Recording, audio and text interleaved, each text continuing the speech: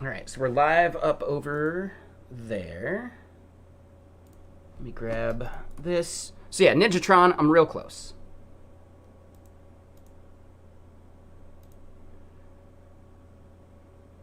We've gone on holiday by mistake? Yeah. Yeah, exactly. The transition sound effects are one of my favorite. But okay, let's get a new Microsoft Edge window.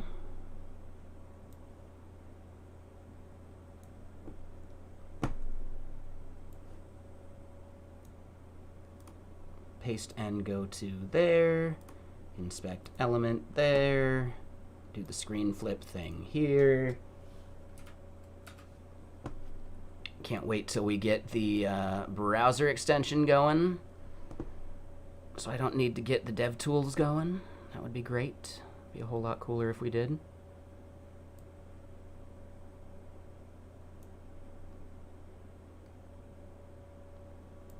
Yeah, it's open source. If there's anything you notice that you want to like work on or fix, check out some of the issues. I'm currently going to be working on this lazy loading issue. But yeah, if you notice some stuff to fix about Lua, we can chat about that. If you want to work on a feature like character or word filtering, that could be cool. But make sure we chat about it first before you spend a bunch of time working on something, right? And then it's not at all what we were looking for kind of thing. Right? So if there's some other feature you want to add, create an issue for it. Or if you want to try and tackle the character/word filtering, we can look into that too. But like, let's at least discuss what the configuration API would look like, and then you can, write the code that consumes what that config line would look like. Things like that. Because I think that's the important part.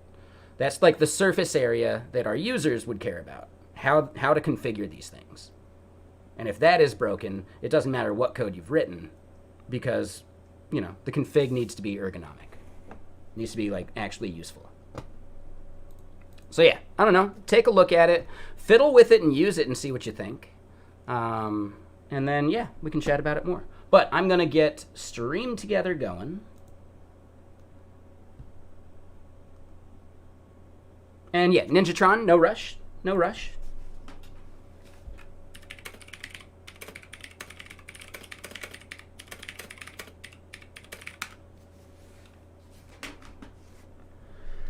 But yeah, so let me get, I think, Brave going here.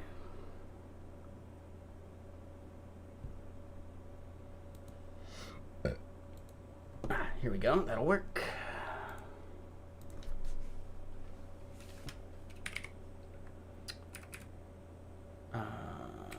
Twitch Stream Together.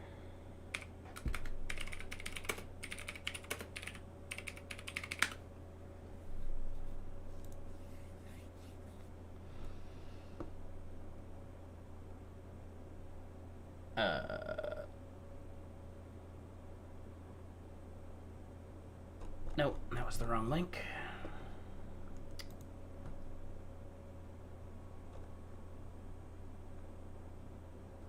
What the hell?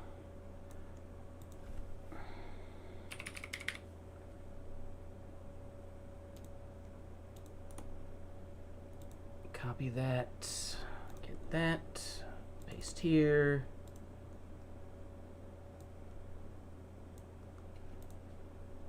Okay, here we go.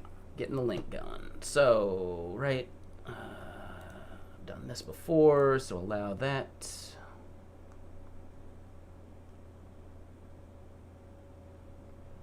Invite guests. Ninjatron.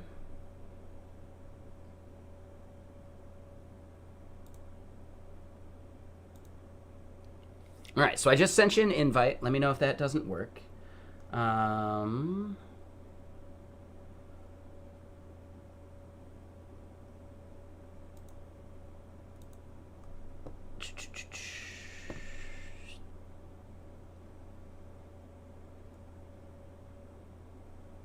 Here we go. Camera.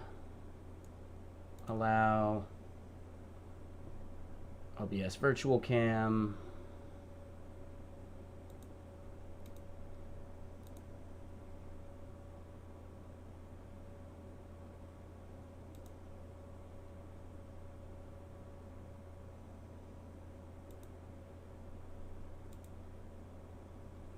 Turned camera on. Individual browser source for guests. All right, copy guest one. I think that should be good. But yeah, Ninjatron, feel free to join when you can.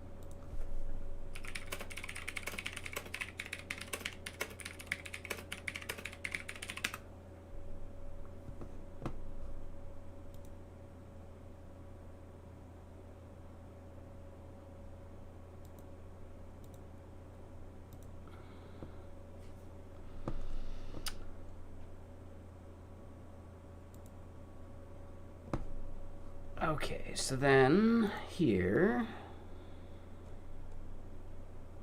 Hey, how's it going? Can you hear me? Oh, I can't hear you though. Let me do one thing. That's on my end. All right, test, test. Yes, I can. All right, stream, can you hear him? So go ahead and chat one more time so I can look at levels. All right, I'm gonna crank that up a bit. And then I'm going to crank you up over here on this. Go ahead and chat one more time. Hello, chat. How's it going? All right, cool. What's happening? Perfect. Okay, nifty. So, welcome. Yeah, this is cool. I don't think we've chatted before, so yeah. No, I don't think we have. Cool. All right, so push guest here, and then I should be able to just add a browser source for you. Yeah, I'm not streaming right now, so I think we should be. Oh, on your end. Yep, there we go. There it is. Yeah, exactly. Cool, cool. Okay, and I am much bigger than you on screen, but that's fine. Fair enough. Cool. Okay, so yeah, for some context for people joining, we are trying to fix a bug related to lazy loading using lazy.nvim, and I think I have an idea of what the fix is. I think I'm not hitting the right auto command hooks for Neovim, but I am having a hell of a time trying to get my local plugin actually into Neovim. Now I was able to do that without using lazy, but using lazy it is now giving me some grief, and it's probably just some misconfiguration on my end. Yeah, it can be kind of weird, so that's to be expected. Cool. Okay. So, yeah, let's go look at what I've been trying real quick. Yeah, let's start there. Yeah. Let me pop open the right editor.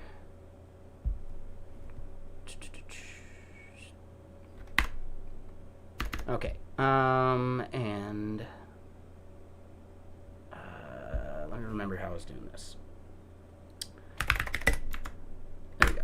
Code. We're going to edit that in VS Code here. Cool, that'll work. And yeah, this is where I'm kind of setting some of this up. And here with the require lazy.setup, I had this dev stuff at first, and then, we verified that this still works. But then to get things going otherwise, let's get that set up. Okay. So we definitely do want the dev and the path and the patterns, right? Yes. Patterns, I do. Let me look at what patterns does again. It's been a while. Yeah, maybe I don't need patterns. I'm not sure. It looked like maybe I did, but I'm not sure. One of the issues we ended up having is that inside of my Neovim Biscuits plugin.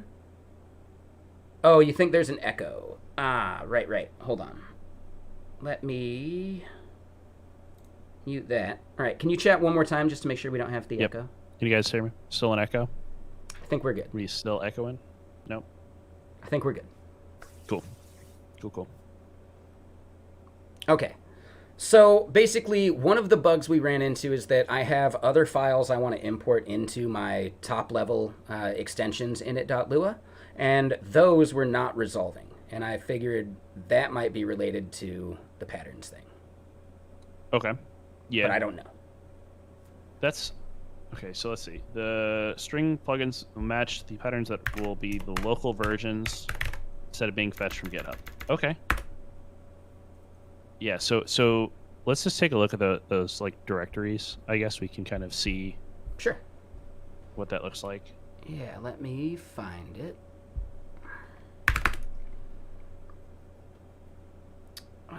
And yeah, so this is the Neovim Biscuits folder. It's in volumes /T7/repos/nvim biscuits. Okay. So I think there's a much easier way to do that. I think so. If we go back to your Neovim config, Yep. we can pull that up. So what I've generally done when I'm doing this is rather than using like the dev path, which I mean, it works if you're building a ton of plugins, but if you're, maybe just doing one, I find it kind of, a little overkill for what you need. Okay. So I would I would recommend setting dir in the plugin itself. So yeah, if we do that, and then that dir actually needs to be an absolute path. Yeah. And that's what we so had that originally. But with this setup, this is where I was getting the failure to import like other files within the plugin. Right. Yeah. So it'll fail on you. You also still need to include a name. So like I don't know. We may not need dev because we're setting a path. Oh, okay. Let's see. Yeah, I don't see it under the like plugin spec. Oh, there it is. Local plugin. Yeah. Okay. I guess we can use. We can leave it, but I generally don't. Sure. We'll leave it off for now, and then I can fiddle with it later once we get like a good baseline. Yeah.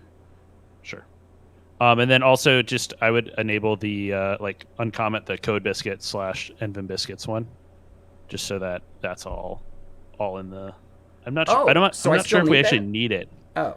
I'm not sure if we do. It looks optional, so we could probably leave it out. But let's just start. We'll start with like as much of it, and then we can start paring back. Sure. Like what we don't need from there. Yep. So we have the dir set. Let's look at the rest of the config. Just kind of scroll through that. Okay, so we have some. Okay, config. Yep. Okay. Cool. And ops looks good. Yep. Awesome. Cool. So now I would just save it. Let's try to open it up in Neovim. It will yell at you. I can almost guarantee that. All right. So we're doing this with GitLens for now, just for fun. Okay. All right. So then we get down here, and let me get to a place where I know we're going to get some output, and then /VB. And then that's that.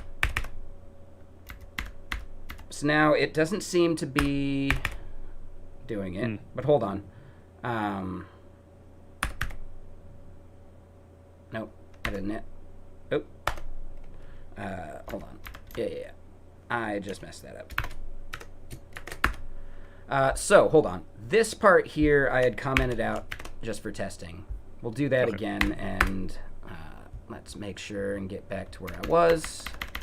So this line here, /BB, that changes our theme.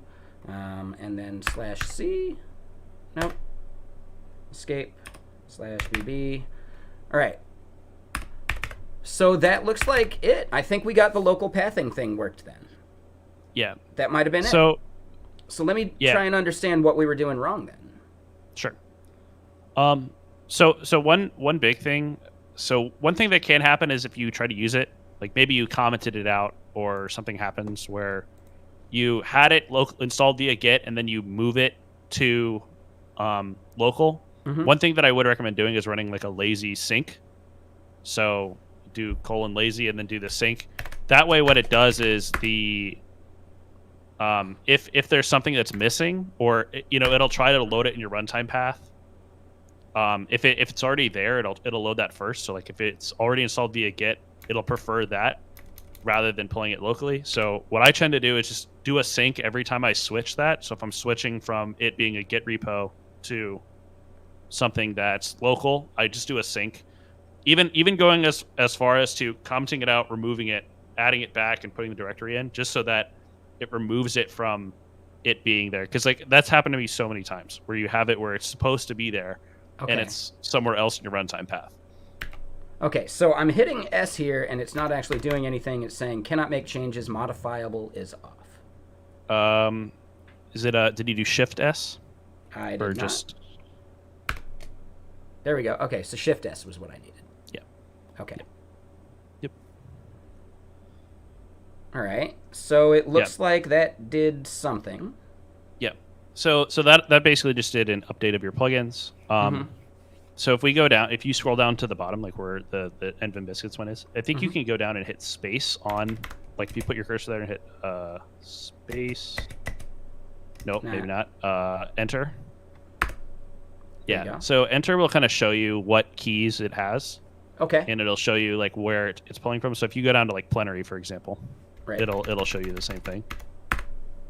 Sure. It'll say like, oh, that's where it's loading from. So if you're ever having issues where, you know, maybe it's not, something's not popping up correctly, or the directory is not there, you can use Lazy to kind of see where it is. Okay.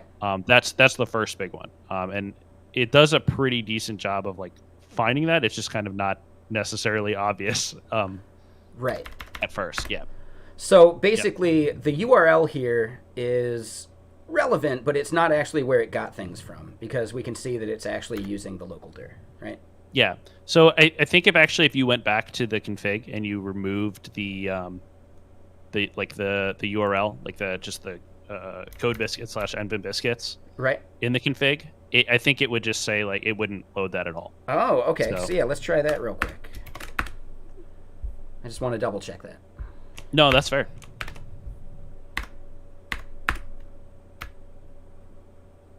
Okay, and then yeah, we just need Lazy, and then Shift S.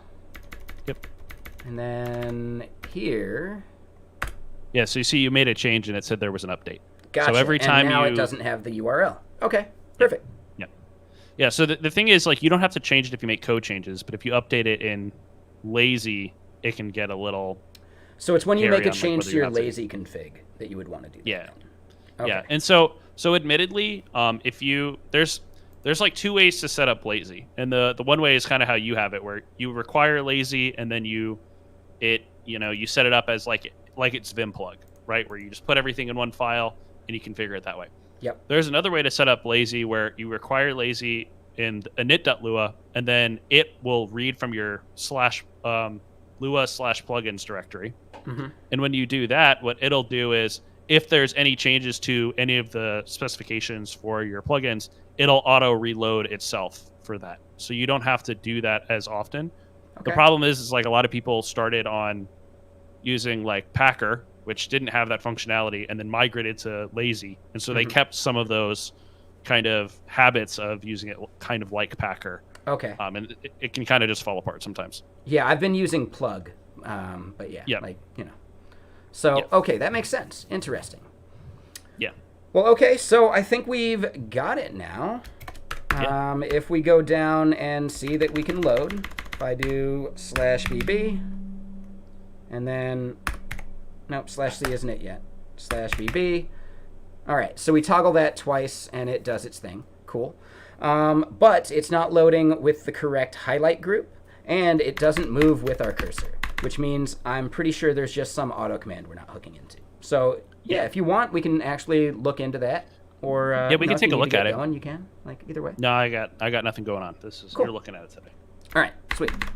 So yeah, let's look at the auto commands that I currently use first. Okay. And that means I need to pop open Neovim Biscuits.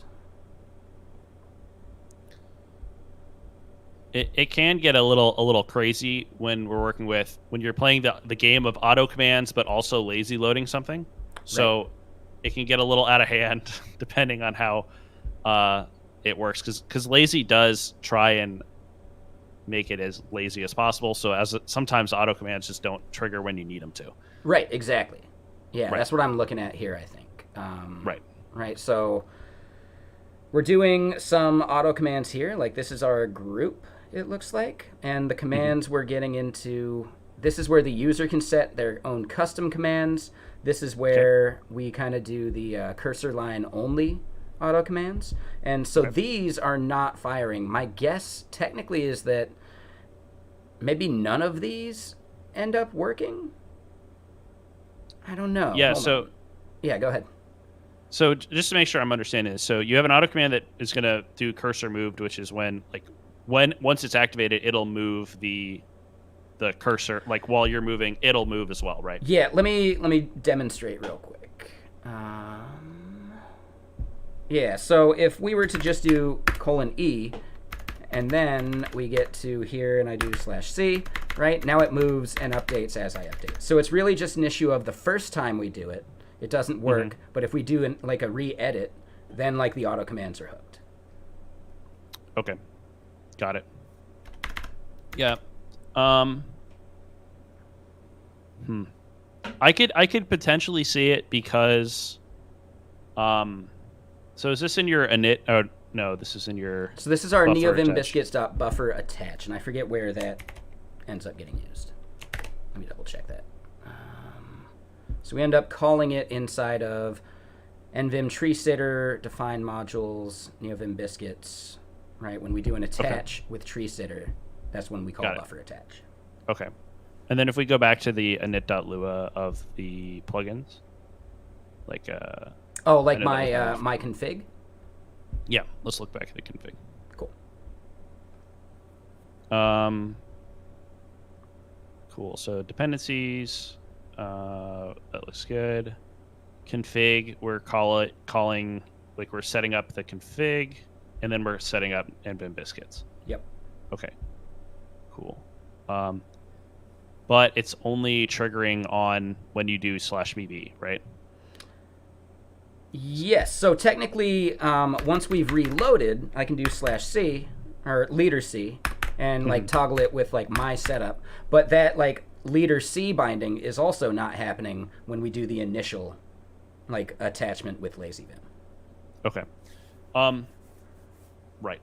So the big thing is when you use that keys function, the lazy load keys, it won't run any of that function until like it won't even do that config step until the key is fired. So what's happening there is like when you do leader BB, it'll then run your config function. Right. Right there. So it could be that there's something that's just like you're loading the config, but the auto command hasn't technically happened yet because it wasn't there when it started. So one thing that you could try is like rather than lazy loading it, like rather than doing it on the key press, just do the config and don't lazy load it at all, and then just move that. Just add the key function outside of it. So define the key presses outside of the plugin spec here. So you'll define it after your plugins load instead. Interesting. Okay. Because that's kind of more how Vimplug will do it, right? So Vimplug, you like load all your plugins and then you register key mapping that says like, hey, I want to call this thing.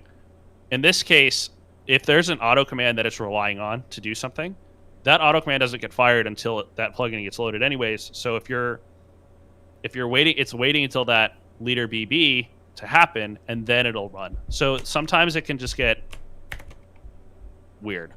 Okay. So the one thing that you could try is just moving that part where you have the leader BB part, moving that outside of the loop, outside of your plugin initialization, setting it as a key map there, and then then that way it won't lazy load, which is not great, but it is still an option you could try, and then that would be a thing.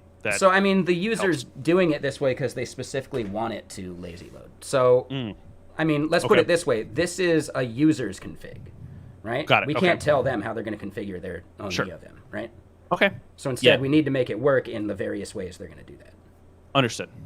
Okay. Yeah. So then I think probably. Oh man, what was the one there?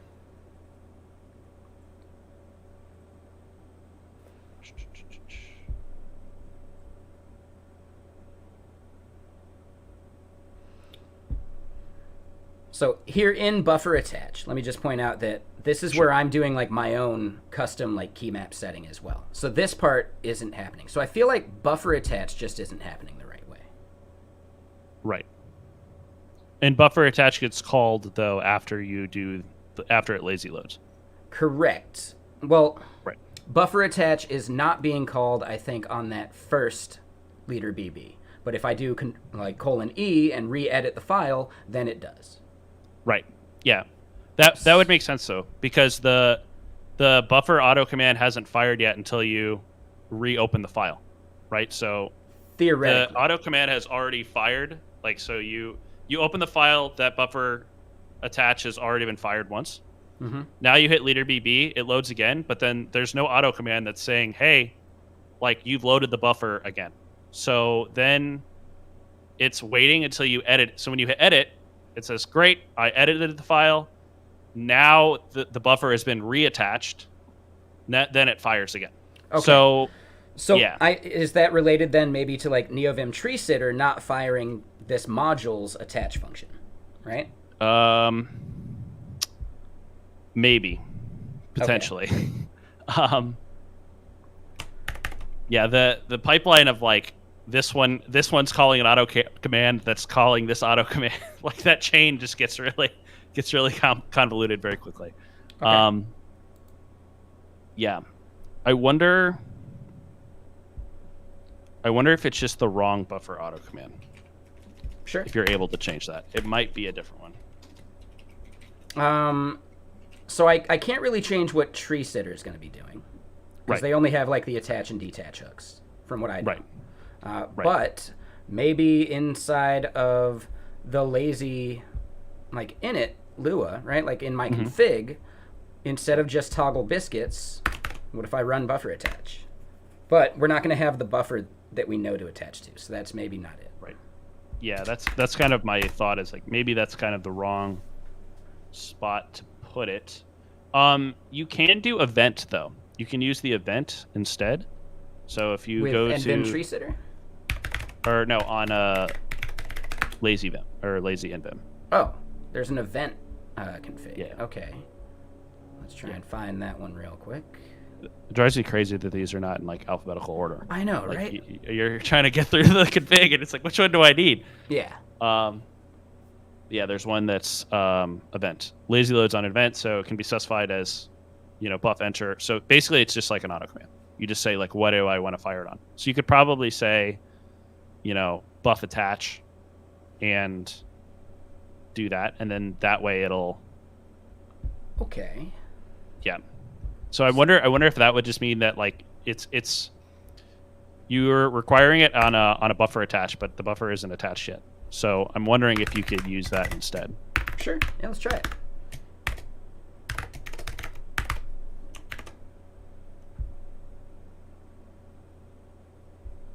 Okay.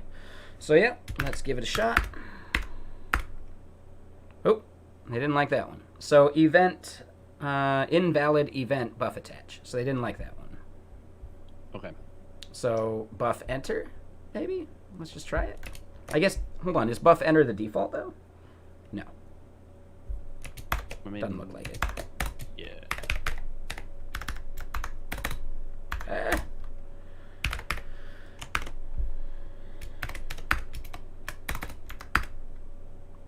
All right, so that didn't yell at us yet.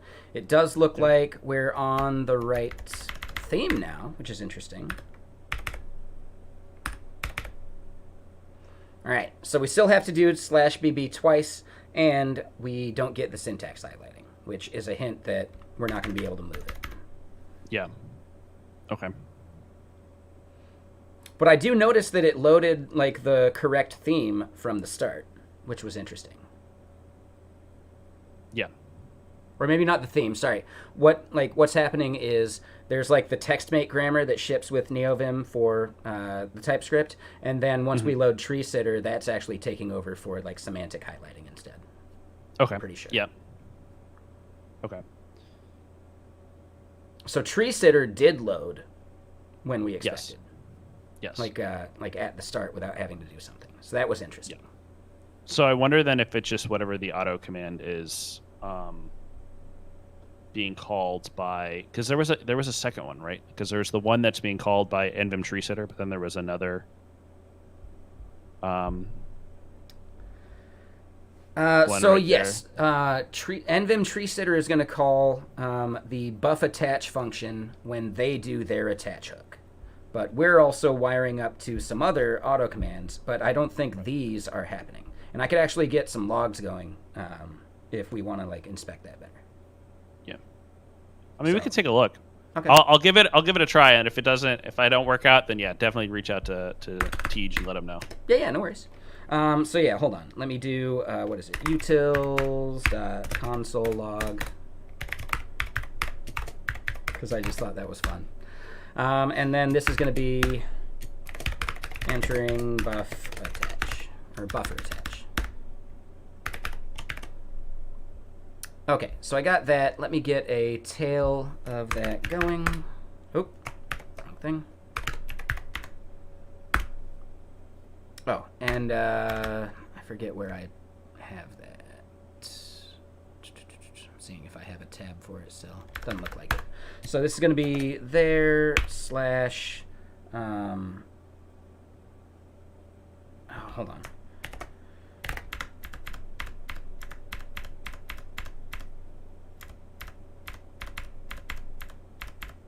I think there was like a very specific place we got to. I don't remember that path though. Local share Neovim, local cache, no. Yeah, I might not have it in my history. So basically, I gotta remember where this file ends up getting put. Yeah. Let me double check that.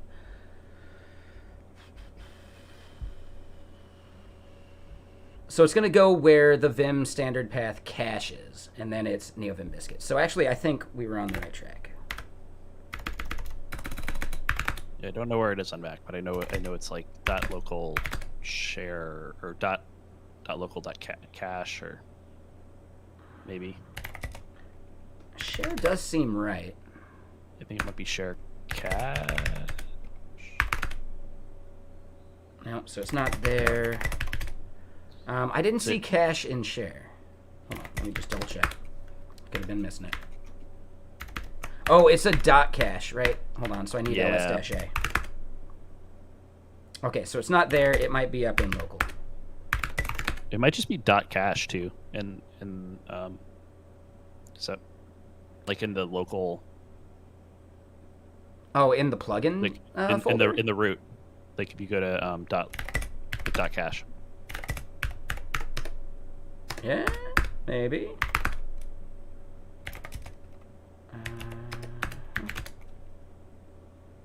There it is. All right, so now we can do that. Tail. Okay, so then as we print to that, we should see some stuff. I might need to reload this though.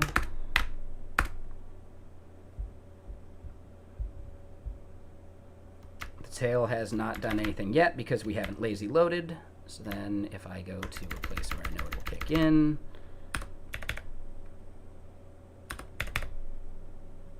All right, so /BB did not fire in that place where we had the log yet.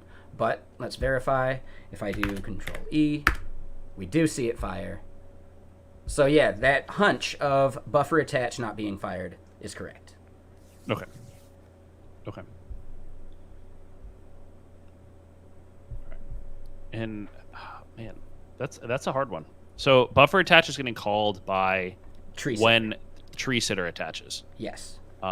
But that isn't getting loaded until you do /BB though, right? Because it's lazy loading. Yeah, that. so I'm guessing like tree sitter loaded, but my function just isn't available at that time or whatever, right? To Yeah, actually do a buffer that would make attach. sense. Yep. Yep. Okay. Yep. The alternative is you can set.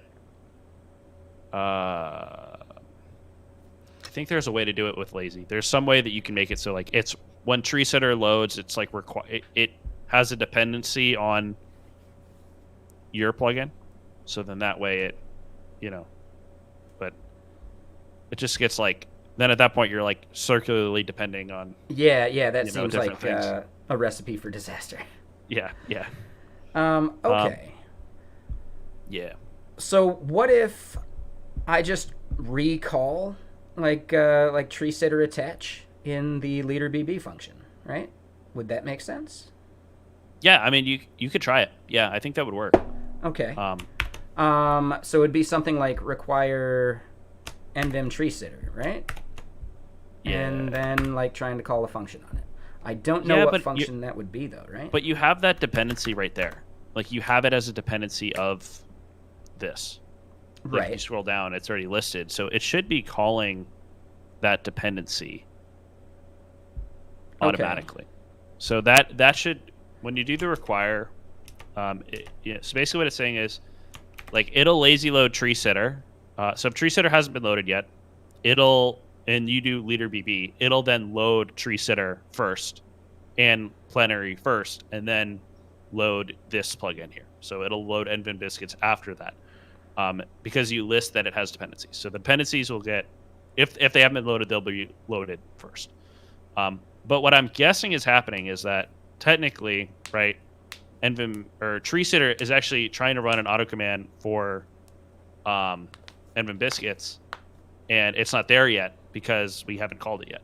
Right. So then in that case, we, might have it as a dependent as a dependency. There's, I think, another key in here. Let me take a look.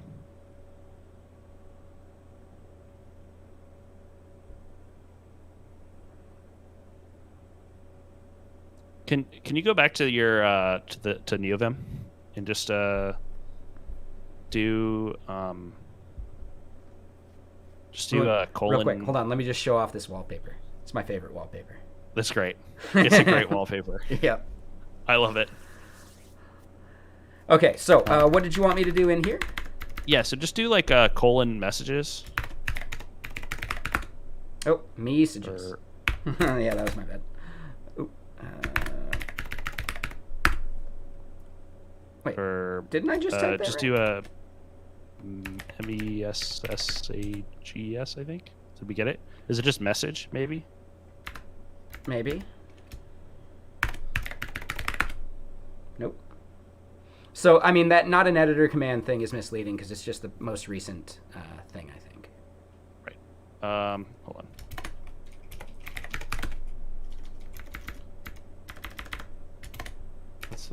It's just message, not messages. Yeah. Okay. Hold on. Yeah. So I would want to try and, like, do I want to do that before we've tried to do the leader BB? Or do I let's give it a after? shot. Let's just see what happens. I'm curious if there's something that gets loaded that gets put in messages that we haven't seen yet. Okay, so nothing. So yeah, so let's try doing the leader BB and see what happens, and run it again. Nothing. Okay, cool.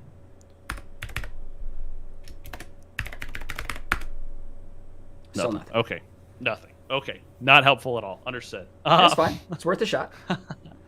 Yeah. Yeah. I don't know where to go. Oh, that's fine. There's whatever the order is. You are on the right track though. It is definitely an auto command that needs to be like put somewhere. Okay. Cool. Or loaded in some order. But yeah, I think you're in a good spot to get there. At least it loads now, so that's a win. Yeah, you got me like locally loading the plugin, which was one of the steps that I was having trouble with. So I appreciate it. Sure thing. Yeah. Good stuff. And yeah, if you want to stick around, you can as I start hacking through it, or totally up to you. I am probably gonna get going. That's fine. But yeah, I'm glad we could get you in a good spot. Good stuff. Yeah, this is awesome. Thank you for joining on such short notice. For sure. That was awesome. Yeah, of course. I will probably be back streaming sometime this week. I'm doing a podcast with Fermion on Tuesday. So if you guys want to come, we're going to talk about Zig and Wasm. It's going to be fun. Nice. It's going to be a good time. Yeah, that's awesome. Sweet.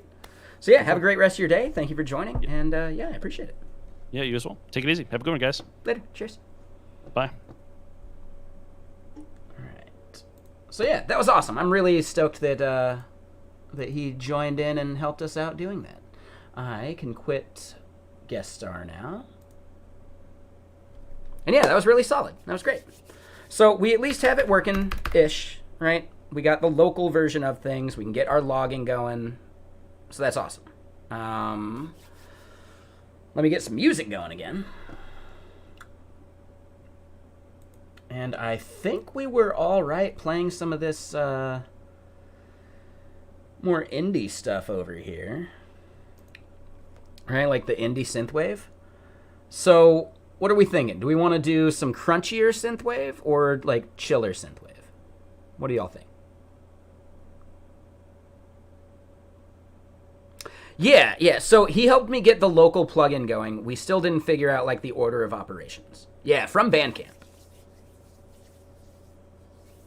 So we'll do at least a little bit of the crunch. This album's great. So, yeah. All right. Some Lukash. That's going to be loud music, though.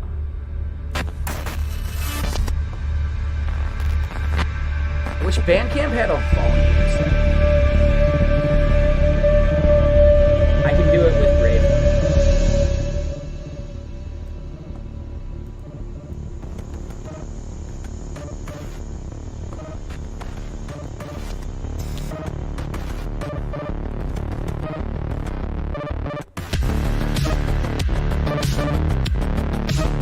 Right?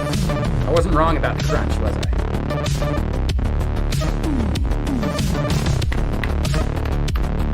So yeah, that was awesome. I'm really stoked that we got the local stuff. That's huge.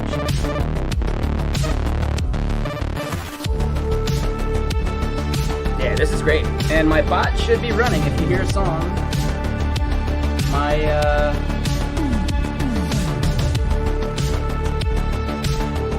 Yep, yeah, so my bot does work with Bandcamp.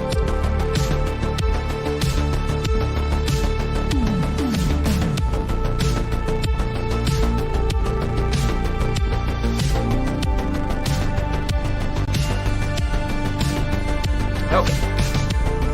So yeah, next steps. It's 2:41. I definitely want to make sure I pace myself a little bit.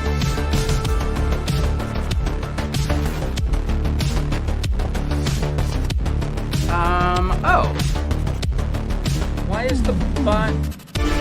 No, hold on, no. I think the bot did crash. Or it's not picking it up right. Oh, shit. Hold on, I'm in the wrong browser. Hold on. Yeah. Yeah, wrong browser. Sorry, we're gonna have to restart that song. Bummer. I need it over here in Chrome, not Brave. Sorry, that was my bad. Bummer, we gotta hear that start again. But yeah, we're gonna do a whiskey.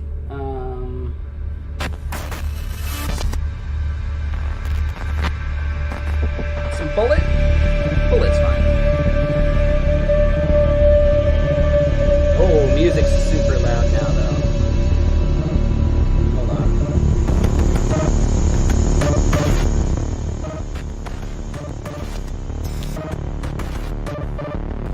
There we go. Does Brave work well with Twitch? You might need to turn off the ad blocker for it to work. That's typically the only problem I've ever had with any site. You know, Brave's ad blocker breaking the site function.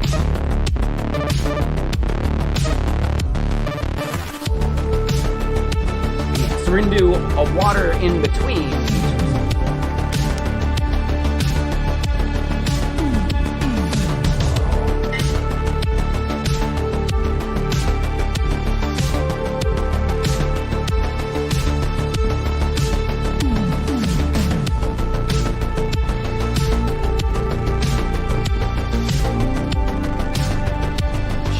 I'm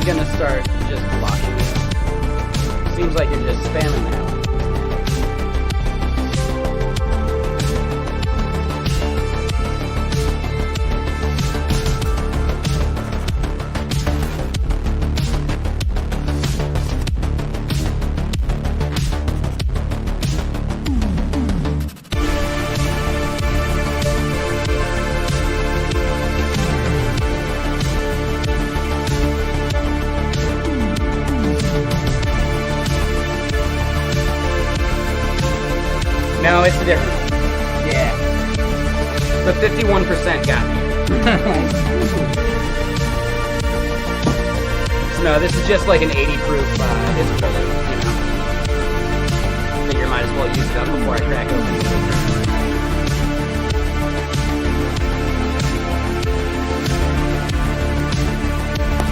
Yeah, that 51% did. Definitely hit me over. Do all browsers support TypeScript? No browsers support TypeScript.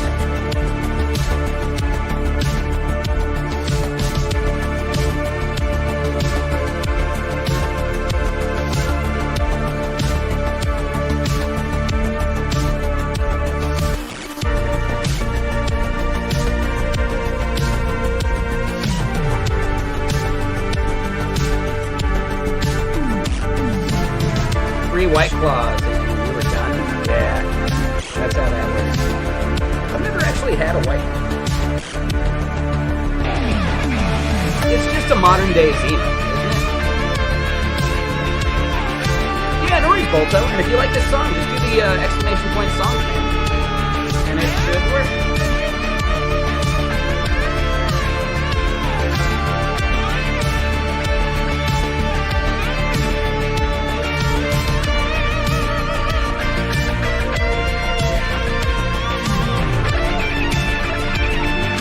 This one's a bit crunchier than I normally do. Add some wheat here. Here we go.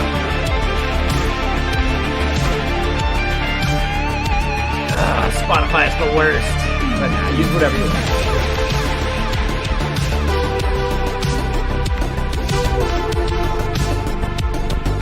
It's fine. Do whatever you want. So, I do think this is like an auto command issue. And the main gist is that I don't think Nvim Tracer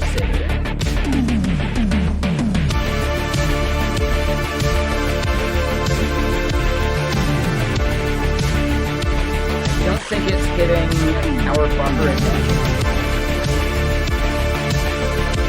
Right? Because this doesn't fire on the first emission.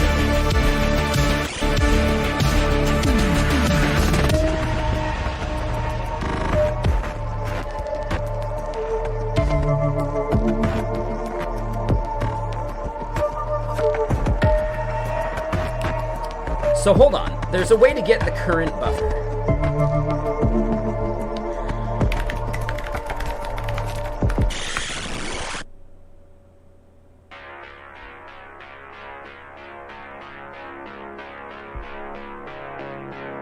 So it's get current buff.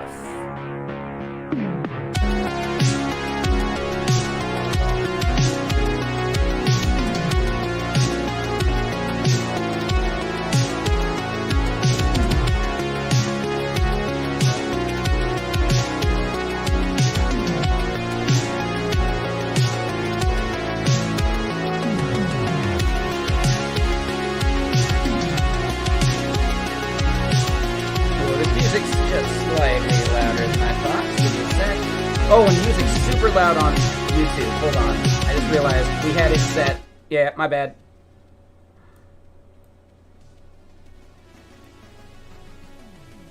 Okay, that should be a bit better. Sorry, YouTube. How's the volume now?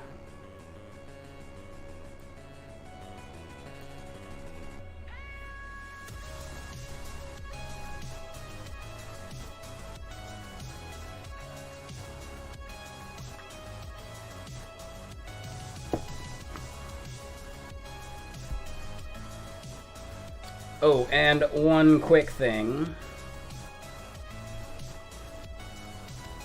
Looks to me like we got an unban request.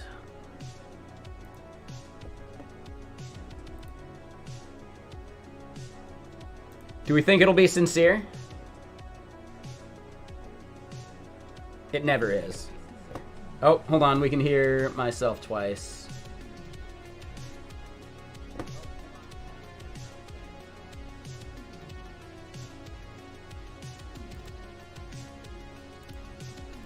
I got too many windows open.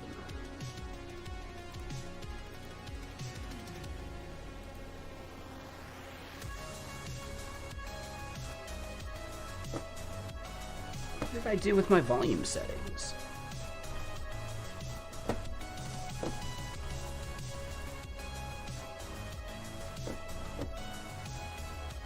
There we go. All right. Brave is now quiet. There we go. All right. Oh.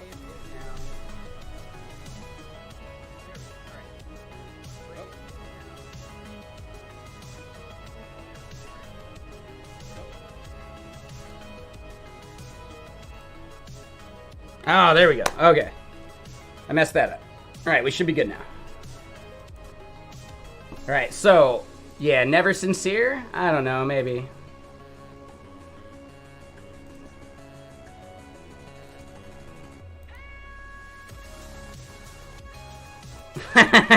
Fuck no. All right, so they were at least sincere in their unban request, but the reason they got banned is an immediate no. Immediate no. They got super political on us. Fuck that.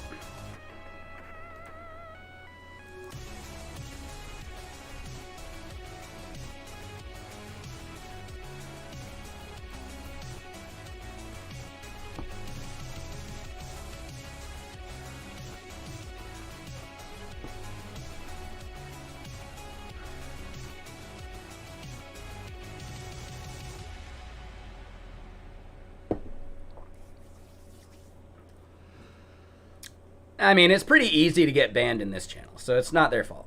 But, no, the shit they did, get out. How was my Arizona trip? It was good. It's getting, like, way too hot down there. So basically, they're not going to get me to show up during the summer. Nope.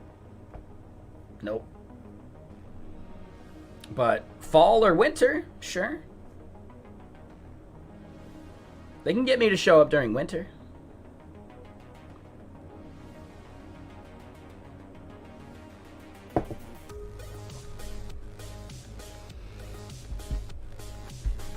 All right, so hold on. We see buffer attach here, but when we go to decorate nodes, we're also grabbing the language.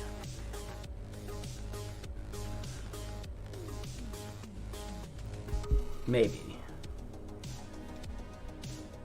Let's look at where we're doing decorate nodes.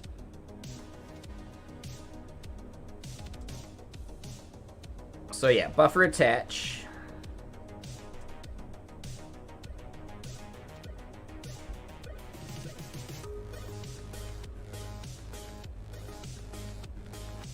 And then tree sitter parsers get buff lang with the buff number. So that's how we could do that as well.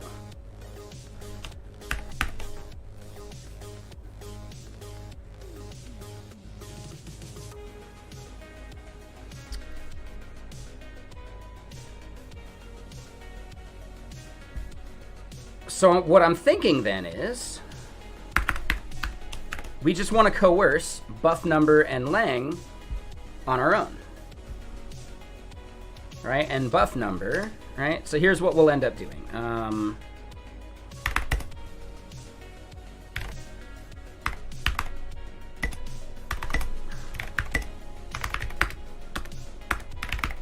Right? So we'll do if buff number is nil. Buff number is then equal to, and this is where we do the thing they were doing, which is Vim API, etc.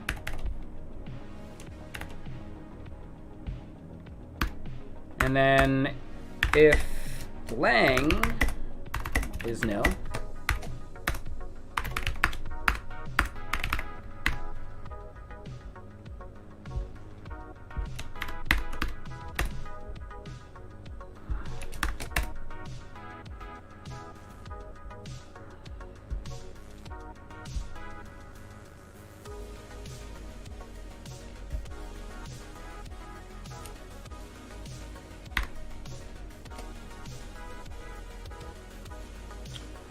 ooh, but hold on.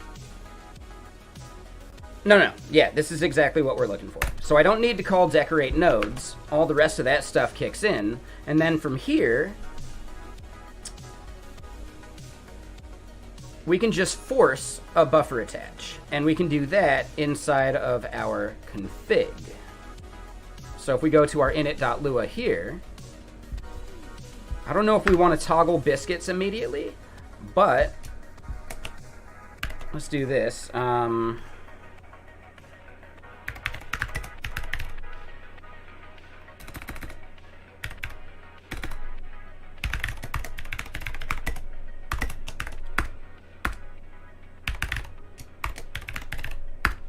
right, we can do that part. Then here, Neovim Biscuits dot buffer attach. And we just don't pass anything to it, and then maybe we're good to go. And then we'll have to see if toggle biscuits is the right.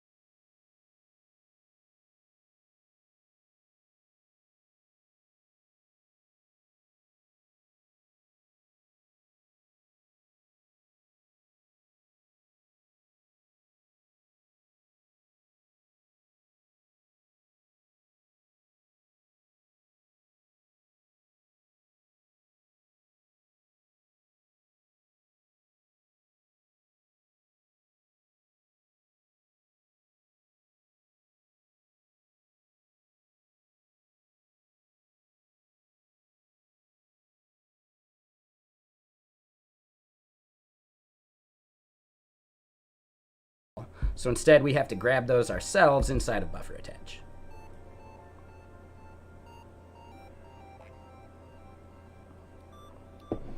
Take it easy, Patty Codes.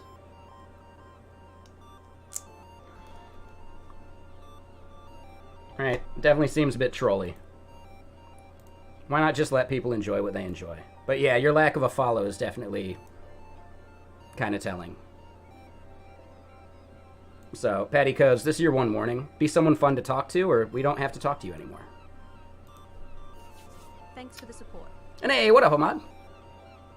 I'm Adaxino. They are the caffeinated crusader of the city, gifted with the incredible power of super speed and reflexes, enhanced by any coffee they consume.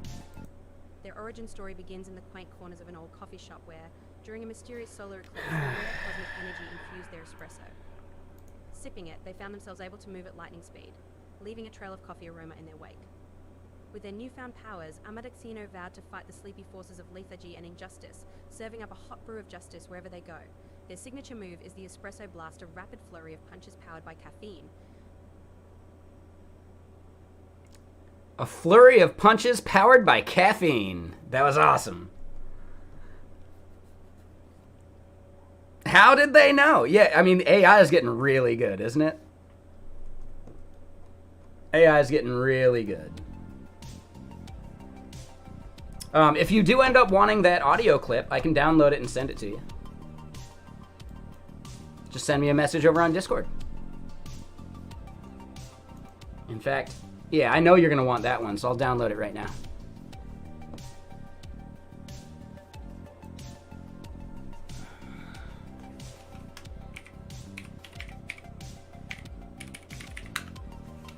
You want to use it on stream? Hell yeah. But yeah, let's do the shout out thing. Hold on. What were you up to today? What were you doing on stream?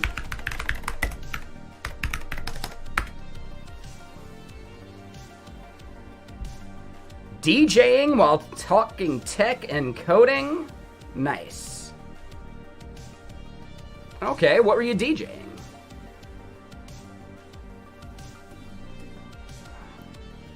Oh, it was you and the Coppinger working on a little Supabase hackathon.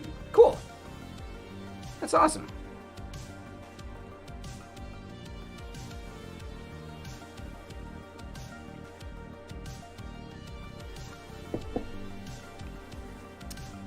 I think so, Space Case.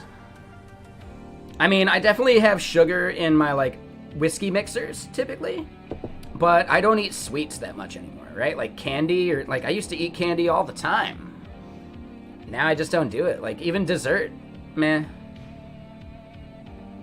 And keep in mind, when I'm doing something like a Bellagio buffet, then yes, I might, I might grab all the desserts I see so I can sample them, because I paid for the buffet. I'm going to try everything.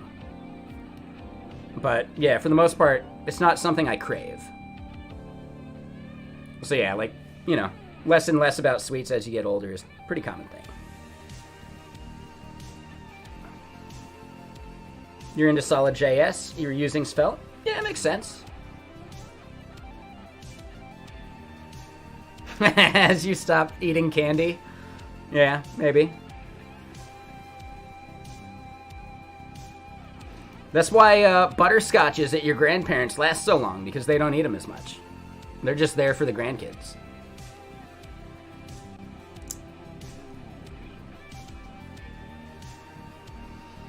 But yeah, Solid's fine. I think I have an issue with how Solid's signals kind of work. Not like an issue, but it's just simply...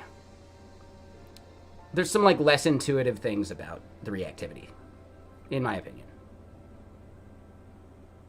And I really don't like the idea that it's basically just a proxy under the hood, because I find working with proxies to be such a chore.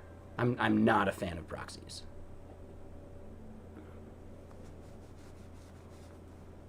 I've worked on too many proxy-based reactivity systems, right? Like, I really like Yotai, but Voltio is super annoying, right? Like, you accidentally do a use effect on a Voltio proxy instead of the value underneath it, and you're going to get, like, render cycles. Like, sure, you can set up ESLint to do that, but that's effort. And it's the same problem I've had with MobX, etc. Right? Again, it's proxy-based. You got to subscribe to the dot value, not the proxy itself. Otherwise, you get all sorts of weird reactivity issues. So it could be a skill issue, but it's also a hint that the API is not intuitive.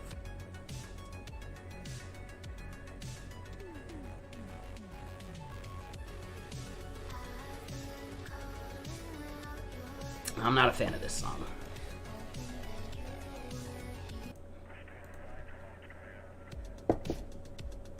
Yeah, exactly, right?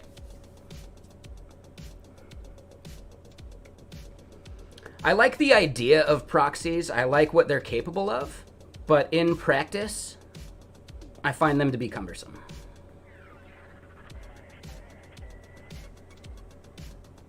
But a hill that I'll die on. I like decorators. So, you know, we all got things that we like that nobody else does, right?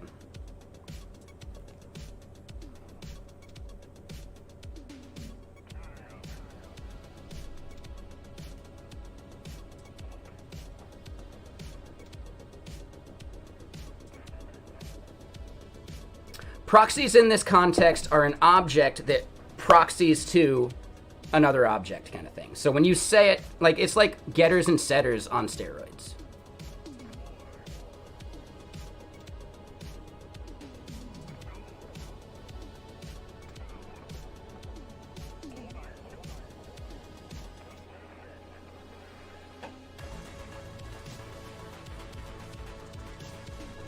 Right? I don't know if you know about this, but in JavaScript, you can do get and a property name, and it's actually a function that gets called when you read that property. So you can do computeds pretty easily using just getters and setters.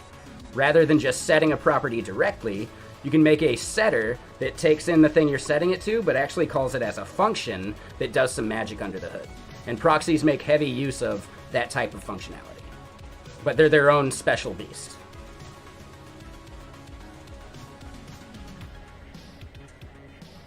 So here's the thing, Ahmad, right? And this is an old talk.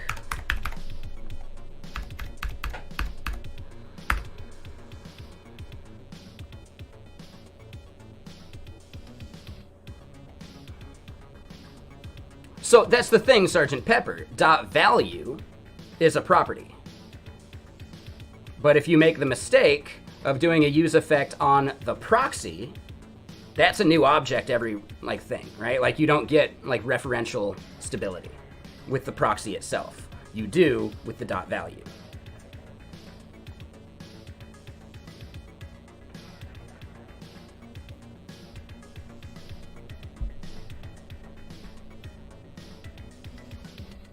Right? I'm pretty sure proxies are never equal to each other, but the values can be. Because, you know, it's basically an object. So they're their own referential thing.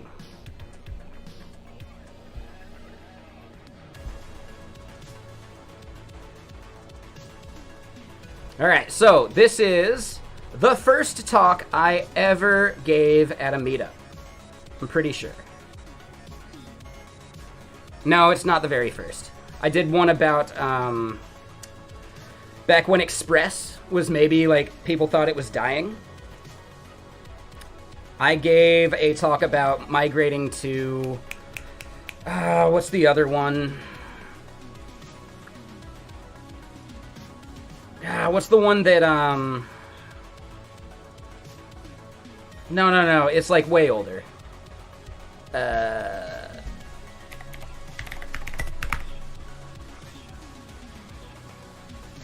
Hold on. Express JS versus Koa. Koa is the one I'm talking about.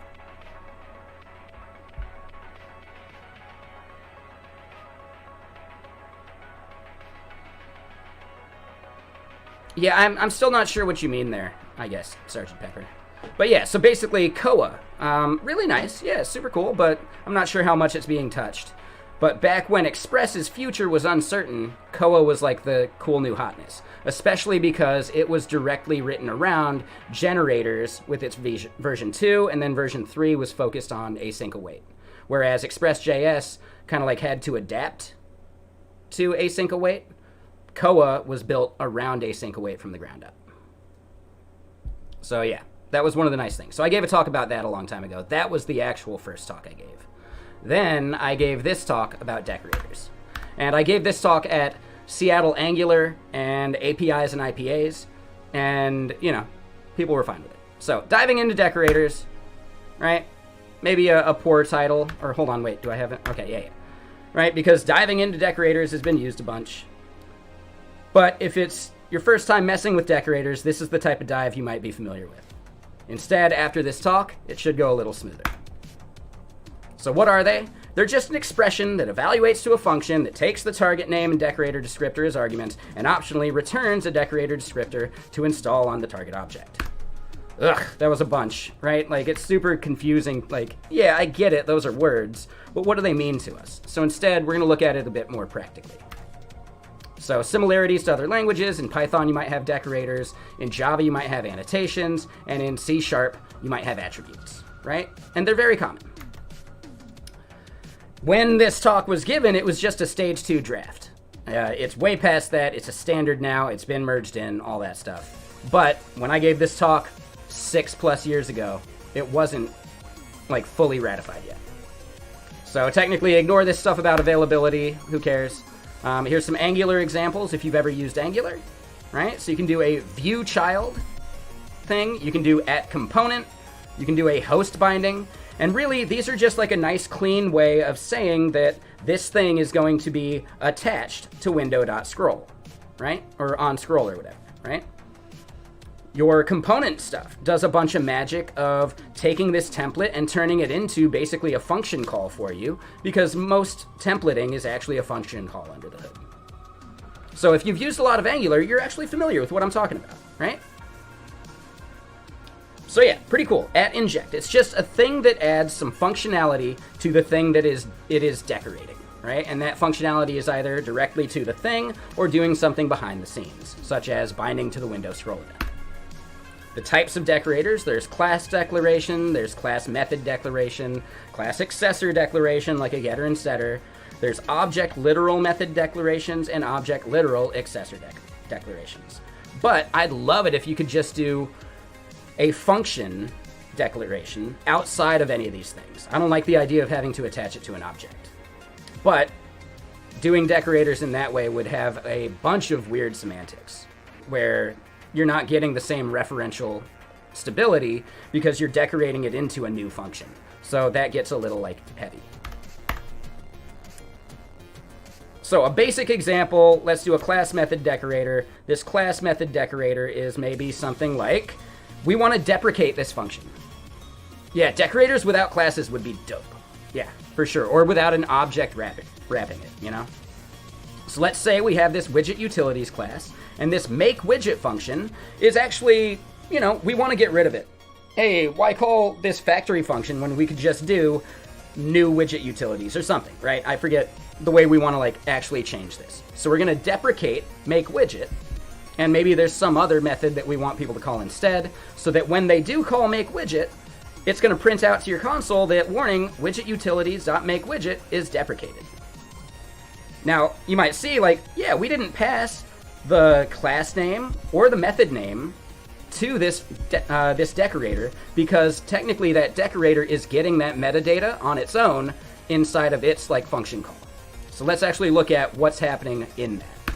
So now if we look at the implementation, this decorated method, we get the old method, which is descriptor.value, and then we can do our console.warn and create a function that does the warn, but then also calls the old method for us too. Or, calls the old method right here. So basically, we can add some stuff that happens automatically before that old method without us having to do this manually in our function. It's fine, Ministref. Yeah, we're basically done. So yeah, right, it's just a way of adding extra functionality without having to do this manually, and because it's just @deprecated, it means that there's less chance of us having user error of doing that decorator. So yeah, you can actually fire this up and check it out in the TypeScript playground, I think. I don't know if that link still works. But then let's look at, you know, a deprecated class method, the arguments usage, right? So what if we wanted to pass some extra like metadata to it, right? Like, hey, it's deprecated, right? It'll say that it's deprecated, but what should the user use instead? Well, that's where maybe we just want to pass a different string, right?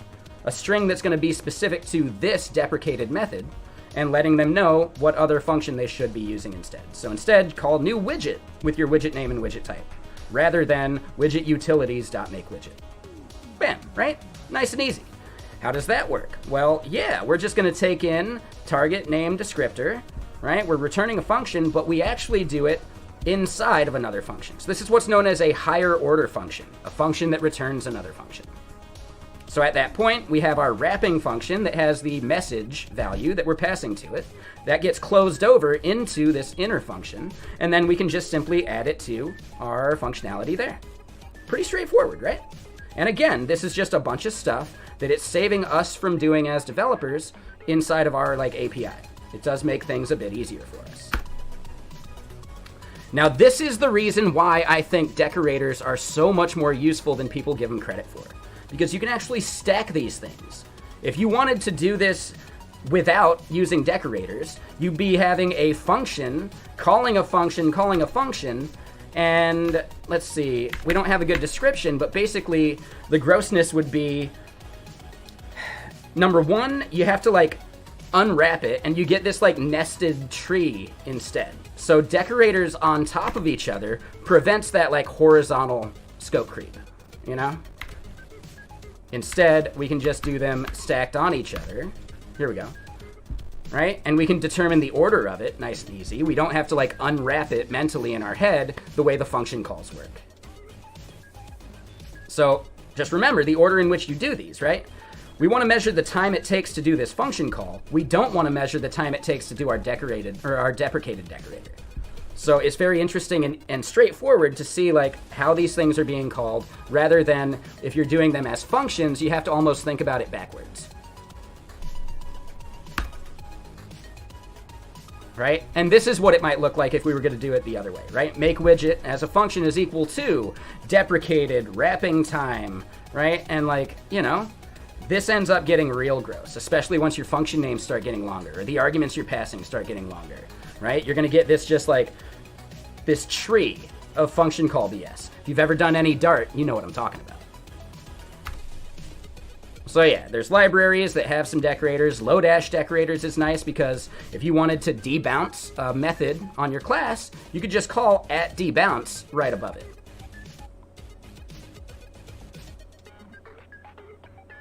I mean, no, Amatachino, because every good functional programming language has a pipe operator. You don't have that in JavaScript. Now, if you were using pipes, that would alleviate some of that, but we can't do that in JavaScript. So instead, it's a language that is fundamentally not a functional programming language. If we had a pipe operator, some of this stuff wouldn't be necessary, but we have to live in reality. So now, you should be able to dive into these decorators nice and easy. That was a lot smoother, wasn't it? So yeah, a real example, Angular's component decorator. Let's look at what it's doing. All right, we set the selector for our element. That way we can give it like a proper element name. We got a template URL that this HTML is gonna have some magic done to it. Right? We got the style URLs. That CSS is also gonna have some magic done to it. But these are files that are outside of what we're doing. Some people don't like single file components, especially in the Angular world. So this is encouraged. After compiling that, if you were to then inspect what's inside of this, you know, thing using reflect metadata or something like that, you'll actually see that our template, that HTML file, got actually compiled into the string that the template would be. That's then going to get called as like a function thing, right? We can see that the styles actually got evaluated through SCSS and injected directly onto our component as well. Now, you might think, like, why use a decorator and hide away some of this stuff? Because these are implementation details. These have nothing to do with the logic of your component. So it would just be noise at that point, right? So yeah, if we log the component itself, we don't see any of that stuff. We only see the things that our business logic is related to. So the decorator, using the underlying decorator style functionality, can also just improve your developer experience. Right? And we did a lot of that, like looking at what was there, right, in here, by looking at the reflect metadata. So the name and type of the entity, the name and type of each of its properties, the name and type of its constructor arguments, right? So reflect metadata is really cool. Technically, there is a spec for it. I don't know if it's been merged into JavaScript yet. If you do want to do reflect metadata stuff to look at what's happening with decorators, you're going to need to grab this like shim instead. And yeah, like here, it's a little heavier, but yes, you can actually look in and get some of that stuff. I was actually calling reflect dot something, right? Like get metadata, to kind of see where those decorator props were getting attached, etc. Right? So there's going to be some of these methods you'll use more often than others. Just depends on what you're trying to do with reflect metadata. So then, yes, to make this talk, I looked at a whole bunch of other things. I looked at the spec, which was fun. That was pretty cool. I looked at Wolk Software's 4-part blog series about decorators, and they do even more than I just did. I was trying to squeeze it into like lightning talk time. And then, yeah, fiddle with it in TypeScript Playground to see what happens. Thank you. So, now you're ready to dive into decorators yourself.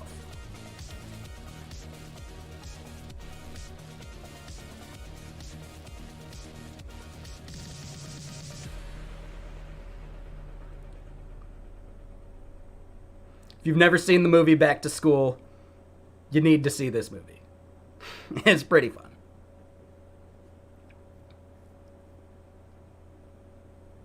Sure, I think that'd be a good one. And then you can show off other languages that do have pipes and what they offer you and, like, you know, some of the magic around that. Yeah, Back to School is a classic. So yeah, that was a good, fun talk. And it was basically after doing this talk for Seattle Angular that my friend now, Craig, asked me to, like, join as an organizer. Even though I didn't really do anything as an organizer, I was still like, hey, if they needed a talk because someone, like, bowed out, they could let me know 2 days before the event, and I'd have a talk ready. And I did that with Angular Universal. And it was a pretty solid 15-minute talk about Angular Universal, how you could use it, and what it's doing. Any events I'm looking forward to? I really want to go to React Summit and JS Nation. I've applied to React Summit with something, and I don't think I've done a JS Nation one yet. But those are both within, like, the same 4-day period. So that'd be awesome.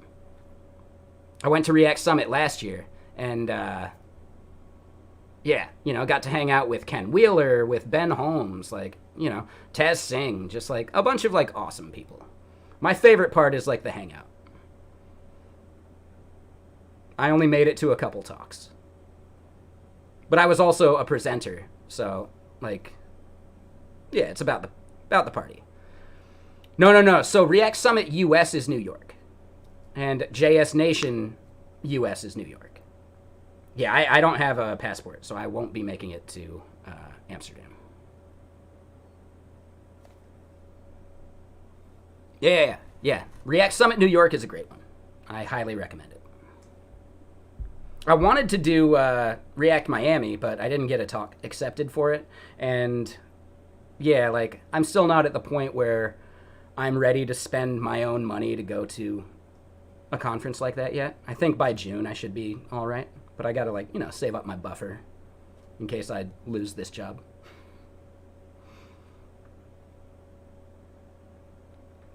So yeah, let me get some more music going.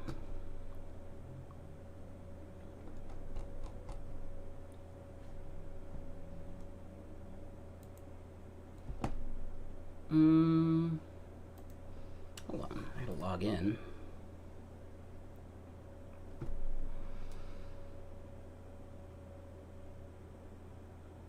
Public speaking's easy, actually, but you got to do it a bunch of times. I would say check out meetups in your area if you can, because those are the best. Those are nice and easy.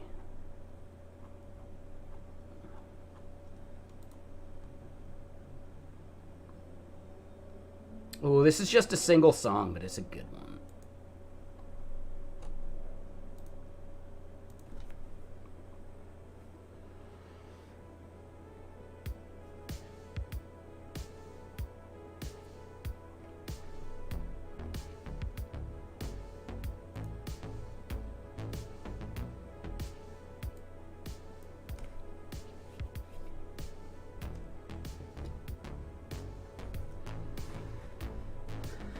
Sounds to me like you could start one.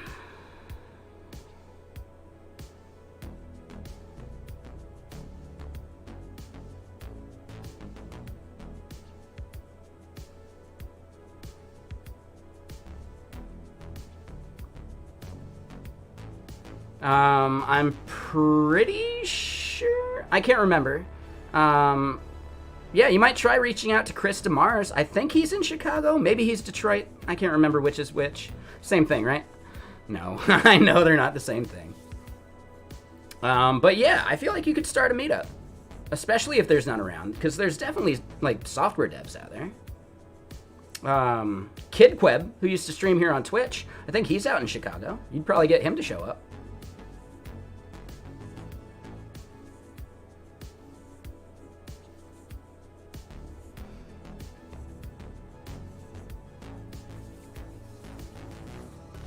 And yeah, for your first couple months or whatever, maybe consider... Oh, Coding with Strangers is in Chicago. Well, that'd be cool too. Hell yeah. I mean, what you say matters and is technical, sure. But no one's going to be upset if you're slightly inaccurate. Right? If anything, that's just good conversation material after the talk. Right? Not like Q&A session, but like you do your talks and then after the event, you're all hanging out, you know, congregating and chilling. That's a perfect moment for someone to be like, hey, you know, technically, here's the thing and the thing.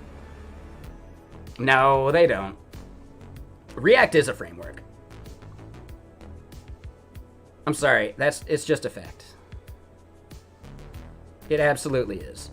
Otherwise, if it was just a library, you wouldn't have interop concerns, or you wouldn't have to write plugins specifically for it. You wouldn't have to wrap D3 into React for reactivity, right?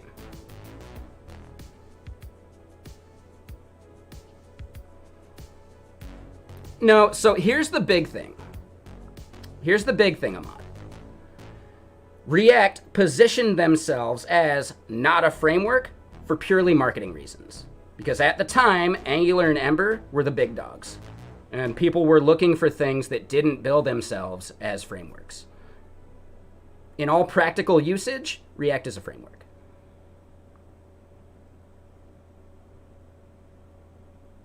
Yeah. Whoever thinks it's not a framework, yeah, the marketing got them.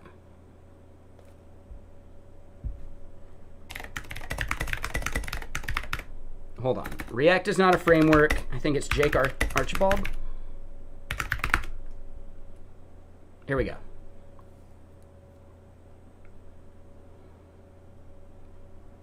Yeah. No, it's bullshit. It absolutely is a framework. So this is the best thread to kind of like, you know, rub it in some people's faces. Let me close this real quick. So, a script that takes any comic and replaces the final speech bubble with React is not a framework. Have you seen it before? Okay. So some people haven't, so this is the fun part, right? Because imagine, the first time you saw it, you can never get that feeling back.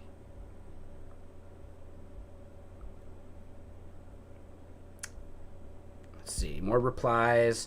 People started replying with the comics. Here we go. Yeah, this one's great. This is from Watchmen, or The Watchmen, or whatever, right? He suits the climate here, the madness, the pointless butchery. As I come to understand Vietnam and what it implies about the human condition, I also realize that few humans will permit themselves such an understanding. Blake's different. He understands perfectly. React is not a framework.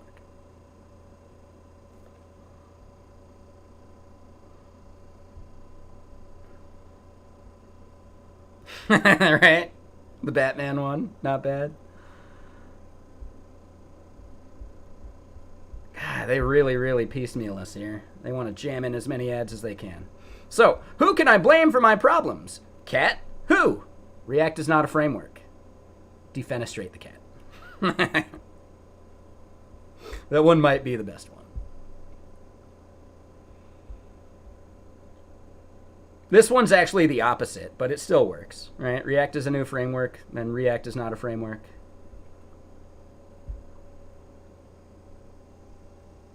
On the internet, nobody knows React is not a framework. I don't know. They're just like good, fun, goofy like comics at this point. But yeah, 2015.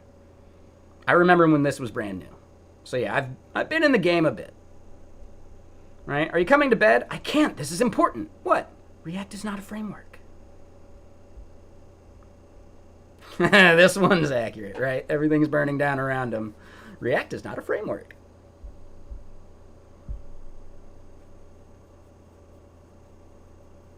Yep. I bought a Russian military dolphin for a pet and killed a party clown at my daughter's pool party. I need to dispose of the body.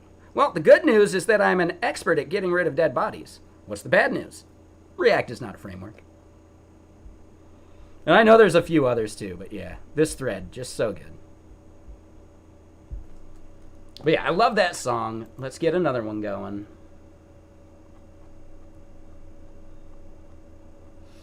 Hold on, FD, are you still out there?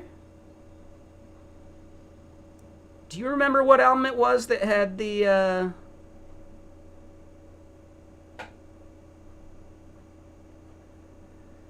had that one song? The Bops. Is it this album? I think it's this one.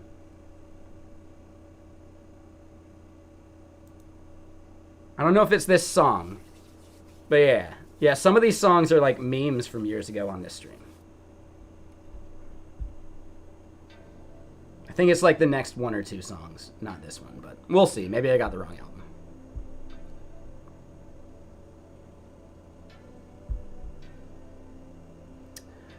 Okay, so let's continue doing this. Got to run to a tennis match. Nice. Yeah. The ad's going good. It like got some good viewership, and it's got like over 50% of the ad like is like the engagement bar, which is like pretty damn good for an ad. It's like a 45-second long ad, and people are like lasting through more than half of it.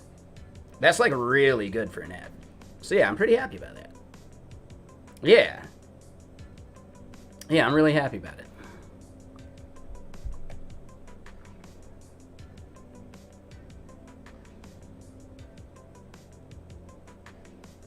Loved your Vappy call out. Nice. Yeah, no worries, Ahmad. Yep, have a good one. Cheers. Thanks for hanging out.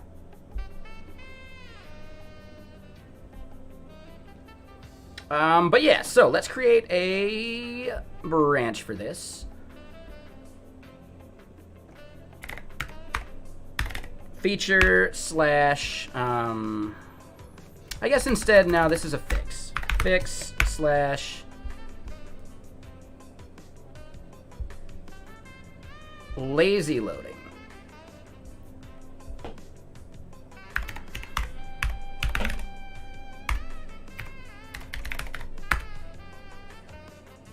All right, so get stash pop. Hey.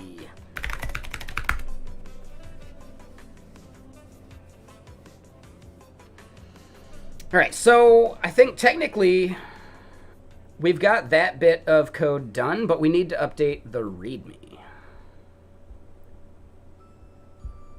Oh, this is the song. FD's not even out there. That's a bummer. This is his favorite song.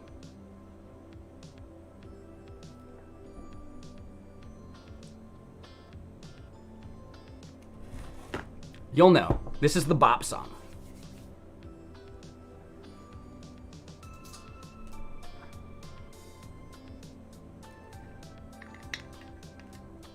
You'll know why here in a sec.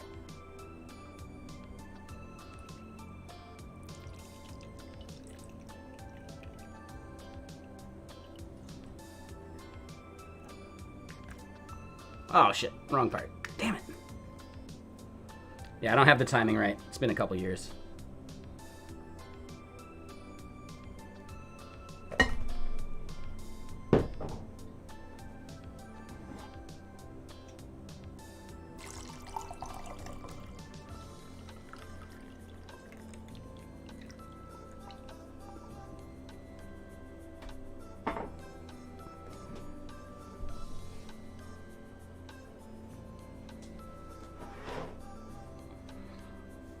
I like this one. It's goofy.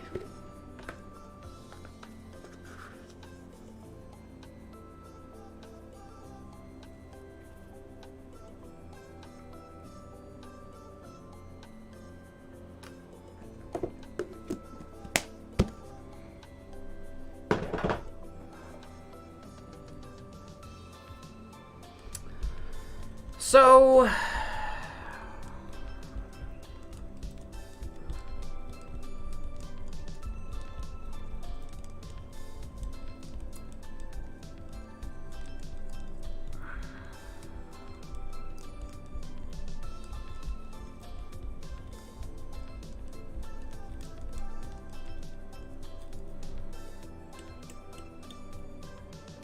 let's look at the config real quick.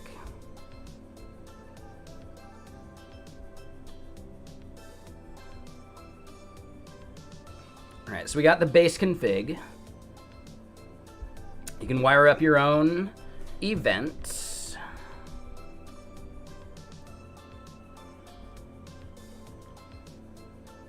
You can trim by words. You can disable languages.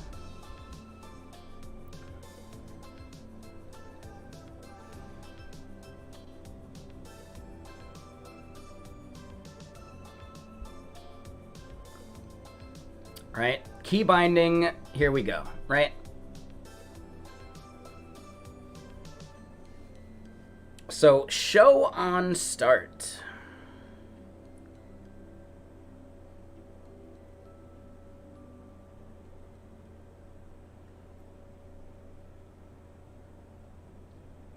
Yeah. All right, so what we'd want to do, we're going to have a different config here.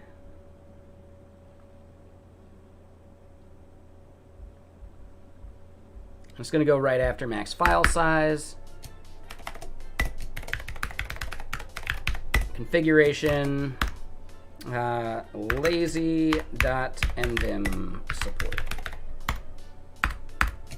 If you are using lazy.nvim, and we should probably make that a link.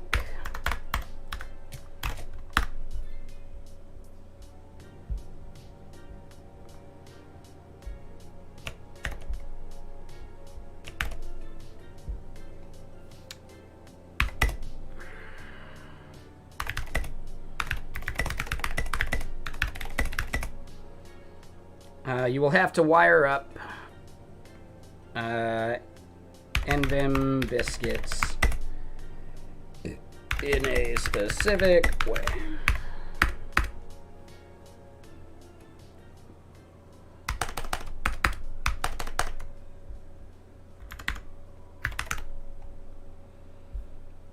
So let's grab, let's see, my init.lua here.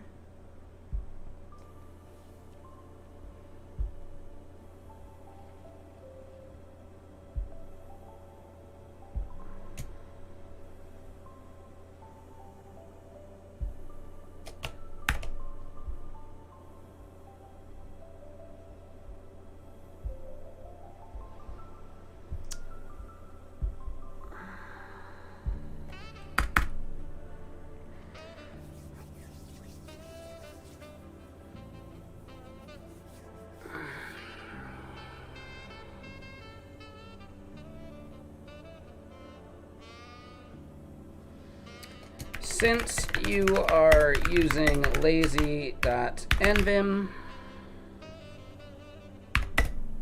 it is recommended to not use the internal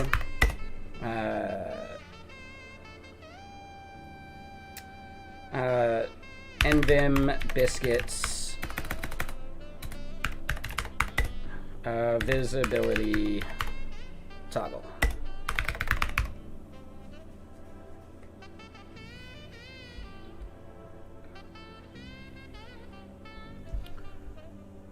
How do we link to that?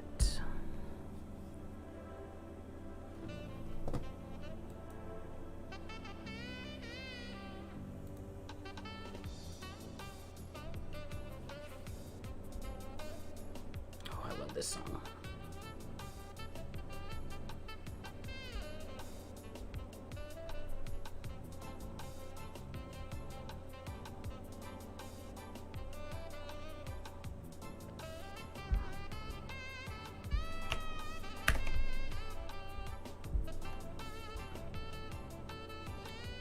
All right, so here it's recommended that you don't use the internal visibility toggle.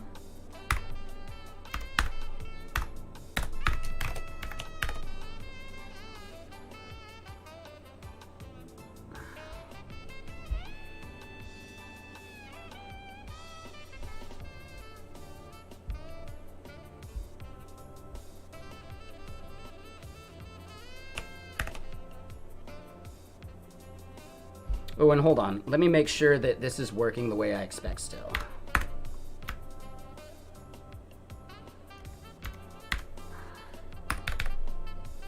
Okay, cool.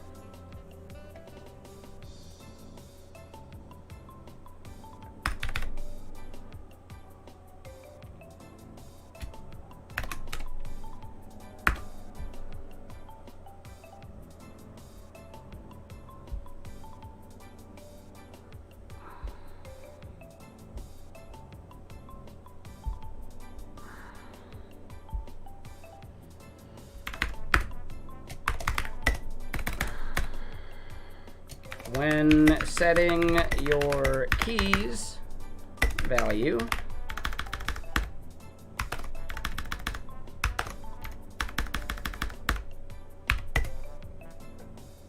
you just need to call buff attach inside the callback function.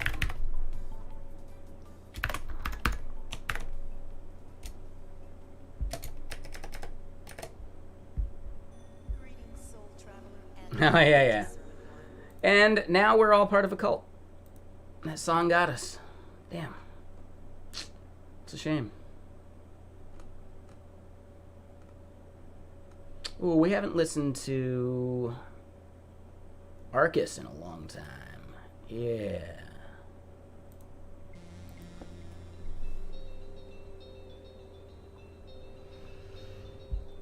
All right, so realistically, we'll do this. We don't need that. We just need to do this require, do that thing, and call it good.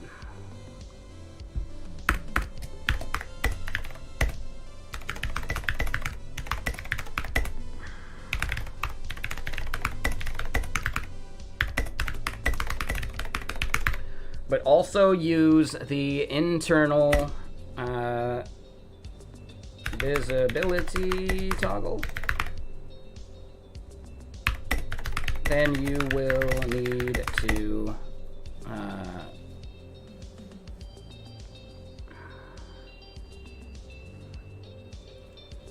do something like this.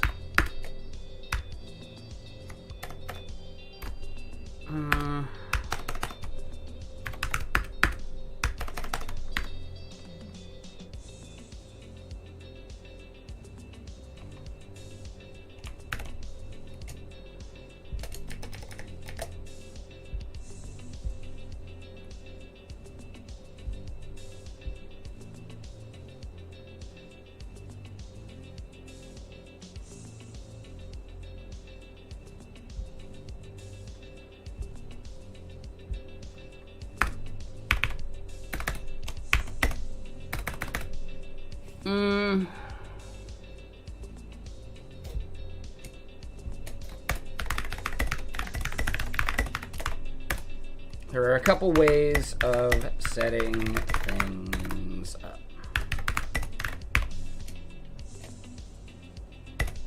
If you are letting show on start default to false,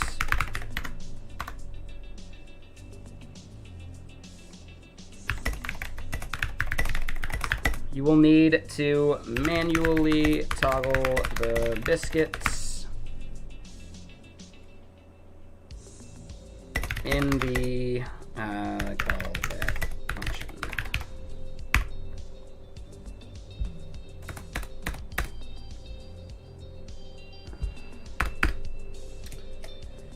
A cleaner way of doing it is to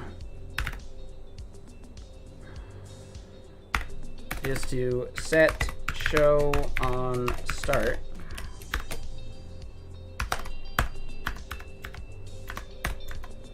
to true.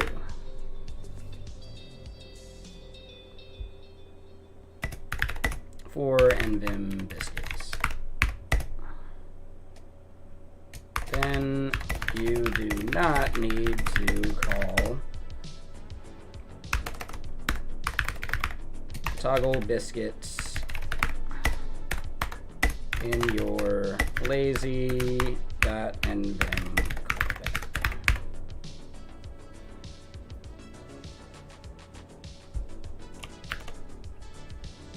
So yeah, I think we've got a good set of instructions for lazy.neovim support. How do we feel about it? And what's up? How you doing, Sad?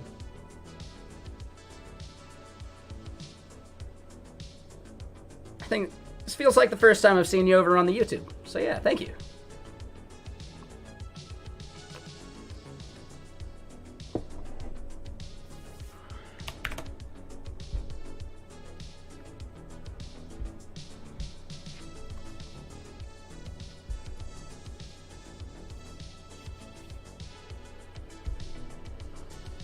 So yeah, I'd say that's pretty good.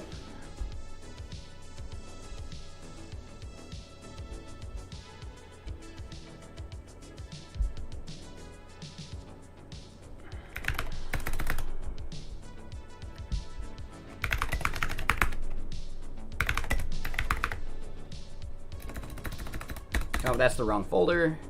There we go. All right, so that part looks good. Those are Lua. That part's good. Yep, yep. Ah, we want to get rid of that log.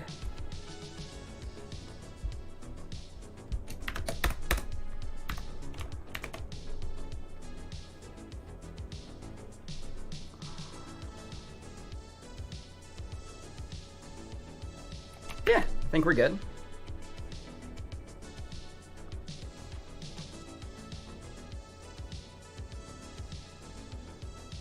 And yeah, attached buffers with buff number as a nil value should always be false. Maybe you can index into a nil property, but I don't know. We'll see if that becomes a bug later. I don't think that's a problem for us now. So yeah, we cleaned up that log.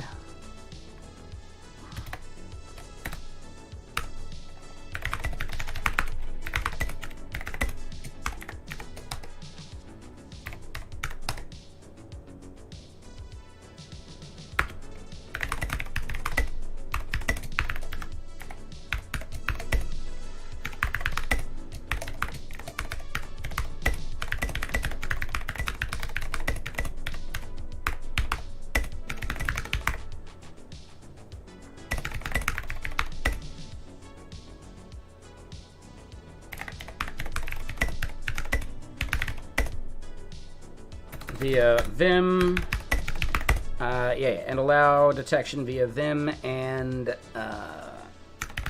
TS tree sitter.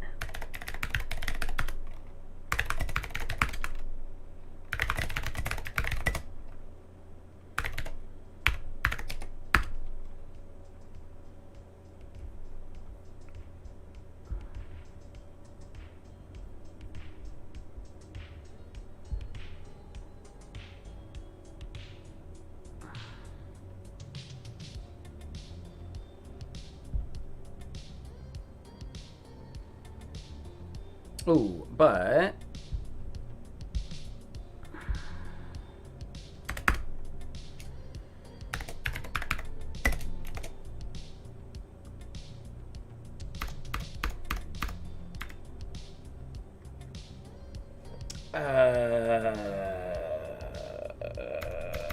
interesting. We're not seeing that issue?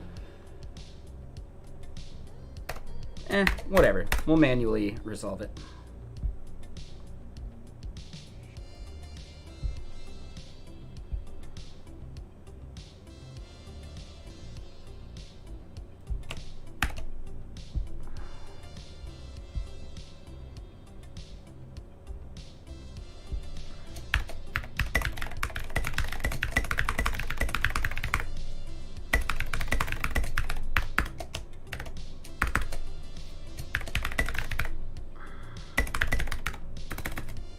And what up, Azul? How you doing? Please check out the section in the README that relates to lazy.nvim. Instead of toggling biscuits,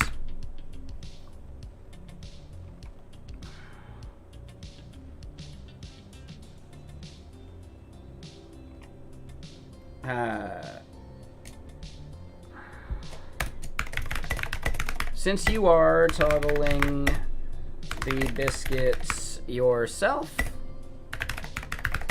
with lazy,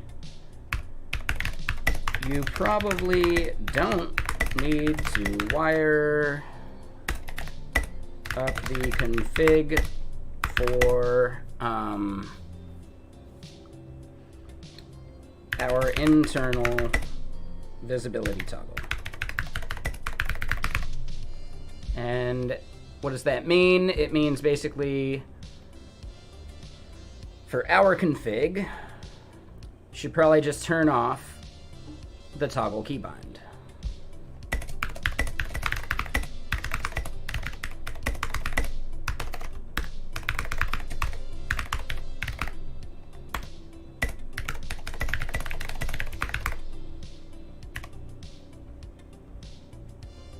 And hold on, did he actually have that?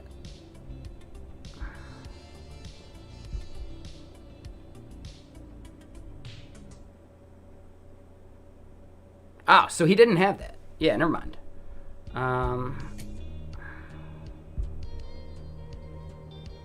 Yeah, so they didn't actually have that part. Take it easy there, Amuga.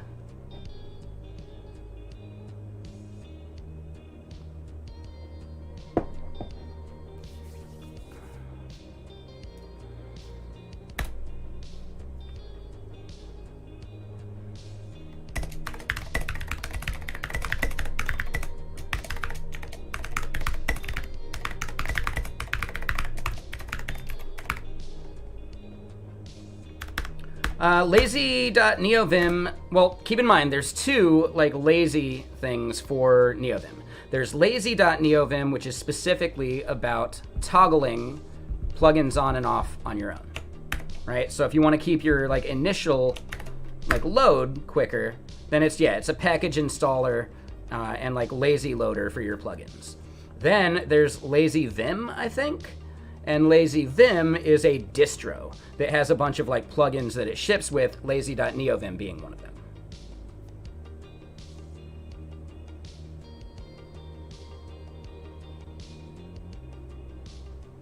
Does that make sense? Yeah, no worries. I would say check out lazy.neovim. The interesting thing is that what lazy.neovim is doing, we've already had a command internally for a long time, right? So internally, we've had if you want to wire up your own toggle keybind, we've had that functionality for a long time, and you can have it off by default, which is cool. So basically, we give people lazy load support on their own anyway. But, you know, if you're using lazy.neovim, then that conflicts with our own internal lazy. So really, it's a bunch of other plugin developers are being lazy by not implementing their own lazy loading. Whereas we already did that.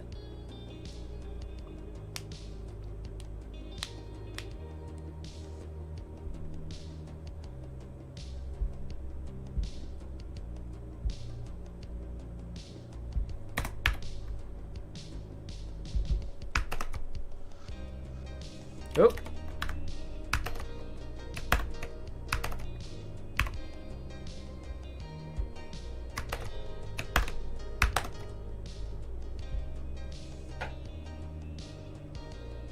And I should probably link them to that section real quick.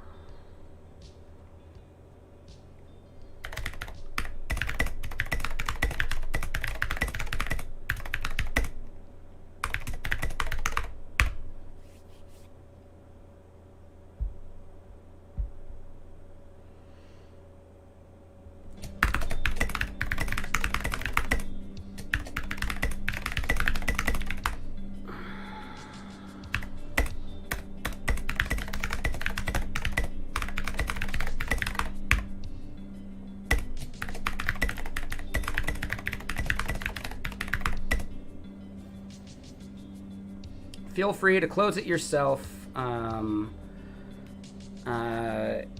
If everything is working, I will probably close it.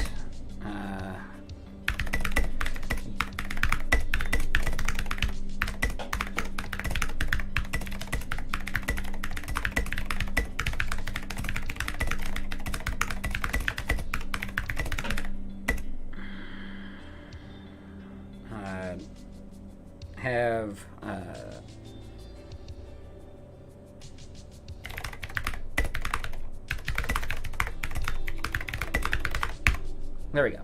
Boom. Open source maintaining. Most of your work is actually responding to issues. It really is. You wish it was all feature development, but it isn't.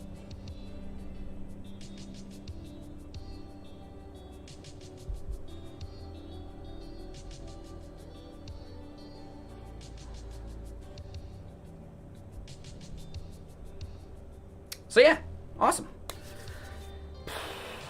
Yeah, let's go look at some of the other stuff we got going, but maybe we end up doing some other open source stuff. My fireworks cursor. So like when I'm typing and we get that stuff going, that's a VS Code thing. So that's called power mode. Let me see how I can send that to you. I know, hold on. Power mode. VS Code. I think it's this one. Let me double check.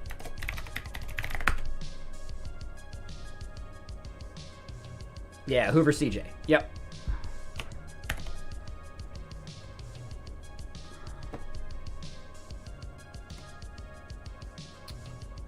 Copy link.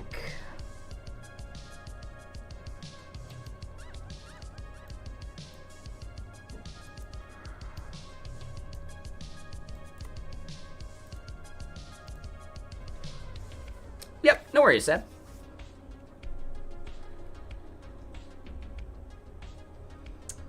All right, so do we switch to the browser extension where I can flip my browser tab with a single button click? Or should we dig into some of this other stuff? So I forget who it was that was asking if they could contribute.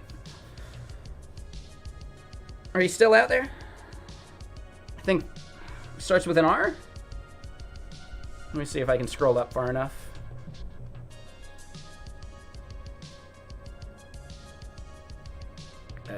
I might have lost it.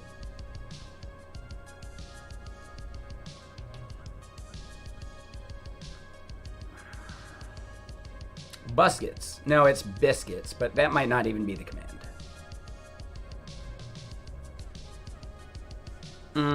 Yeah, I think I lost who it was that was asking if they could contribute. Sorry about that.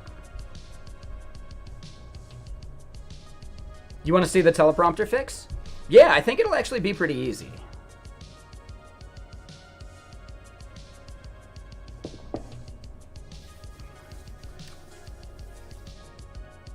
So yeah, I think this one's done. Lua seeming to be broken. I don't think that's the case anymore. And I think someone else might have wanted to tackle that issue right there, so we can leave that one for them as well. We should do a quick tweet, right? Referencing the one we made yesterday about how we fixed it, thanking Ninjatron for his time, things like that.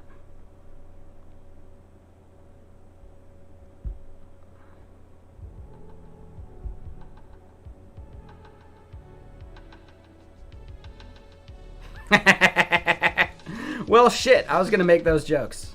They already beat me to it. Damn it, they beat me to the joke.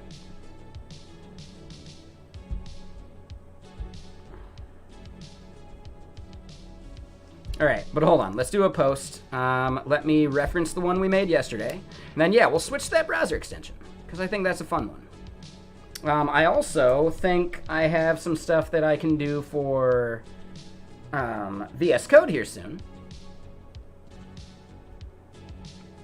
We can dig into that eventually.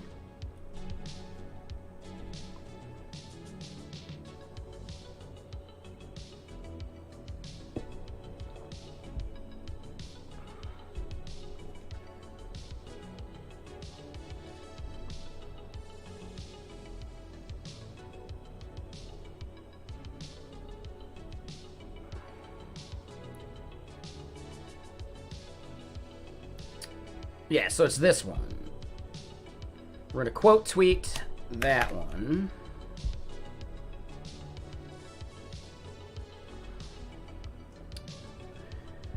Is there a difference between quote tweeting and then just making a new tweet where I call out the other one?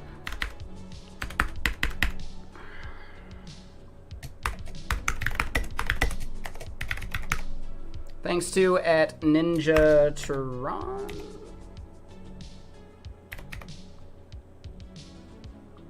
There it is. For hopping onto stream today to help me figure out the local plugin dev issue I was having.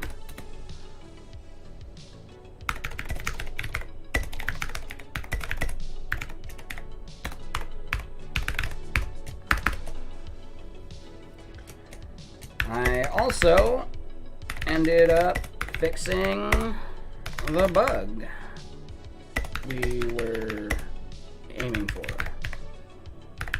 Whoop.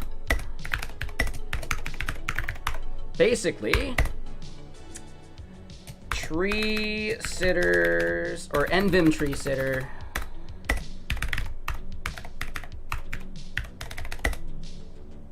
Neovim.tree sitter, I guess, was not calling our buff attach method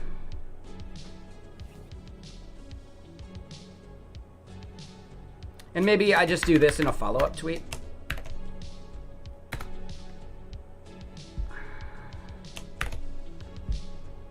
Basically, Neovim.treesitter was not calling our buff attach method when lazy.nvim was loading things, was loading Neovim Biscuits.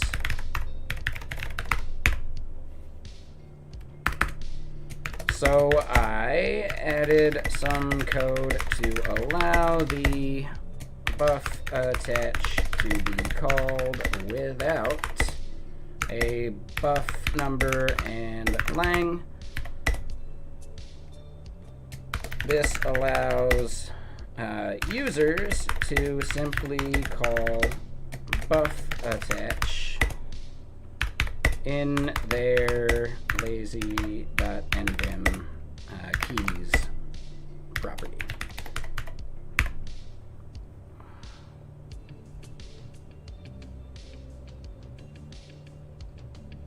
Right, boom, nice and easy. Let's do a relevant PR link.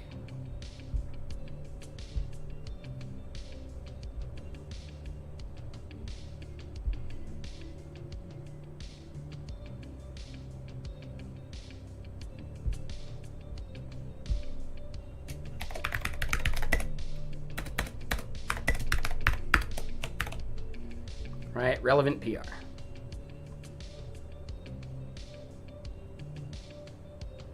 Now, should I actually make this a quote tweet instead? Anyone here like consider themselves like a Twitter expert?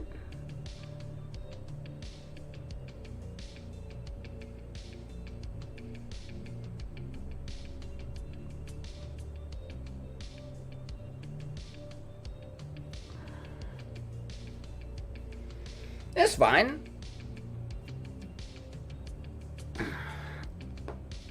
That's fine. I just figured I'd ask. I think we can do this link and it'd be fine. I think it's weird that they don't automatically like populate it, but whatever. You're growing fast on Twitter? Really?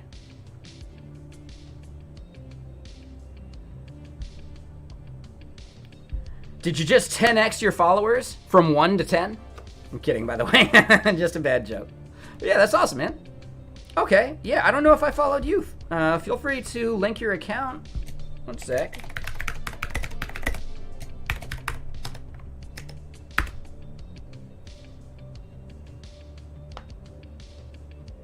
Yeah, 10x dev. No big deal. Yeah, I think it's fine. I'm not too worried about whether this is, like, gonna perform that well or something. Yeah, you're now an expert. Advice for your first blog for developers. Like, what kind of advice? I'd say you gotta be specific because just general advice isn't that valuable. But if you have a specific question, let me know.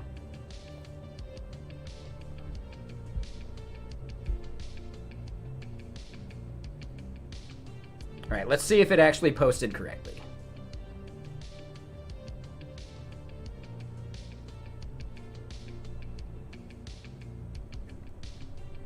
And then, yeah, I got the follow-up. Cool. Yeah, sweet. So that worked out. Same as here. You'll spam me? No, you don't gotta spam. I can find it.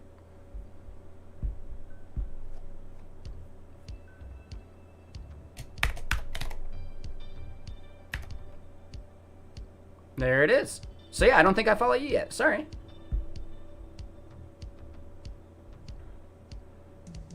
Wait. Did I accidentally click on follow?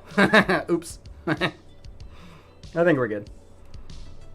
I don't know if I already had it or not. But yeah, cool. All right, so we follow each other. Look at that meteoric rise. So the 10x joke wasn't even that far off, huh?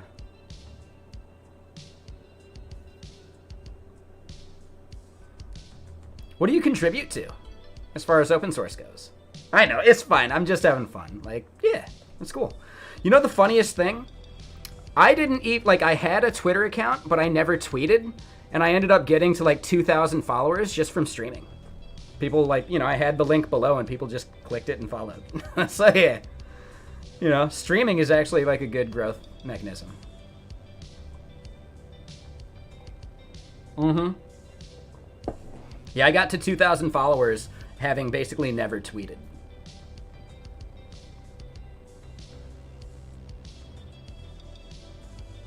Gotcha. Yeah, it's really good for just keeping people up to date with what you're doing. One big thing I want to point out is that any information you want to share and get posting a link to a new blog post or whatever, post it to Twitter for sure, because that's the most volume you're gonna get from viewership, etc. But also post it to LinkedIn, and LinkedIn basically will keep showing your post to people for weeks after you've done it. I've seen people's posts after 3 weeks and it's still relevant and good. So instead, make sure that you're doing a post to both. It really is, Guido. So yeah, right? Twitter is for getting eyeballs on it over 2 days, but then after those 2 days, basically no one sees it. And then from there, LinkedIn will be that long tail. So keep that in mind. If you're ever just trying to be a content person or whatever, there is value to LinkedIn, but don't be a LinkedIn thread boy. No one likes them.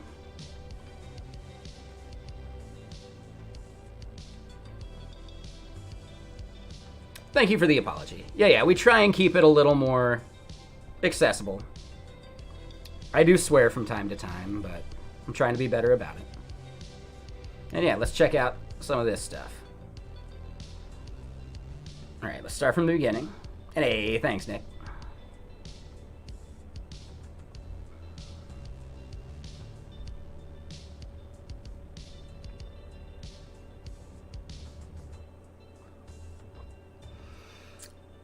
Yeah, and I can see that, Space Case.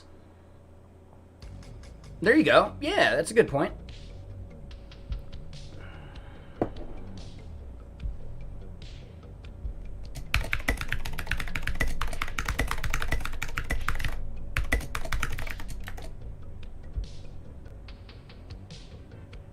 All right, and then any other notification stuff, looks like we're good. Sweet. All right, double checking on work. Nobody responded yet. I think we're good. Okay.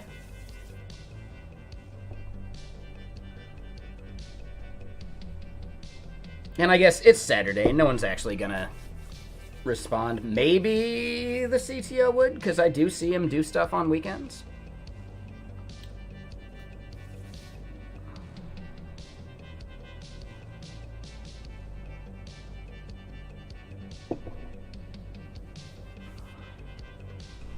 Let me shout out some follows real quick. I missed a bunch of them.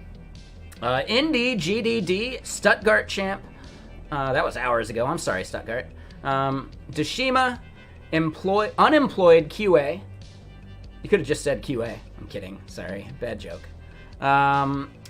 Ramsanander and Popeye. Yeah, thank you guys for the follows.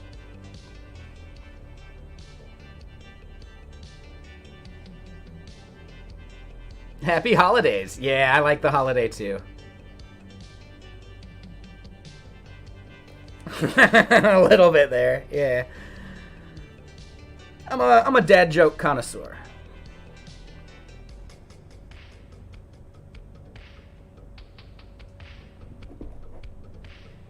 You slay the dad jokes? Yeah, they're good. They're just so fun.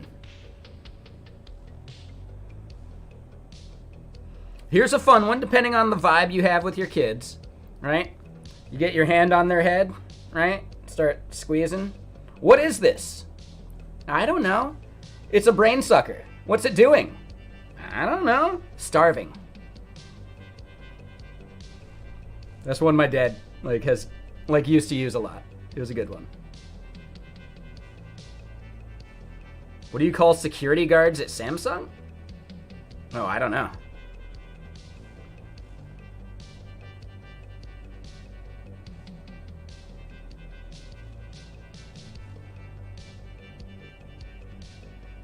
Guardians of the Galaxy. Office style humor? Yeah, that could be good. I could see Michael Scott doing that to someone, like maybe Phyllis. Yeah, I could see Michael Scott pulling that joke on Phyllis. For sure. Like, totally inappropriate. You should never do that to a coworker. But to your kids, it's totally fine.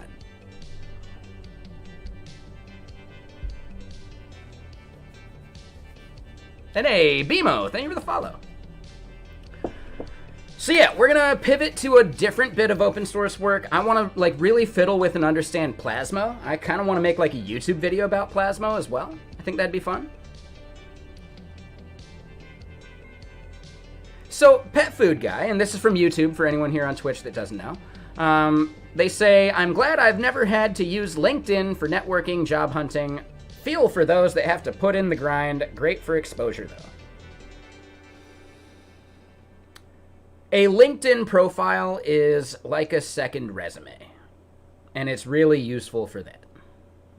Right? When you're applying to jobs, they're going to have a field for a LinkedIn profile. I'm not sure if having that field filled matters as much, but it is there.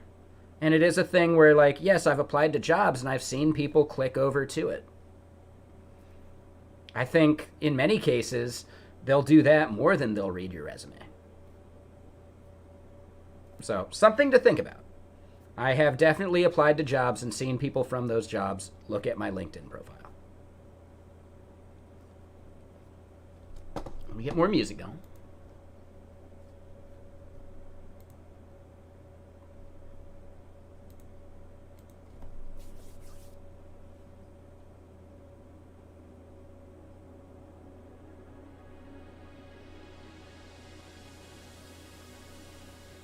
I mean, just anything that you have private, I would ask why. If you can't come up with a good reason, then make it public. What's wrong with that? I would say don't worry about posting any of the, when you're going through boot camps and they got little BS homework assignments, don't have those. But if you have open source stuff that you'd love to talk to and talk about, That's actually a really big part of a lot of interviews, being able to talk through a project you've worked on and then being able to look at the code.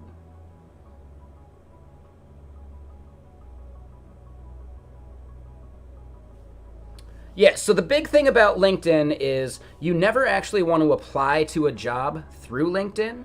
You might discover a job via LinkedIn's like job search or them like sending you those notifications when you're looking for a job, etc. But always go to their website first and apply through their HR software, etc., or send them an email or whatever. LinkedIn applications don't get looked at. And the same goes for work at a startup, right? Which is another really good place you should probably be looking at when you're looking for a job. If you want to work at a startup, also check their website first and see where they direct you for like the job application. And then, you know, if they direct you back to work at a startup, then send them a message on work at a startup. So I think that's the big thing there, right? Because you only get 10 emails a day. I forget if it's 10 or some other number, maybe 15, I don't know. You only get 10 messages you can send to people on work at a startup. Indeed is the same thing as LinkedIn. Never apply directly through Indeed. It's good for searching and finding things, but applying through Indeed is a dead end. But yeah, so basically, you only get 10 messages you can send on work at a startup per day, so don't waste those messages to companies that aren't going to look. And then if you do follow that approach, you'll get really good results from at least like, if you're not a good fit, they'll respond because that's their primary hiring platform, work at a startup. Otherwise, it just doesn't get read. Maybe 6 months later, someone might see it. But I've gotten the most like on work at a startup, if I follow this approach, I get really good like response rates. I'm not saying every message gets a response because it also comes down to the quality of the message you send them. But I've had better response rates than just standard application processes.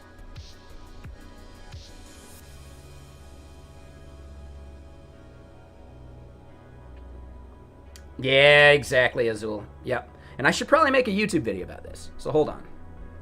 That's not a bad idea. And hey, what's up, Radoni? Yes.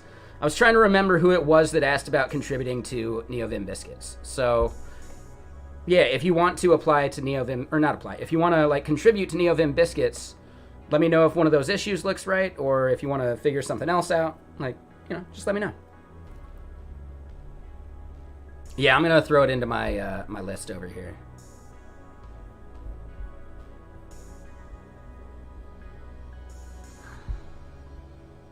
Yep, and yeah, no rush. If you want to like take your time, go for it. Just like look at the code base, fiddle with it, see what you can do. That's fine. Yeah, no rush. I would say create an issue instead, or reply to the issue on GitHub. And then, we can chat about it here on stream, but at least like there's some record somewhere else too.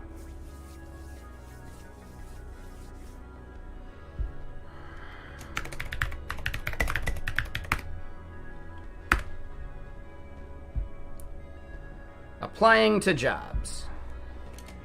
Avoid submitting through Indeed or LinkedIn. Check their website first. And apply through that.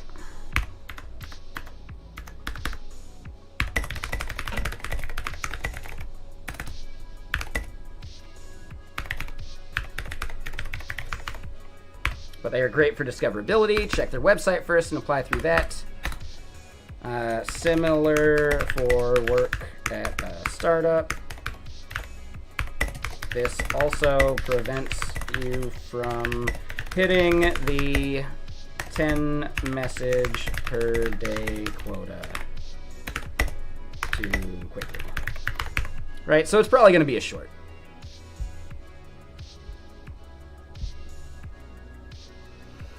Let's go to Arturo.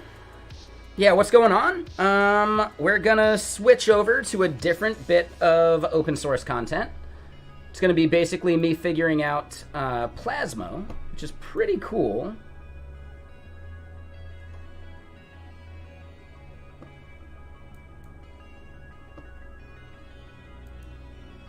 Let me double check my title.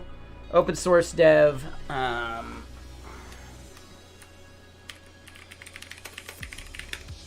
Building a simple browser extension using Plasmo.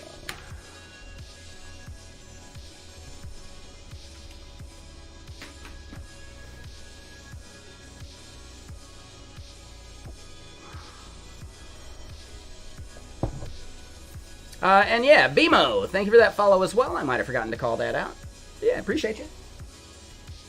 Let's do another beverage. Should probably slow down on them a little bit.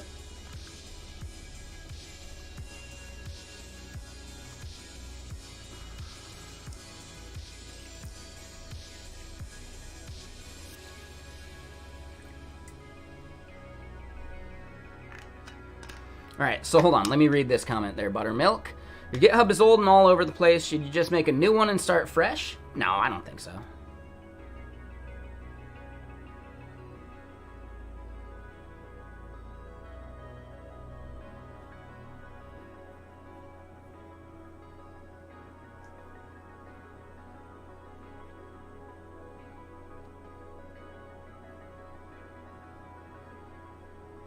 Look at it this way.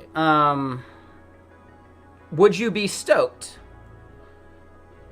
on an employer seeing your name Buttermilk Pancake? And if so, then yeah, it's totally fine.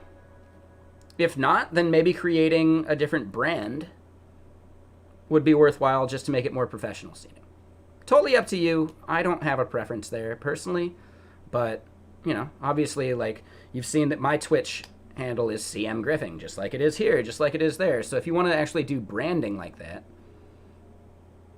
it might be better to do something that's related to your name because that's more static. And I don't know. Again, like, no one can make this decision for you, though.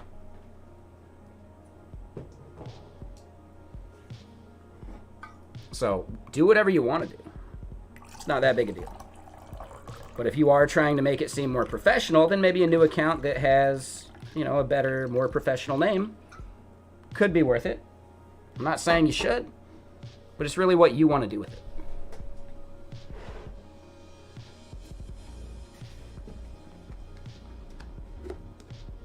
And hey, is that one of Adam's emotes? No, it's just Pound. I don't know why, that looks like Adam to me. Like Adam Learns Live. So you love explosions in fire and power mode, but the counter never showed up. Maybe it's a setting you have to turn on. I would say go look at their settings, Seb.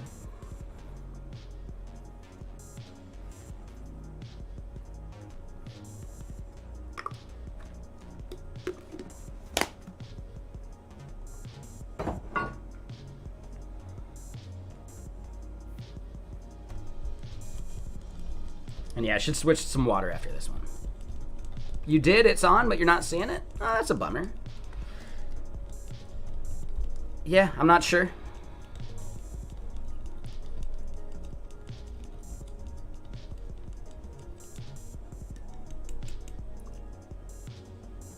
Who knows? Maybe I haven't updated. I'm not sure. I don't know.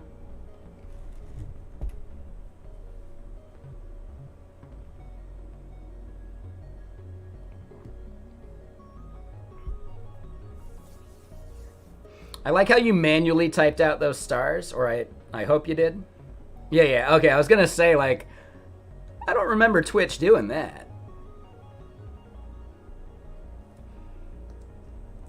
Oh, I mean, so Buttermilk, like, I would say don't even worry about the commit streak, because that can be gamed.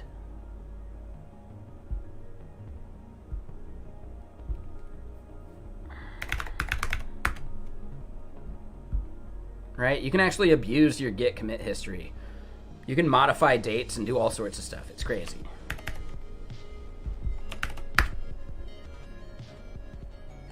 So don't worry about the commit streak. I don't think that matters. Just have projects that you want people to see that they can look at and understand like where you're at with your dev. Have projects that you're like stoked on, that you can talk about passionately, because that'll help you in your interviews as well. Like a bunch of the interviews I did, I talked about Vexilla, which is my feature flag tool, and yeah, like just chatting through and explaining like why I made Vexilla, like how I did certain things, looking at some of the code in it, and talking about some of like the tricky bits. That was, yeah, absolutely one of the best things for my interview process for a bunch of companies. So instead, it's about having a project you can talk through, something they can maybe look at before the interview even. But your streak is so much less important.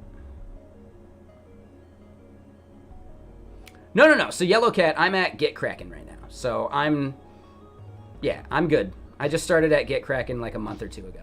Month and a half, maybe. I would hope I'm not looking for a new job that quick. That would not be a good sign.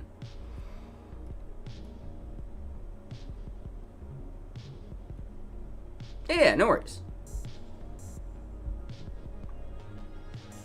Yeah, Yellow Cat, we're basically answering other people's questions about job stuff. But here's the extension we're trying to work on. How's it been so far? Pretty good. I'm their first developer advocate, and they're like stoked on like technical content, right? Like stuff that devs care about. Because most of their like content creators are not developers by trade, right? So they're not as technical. They can't dig into certain things as deeply as like an actual dev would. Now they're awesome people, keep that in mind, and they make great content. They're good content creators, but they're just not developers. At least like as a career.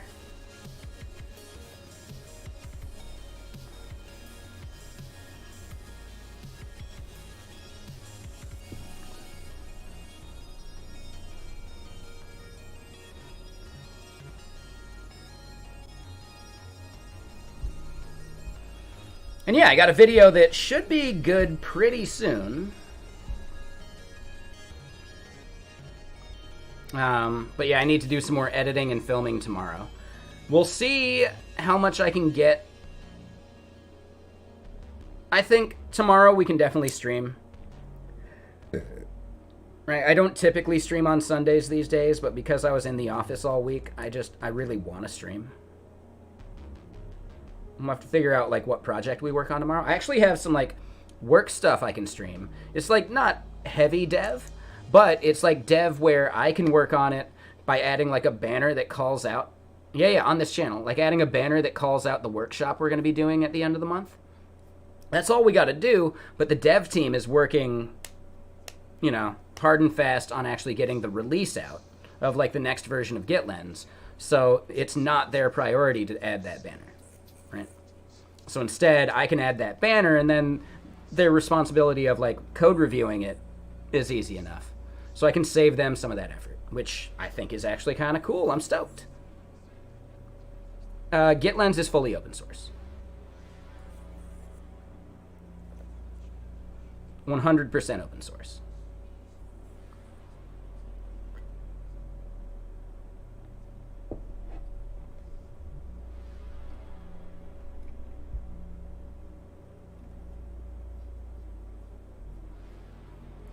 GH dash, the TUI on top of GH CLI? I haven't. We do have our own CLI, but it's more focused around like the cloud stuff that we do. So focus view or cloud patches or things like that. You know, taking over for GitHub is less of like our concern, right? Or not GitHub, but like Git itself.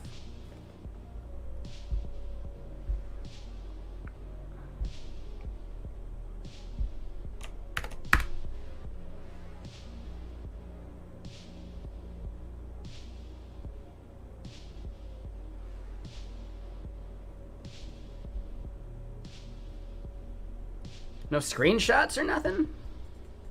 Oh, maybe over here?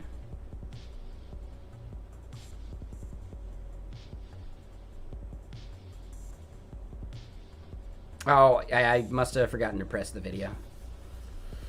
This is very similar to what we're kind of doing with our focus view and stuff. I think the big thing is this is GitHub only, whereas we can do Jira or Azure DevOps or Bitbucket, right? Like we can do stuff in those without being GitHub only. So yeah, I do think it's worth showing off to the rest of the company because they might not be aware of a competitor like this, but I think it's less of a competitor because it's just GitHub only, whereas we can do GitLab as well. Yeah, right. So yeah, being more like provider agnostic actually gives us a bit more like leverage, I think.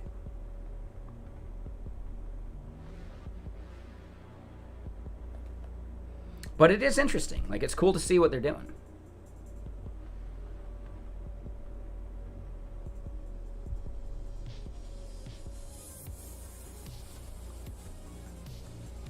Yeah, I mean, I would say give a shot to get Kraken CLI.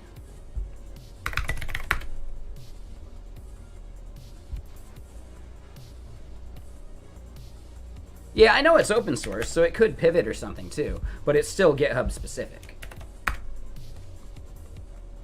But yeah, if you're down, I'd love to hear your compare and contrast. Right? If you give this a try and check it out a bit, like it'll technically work only with public repos, unless you sign up for a trial. But yeah, like I'd even be stoked if you give this a try and check it out and see what it does, how it compares to the GitHub one. You could always schedule like a one-on-one with me and I can record it and I can bring that back to the company. So if you're willing, that'd be really cool, Mini Scruff.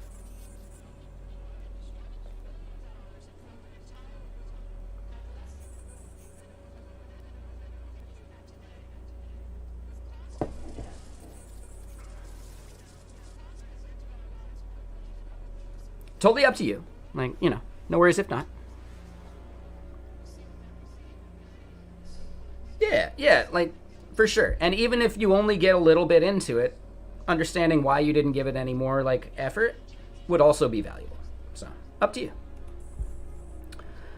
But Seabreeze, is that the way to pronounce your name? Probably not, but I kind of like it.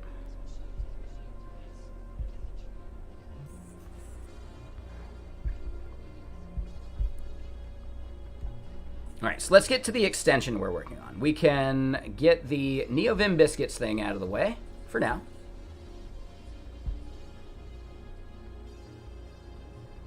Cybers. But you have been called Seabreeze before as well? And I assume, yeah, so hold on. Is it Cybrez or Cybers? Cybrez. Yeah? Cybrez? Alright. I can do that. Cool. Yeah, it's easy enough.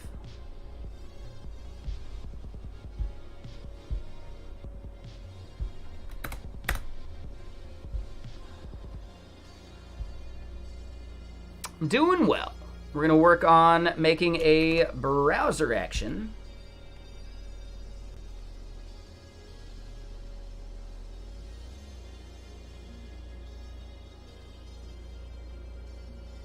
Yeah, the CLI isn't open source. Yeah, sorry about that. So, totally up to you. If you don't want to install something closed source on your work machine, I totally get it. Yeah, I don't know why it's not open source, and I'm going to push back on them a lot. Right? Like, there's no reason to have the CLI not be open source, in my opinion. So I'm going to have to really push back and point out that the crowd that would use a CLI tool like that pretty much requires it to be open source. No. So the CLI we're talking about is a GitKraken CLI. Unrelated to the browser extension we're doing. Technically, though, what we're using is a thing called Plasmo, and that's a framework for browser extensions. So it does have like a CLI tool for generating the extension. And it does have some CLI commands that you would call to like build extensions for various browsers. Things like that. The way they frame it is, it's the next JS of browser extensions. Or something. I don't know. That's marketing. Some BS marketing at that. So it's Plasmo, not Plasma. Yeah, I think it's actually some unfortunate naming. But, whatever. Oh, that's kind of cool. Oh, I like that.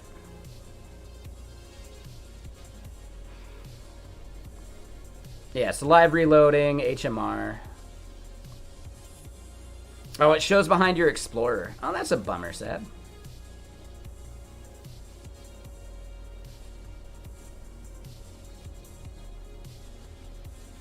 So yeah, one code base every browser. That's the main reason I'm trying to do this right now. Exactly, mini scruff, yep. But also, it supports multiple providers too. Which I think is like the magical part.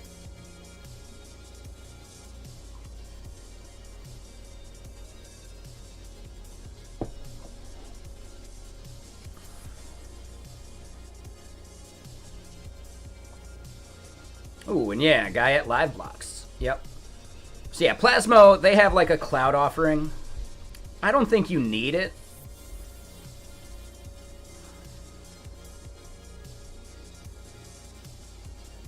Any option configs? I don't think so yet. Not that I know of.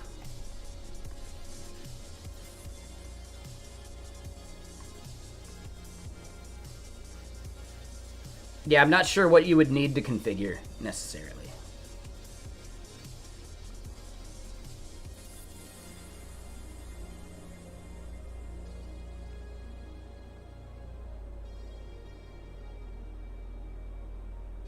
Ah, so an MV2 to MV3 converter, that would be part of the paid bit.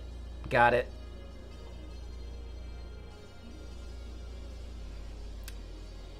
They nickel and dime you based on like updates per month. So yeah, I don't know how much I would ever really use Plasmo for something important because maybe it's not great. $30 per month is pretty cheap though. 65, they definitely get you with like the seats and that kind of thing if you need more format or more extensions to support.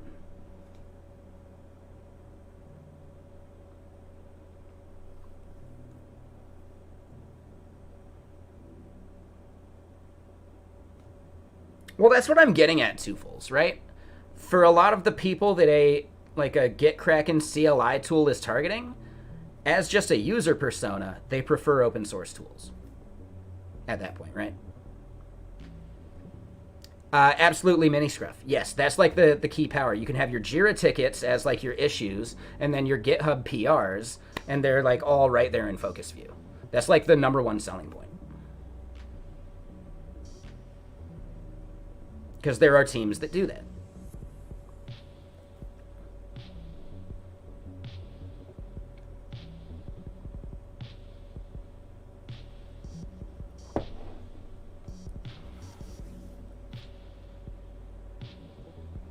Exactly. Yeah, for sure, Twofuls. Right? As far as the target market goes, the types of devs that care about something being open source are basically self-selected by caring more about CLI tools. Right? So yeah, it's just a user persona thing that I'm convinced of. I don't know. I don't have any data for it, but with people I chat with here on stream, you know, that's it. What is a home lab? I mean, I don't have a home lab, so I don't know. But someone else was asking about like home labs. So that person, feel free to chime in and explain it more there, Cybres. Right? Educate all of us. What is a home lab? It's just a home server? Got it. Okay.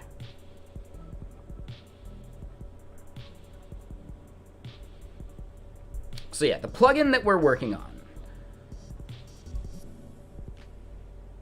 We've got a browser action right here, and I think that's the thing we got to do. But I don't know, like, we need some documentation that helps us set that up.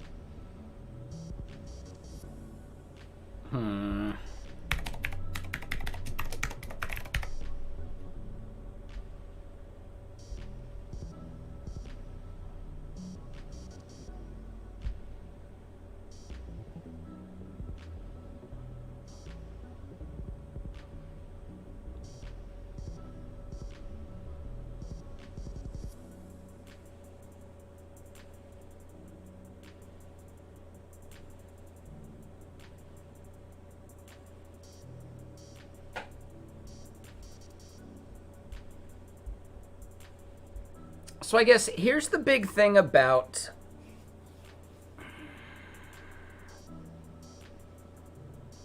Plasmo in general. They lack a lot of really good examples. So let's go to their GitHub and maybe they have some examples in there. And if not, they need a DevRel to build out a bunch of those examples.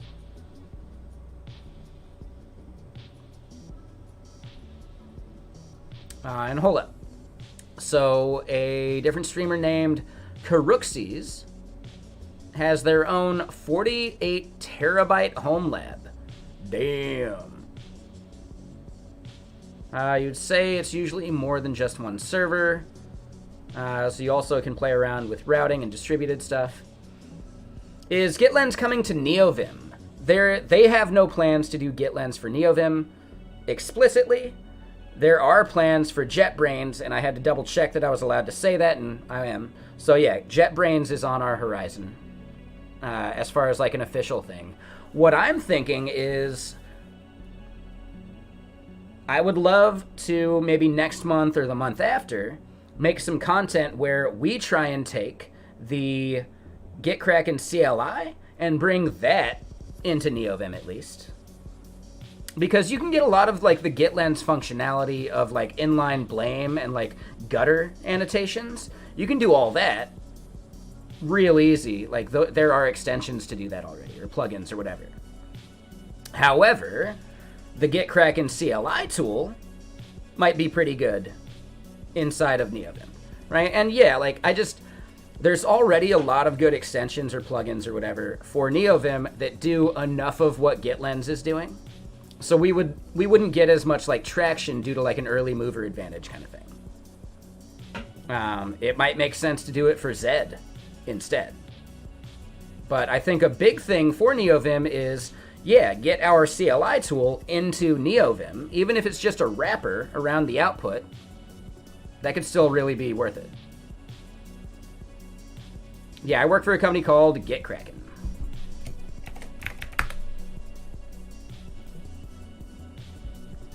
So yeah, I basically want to convince them to let me stream working on getting the GitKraken CLI into Neovim. If only, like, if they don't use it or care, I don't care either that much, but it would still be some good content. I don't know, T3. It's just dev. Every job is different.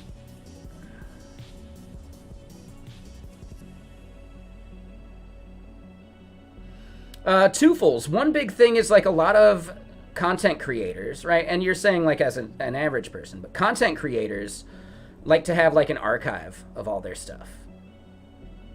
So yeah, like Theo posted a tweet about how he's adding, I don't know, like 50 gigs to his network or something. Or not gigs, terabytes. As an example, hold on, let me look at this folder. For the 8-minute long video I have, let me see if I can get a new window.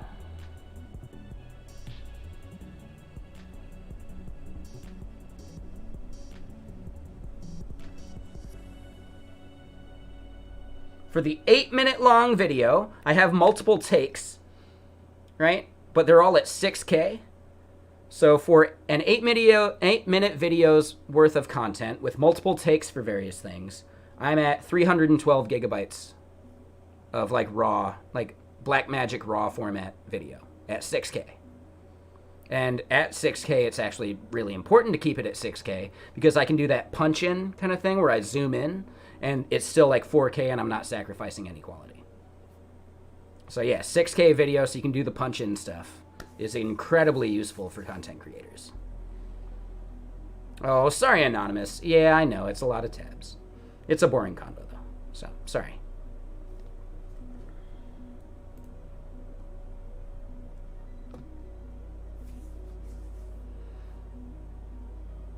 Yeah, so 6K is even larger. So yeah, 300 gigs for one video's worth of content. It gets heavy. And that's just an 8-minute video. Imagine the people that do like hour-long videos. Right? Like, I don't know any like tech content creators that do that much, but yeah, there are like people who do Wall Street type content and things like that. They easily have hour-long videos. They would benefit from a home lab. Yes, exactly. For sure. Linus Tech Tips. Great example of like a creator that needs a lot of storage.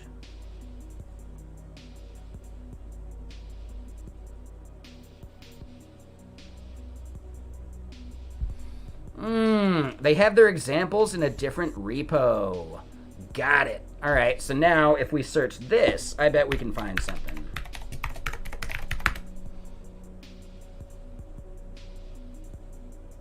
No? Oh, God.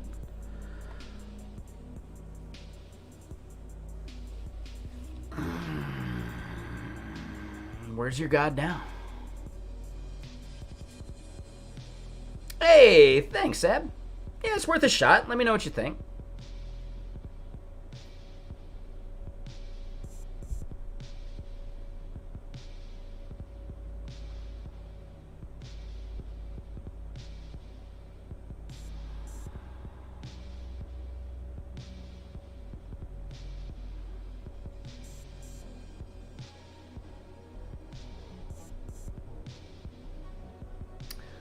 Okay, so here's what we're going to do. We're going to pull it down. That way I can actually search the code better than the GitHub search.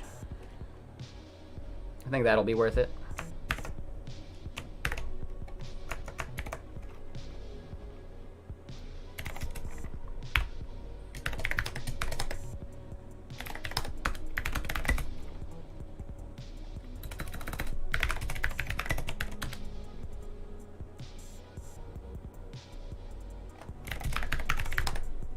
Oh, hold on. Let's do this. MV examples, Plasmo examples.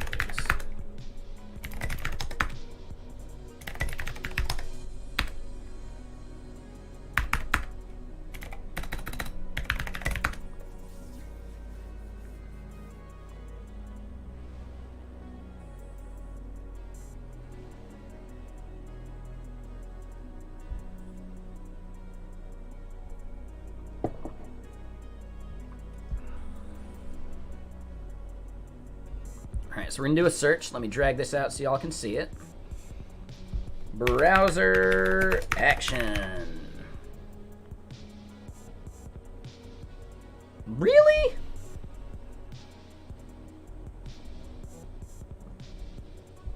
Nowhere. Really?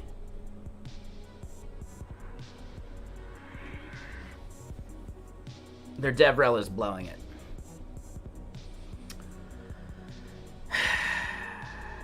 All right, so we'll get to looking, but I gotta use the restroom, so give me just a second. I'll be right back.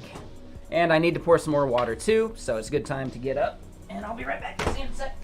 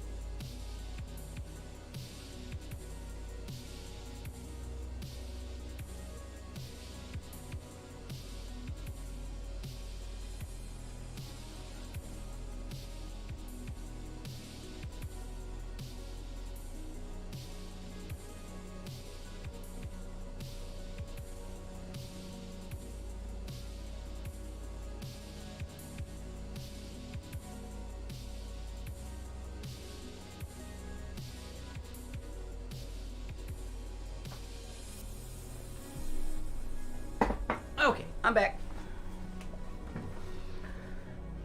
Oi.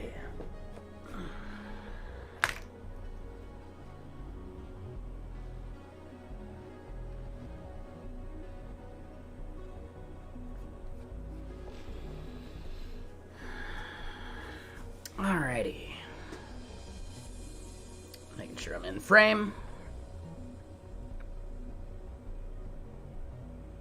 There you go, standard.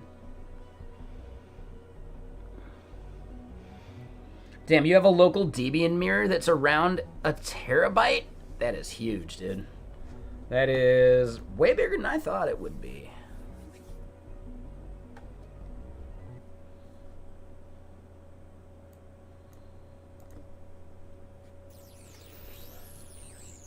Alright, so...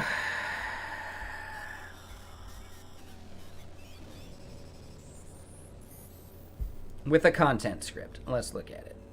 We see content.ts. Let's look in their package JSON.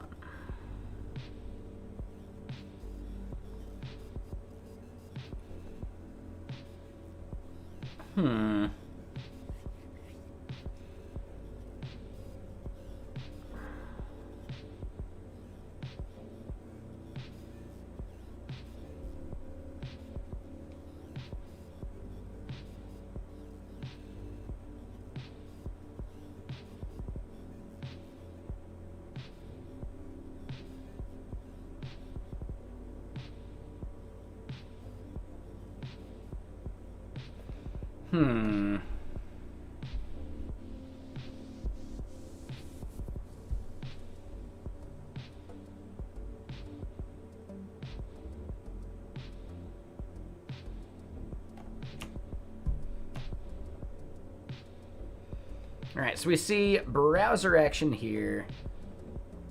It's a namespace.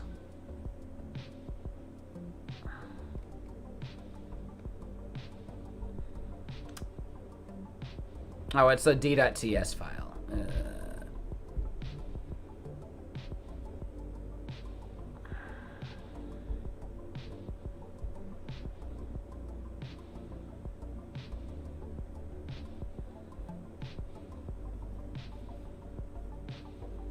Types Chrome.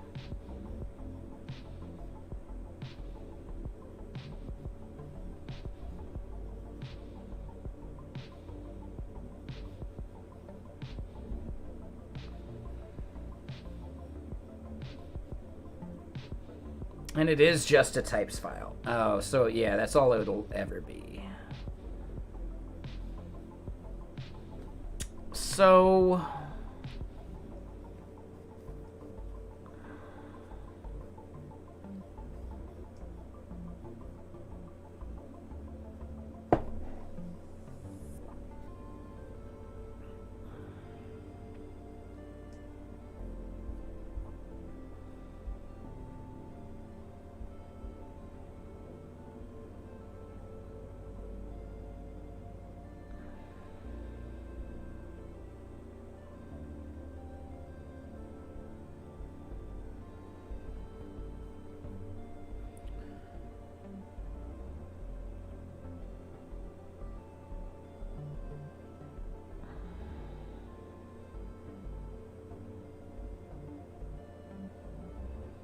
So it extends chrome.events.event.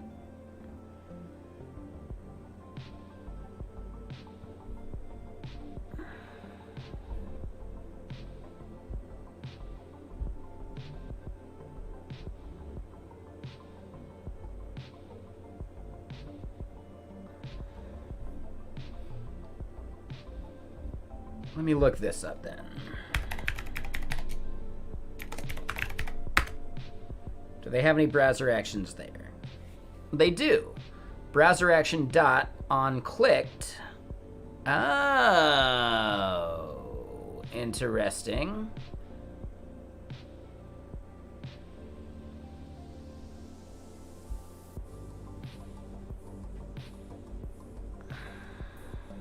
If you're building for Firefox or MV2 in general, Chrome.action will be undefined, so you have to do something like this. Technically, Firefox is supporting MV2 or MV3 these days. So yeah, that's interesting. But yeah, how's the developer advocate role going? Was it a good fit? I mean, it feels pretty good so far. It's definitely new to me. Like, I'm having to learn a bunch of like marketing terms like OKRs and things like that. I don't know. Like, that's cool. But I like my boss. I like my boss's boss. I like everyone I work with. As far as a company, it's a great fit, I think. All right? I like all the developers I've chatted with. It's pretty awesome.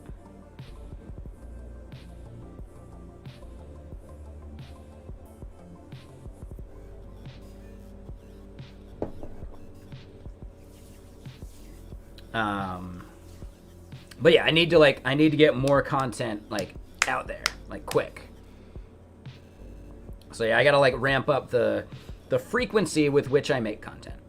I think long form content, it's hard to speed that up, but I do need to make more like shorts on a more regular basis. So yeah, you know, we'll get to doing that.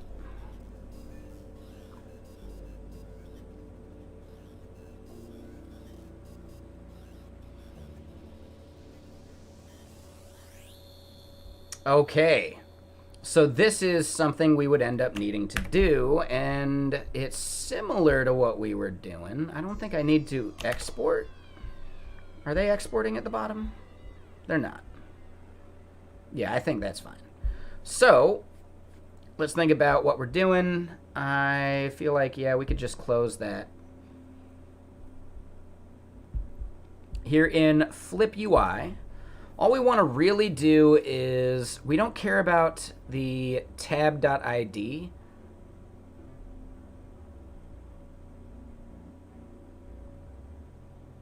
Oh, we might actually need the tab ID.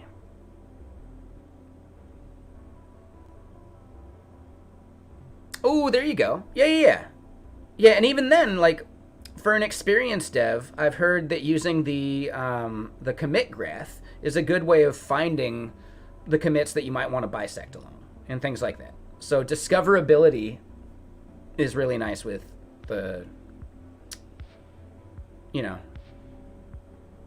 yeah, really nice with GitKraken. Or if you've ever used GitLens, that's a GitKraken product as well.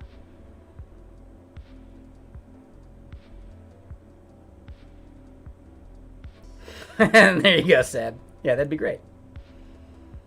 The merge tool is pretty good too. Yeah, it's hard to recommend any tool, for sure. Yeah, I think it's especially useful for devs that don't end up, like, needing Git on a regular basis as much. Or, like, where the CLI isn't part of their flow.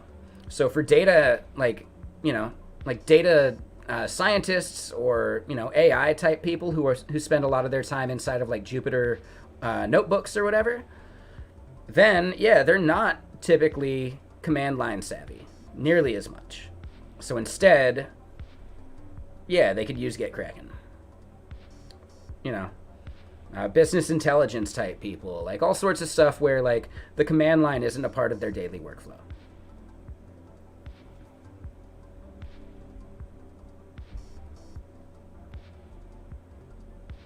It helped you when you moved from SVN to Git. Yeah, that makes sense to me. Yeah, a lot of people, like, GitLens is, I think, our most installed thing. Like, let's go look at the number real quick.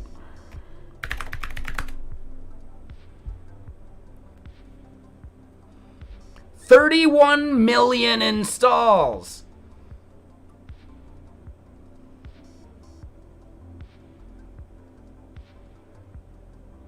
That's crazy. That's so crazy to me.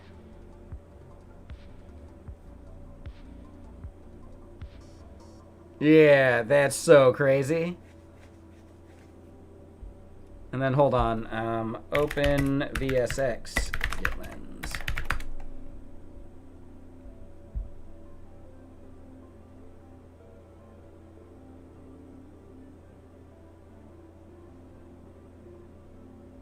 870,000 downloads. So yeah, they don't outpace our plugin. So yeah, someone was curious about that.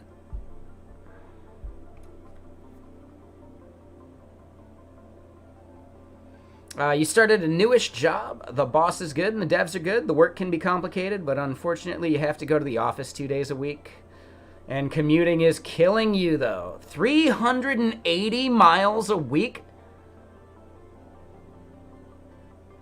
So you're like 60-ish miles away? 65?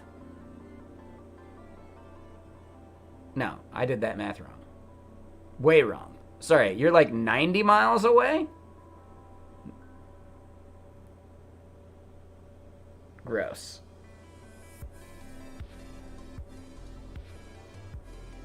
That's so gross.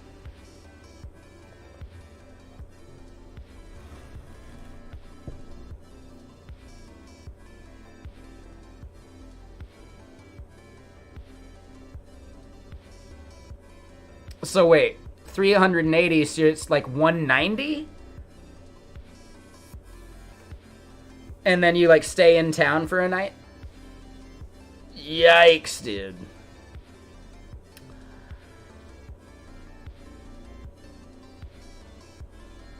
Yeah, that is brutal. Well, I hope they pay you enough. Are they reimbursing the cost of that? Because that sounds like actually like a work expense at that point.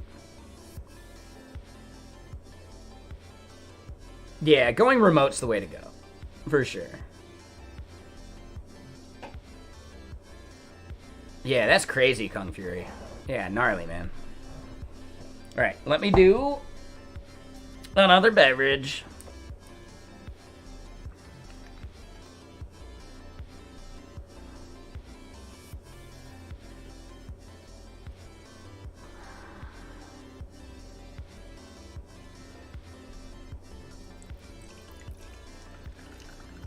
Yeah, working in pajamas, right? But also, like, it's your system, like, it's the way you got it set up. You don't have to worry about someone else, like, using your desk and, like, changing the height of everything. Like, it's so annoying.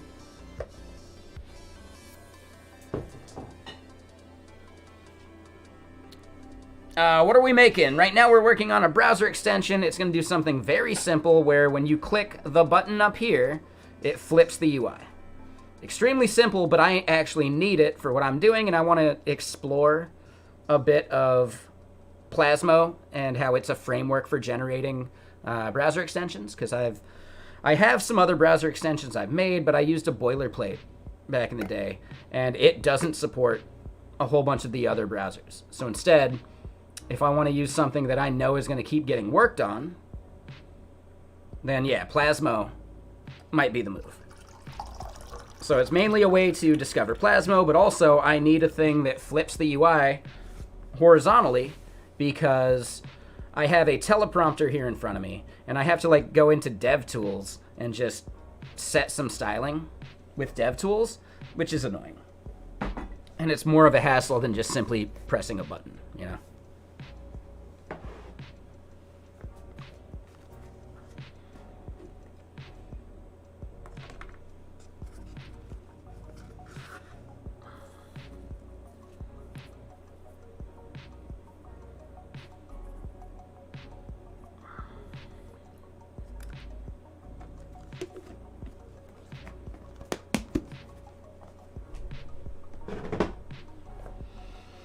Alright, so what we've got is a general idea here. I don't think these would be that different, but if we want to make sure we are fully supported, all I think I really want to do is, for now, we just want to log that clicked event.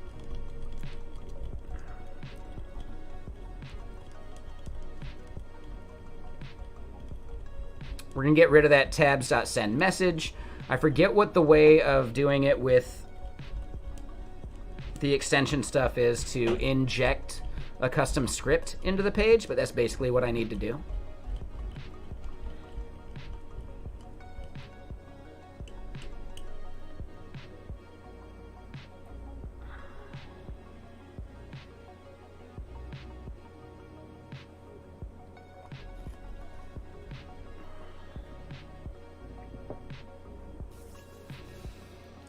Well, that's easy, Twofuls. Go down to 1 meal a day. Problem solved.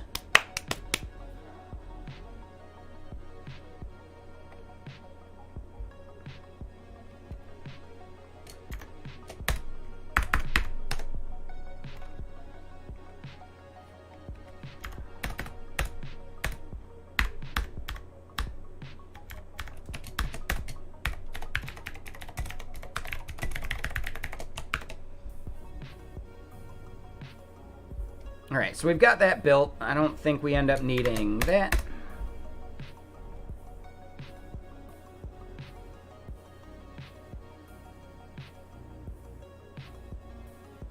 Yeah, it's probably worth it, Heap. Yeah, I have another extension called Stethoscope where we can see it kicking in. Technically, I got to be on a different page for it.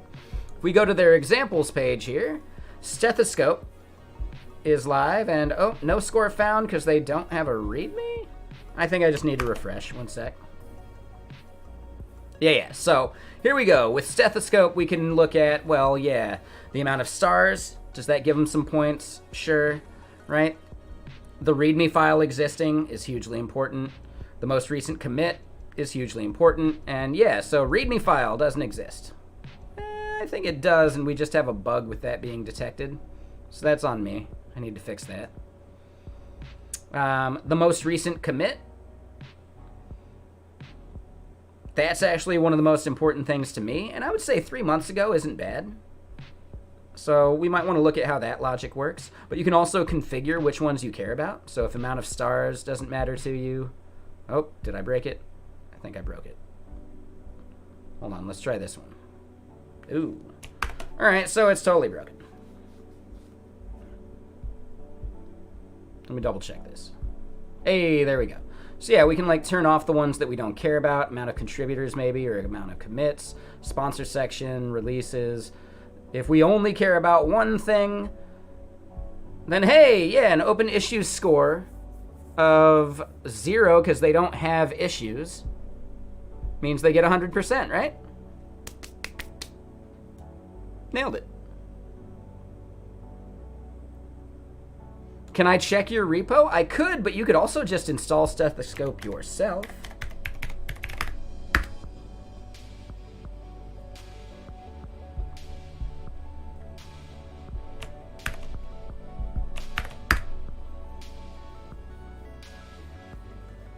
It only checks the main branch. Yeah, exactly.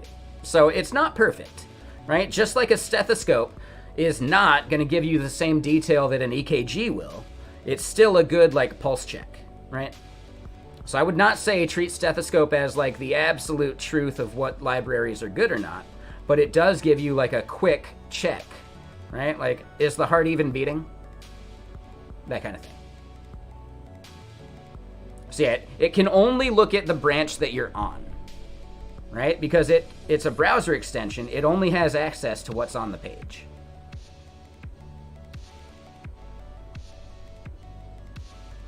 I'm not making any API calls or anything.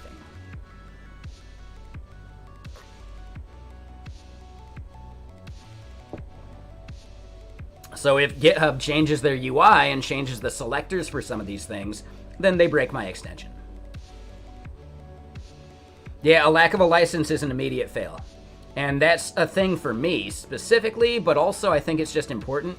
Even if it's a proprietary license, you still need a license file so that people know. So I would consider that a major breaking bug, and your repo does deserve an F because of it.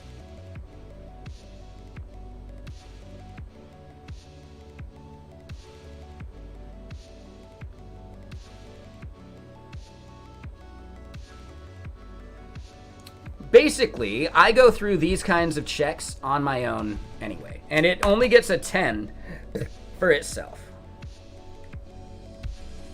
Yeah, or unlicensed, that's a good one too, right? But any license is better than 0 license, you know? So yeah, as far as its own score, yeah, Stethoscope gets its own F.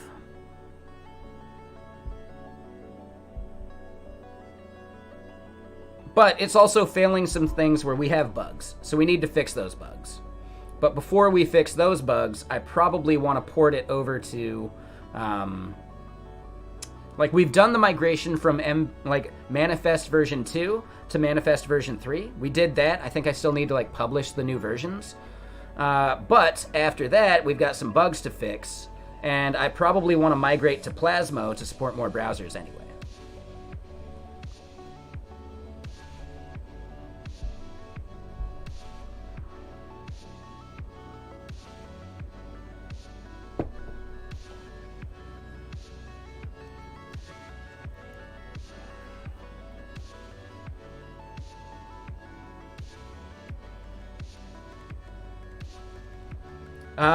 Yes, extensions can grab all sorts of, like, info, right? So, as an example, when you do !song, oh, hold on. I loop through all of your open tabs and find the one that is actively playing music or audio. And then I can check the URL that it's on, etc. So yes, if you add that permission, when someone goes to install your extension, it lets them know what permissions you're asking for. And if it asks for being able to read every tab you have open, then yeah, you can totally do that. Which is why you need to be really careful about browser extensions you install.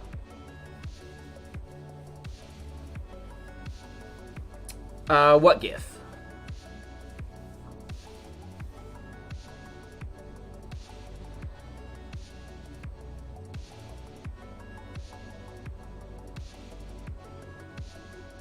I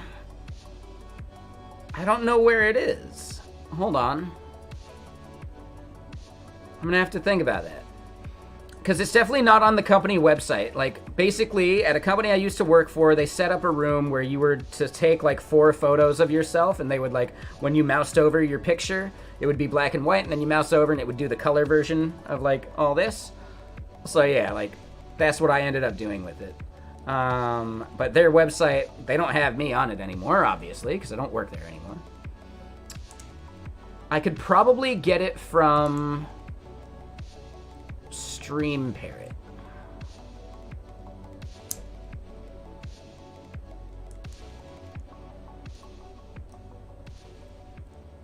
Oh, and I'm sorry, Heap. 1 second.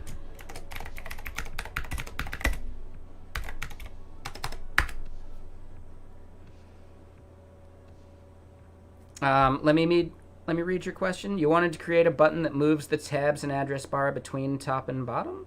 I think you completely misunderstood. They want to know if they already have a tab open.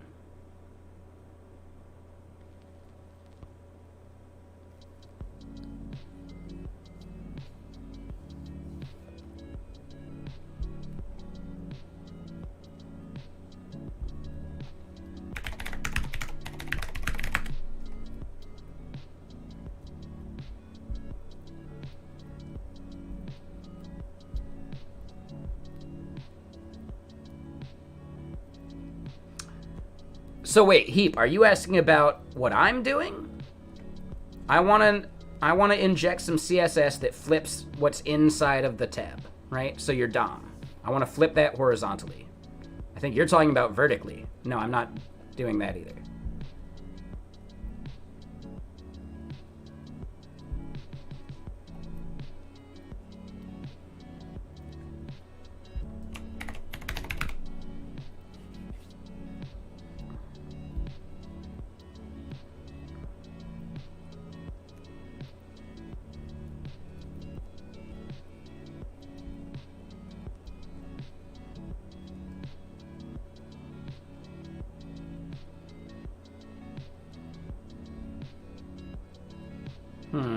Let me do a refresh.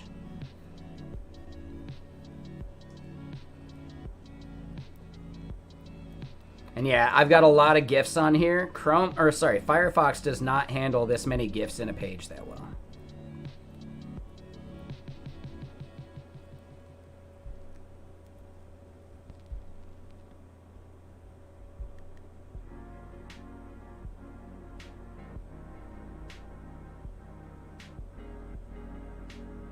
Ooh, 500 okay?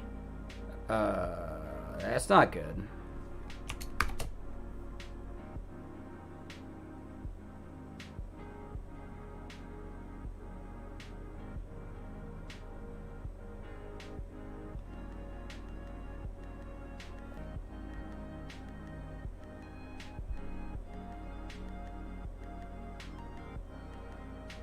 Status 500, okay. That's not good.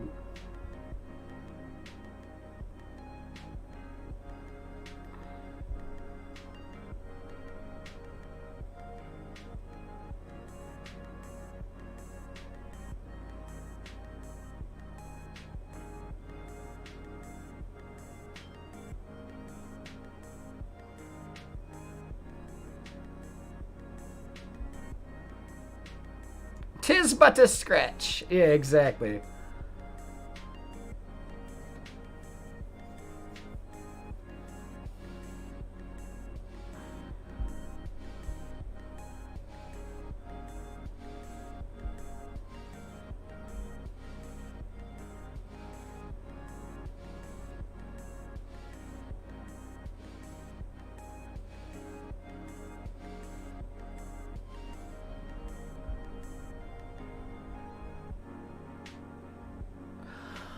Oh, it's trying to fetch something from Twitch. Yeah, I'm not sure why. But also, it shouldn't have been so broken here. Okay. So I remember, that's a different thing.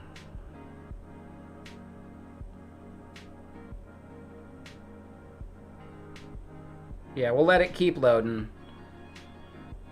Okay. And then, yeah, it's a lot of, like, fetches from, like, you know, S3. We're doing, like, lazy loading with it. Or are we? Oh, here it is. Yeah, there we go.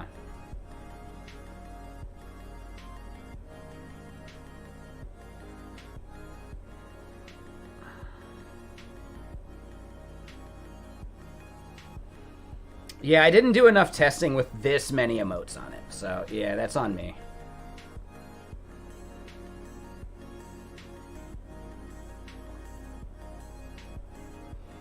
And this is a dead code base. I do want to rebuild it at some point, but again, like we were talking about earlier, streamers are a terrible target market. So there's no money in it. So I got to be really careful.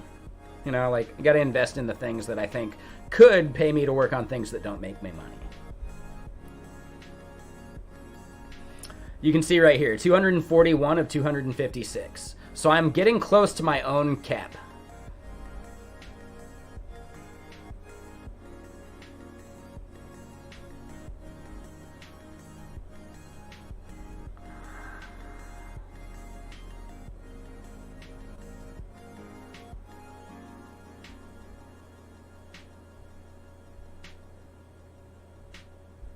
It's a lot of emotes.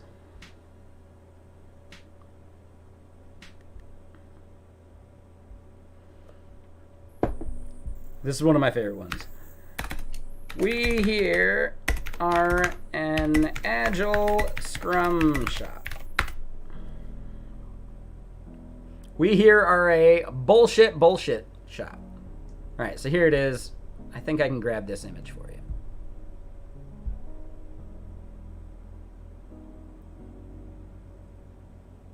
They're added in with JavaScript using intersection observer.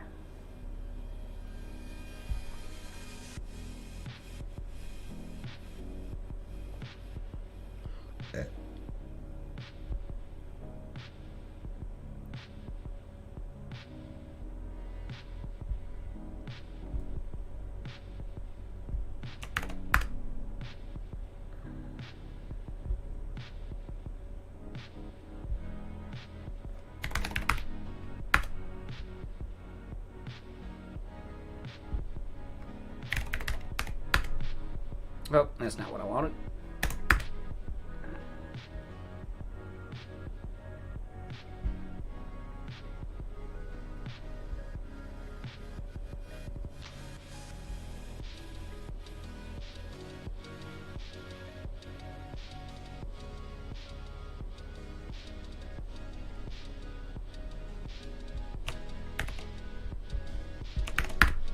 All right, there you go, Seb.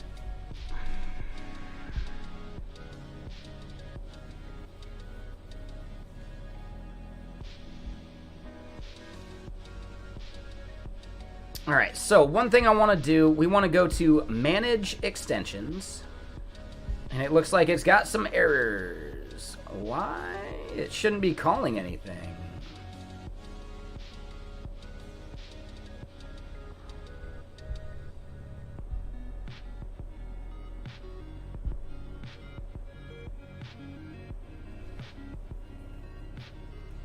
Oh, I think I need to get Plasmo Dev going.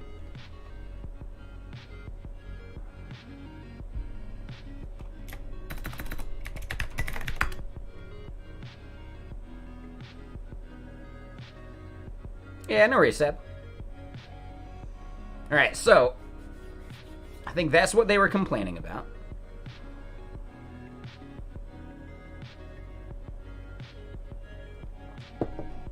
Yeah, exactly, Two Fools. It's fine for me. Technically, I can't. That code is dead because it was on a hard drive that failed. And I hadn't pushed up, so I lost like a year's worth of work. So, yeah, Stream Parrot is officially a zombie. Which is why it's not worth it to revive it. Because the code is gone. Like, I have a version of it that we could add stuff to, but it's missing a year's worth of streaming, like, development content.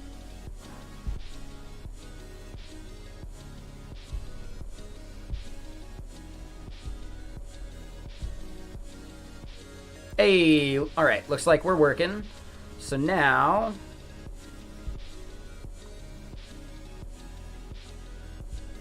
we see that. If I click that, anything? Bueller? Nope.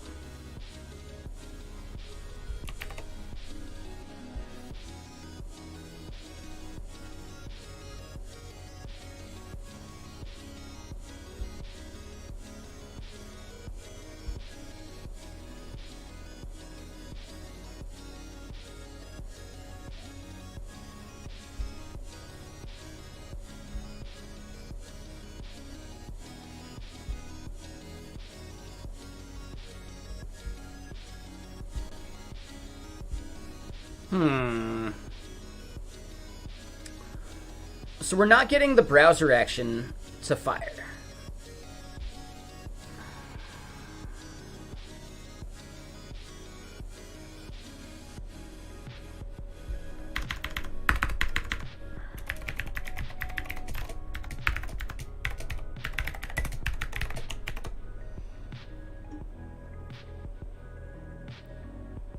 An accurate picture of what we were talking about with Vim and config files? Okay. Yeah, I'll check it out over in Discord.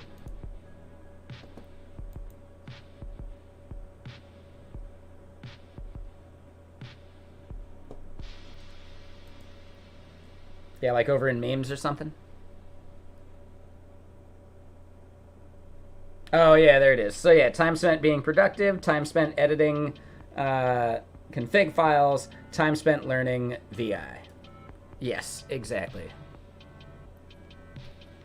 Pretty accurate.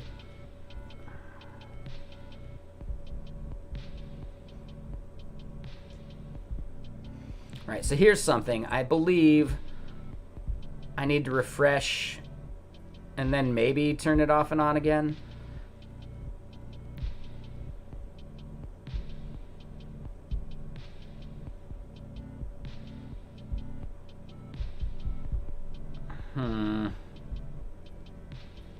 Oh, DevTools disconnected there.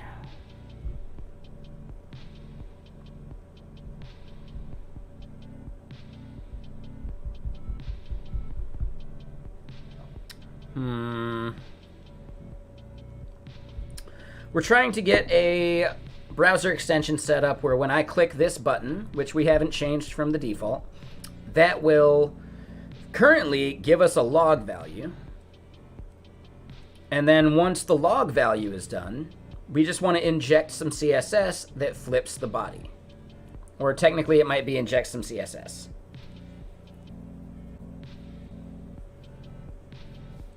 Right? So this is so I can have a nice, easy way of flipping things inside of my teleprompter.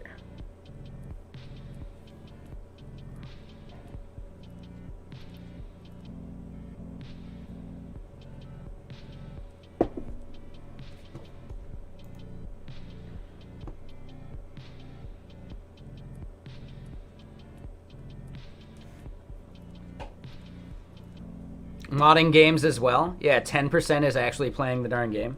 And that's not even like making your own mods, that's just installing mods. Yeah, for sure.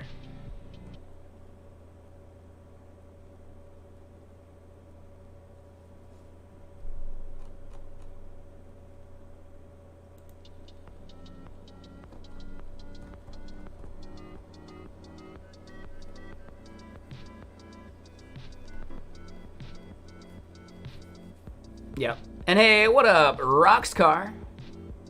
How you doing?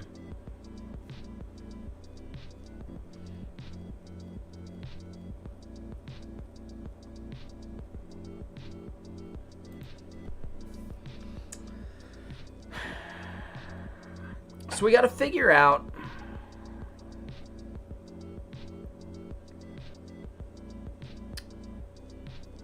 why this isn't working. And we can see that with this red icon, I think that means unpacked, which means, yeah, this is the dev version.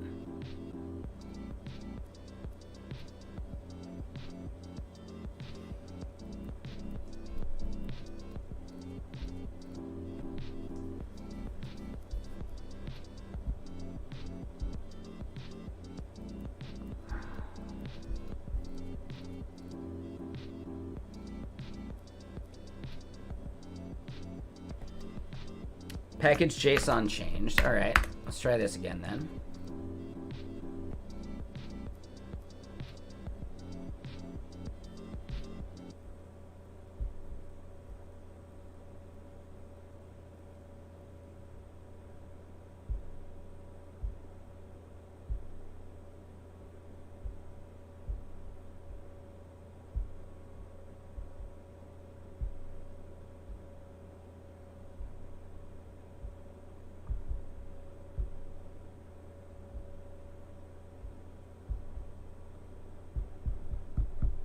All right, we're clicking that button and nothing is happening.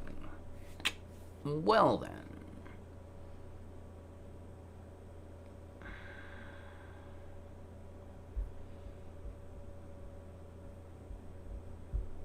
Let's go look at the example. Ooh, let's get more music playing first.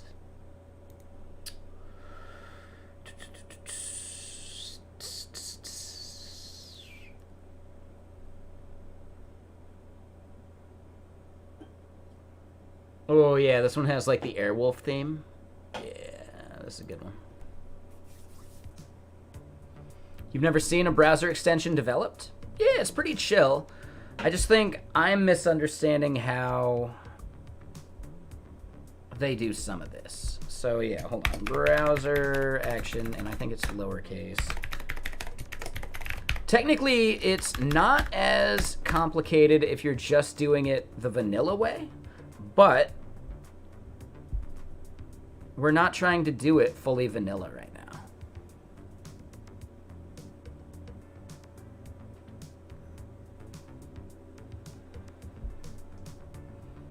Right, we're trying to use Plasmo because I want to like understand Plasmo.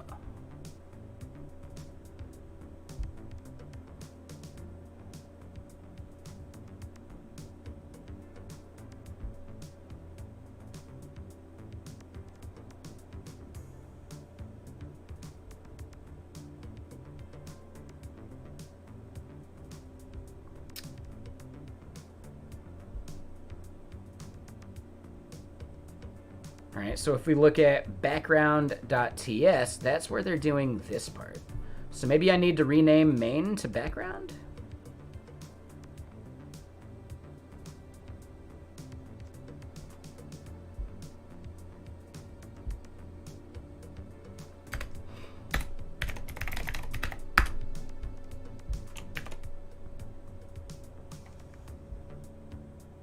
I mean, vanilla's delicious.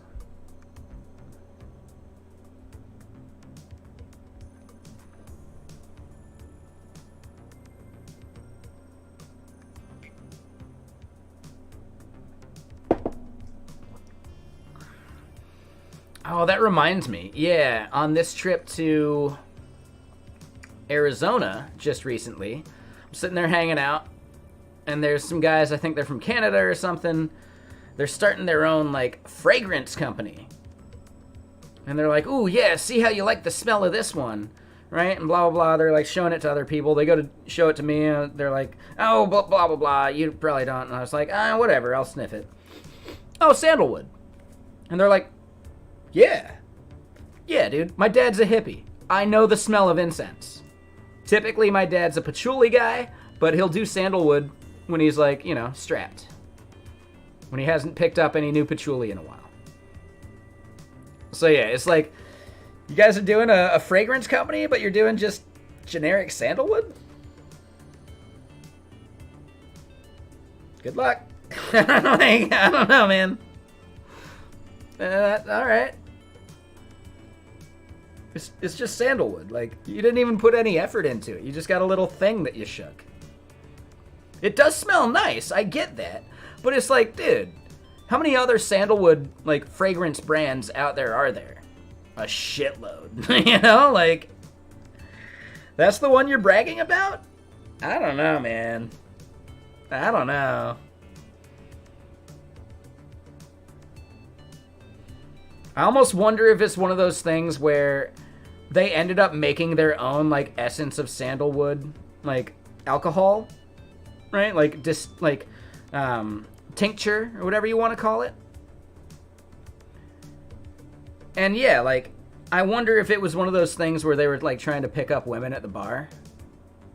And, like, yeah, we're starting a fragrance company, and, like, some people just won't know sandalwood. And, like, you know, it gives them, like, oh, so you are starting a fragrance company. You got it in one of those little sample vials. Cool. I really wonder if it's just, like, them being shady. Trying to pick up on girls. Just possible. It was at, like, the bougie bar, right? The Beverly in Scottsdale. I'm still not sure which bar I like more because the good dive bar ended up playing some Creed, and there was like a group of people unironically singing along to Creed.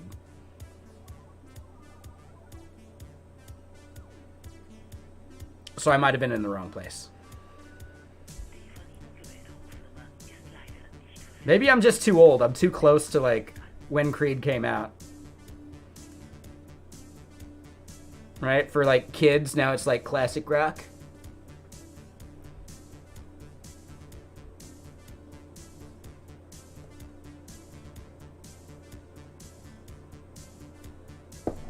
Do kids these days look at Creed like I look at AC/DC? That just made me sad. That just made me really sad.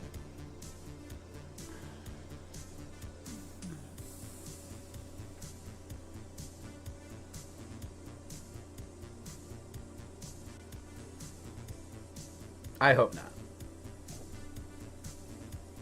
Creed is late 90s. That's 25 years ago, man. When I was in high school listening to AC/DC, AC/DC was actually newer. Like, by relative time frame, right? If you don't know who Creed is, oh, you sweet summer child, you're so lucky. You know their songs, right? There's With Arms Wide Open. That's one of them. 6 feet from the edge and I'm slipping. Like that bullshit. Hold on, there's another one they do too. I forget the name of it though. It's all awful. Just the worst. If you're that curious, go Google it and listen to some. You won't hear me play it here on stream.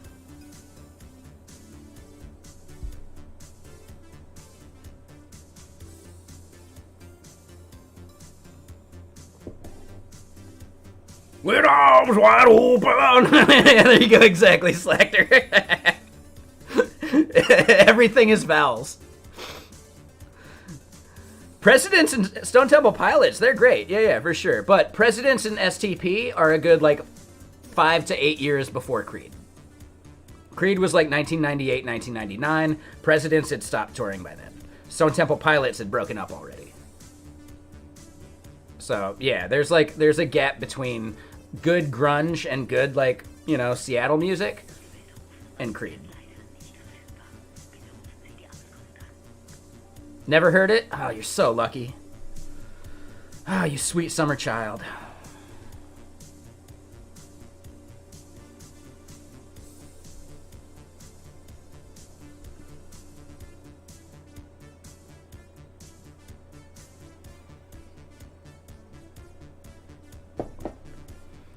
Yeah, I had to live through that shit in high school.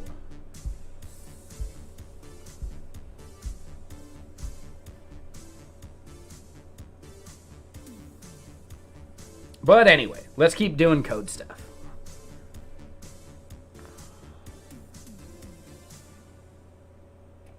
Something about the 80s? Yeah, it depends. You know, like back in like the 90s, people looked at the 60s in kind of the same way. So I can see that. That makes sense. Right? Oh man, no one makes music like they did in the late 60s. Right? That's when like Rolling Stones, Cream, Doobie Brothers, like all that shit kind of started, right? The Carpenters, you know, like great music from the 60s, but technically every era is like unique. The 70s, some of that like disco funk that came out in the 70s, like Boogie Oogie, oh, that song's good. Oh, iconic. You'll never hear anything like it again, except that, you know, you got bands like ripping it off these days.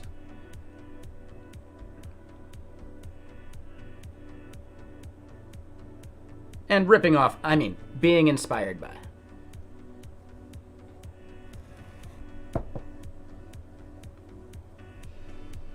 Yeah. I mean, I like the, what was the name of it in the late 90s, right? It's like nu metal. I like nu metal. I like Tool. Tool is actually like somewhat nu metal.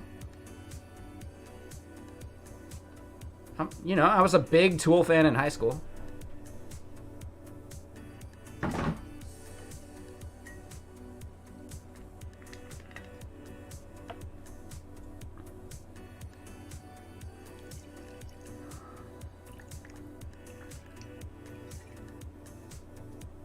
Oh, it's new with an NU. Yeah, for sure. Yeah, there you go. Yeah, I haven't listened in a long time either. But it's one of those things where, like, yeah, you put it on. I mean, I'll hear it every once in a while at the bar or something, like at the good bars. You'll hear, like, H or Stinkfist or, you know, it's like a lot of the stuff off of Enema. Yeah, autocorrect gotcha. I knew. I was just having fun.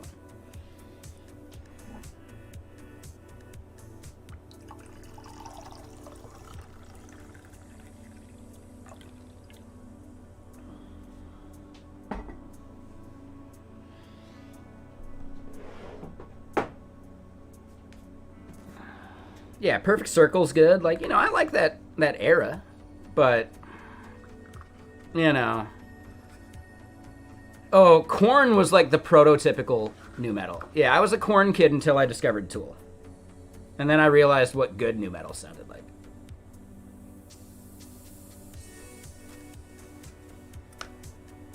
But even that first Limp Bizkit album was actually pretty good. Yeah, I mean, Alice in Chains is grunge, not nu metal.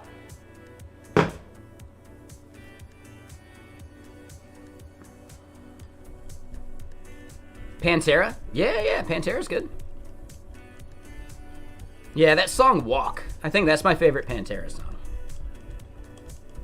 Are you talking to me? Right? Like, yeah, for sure.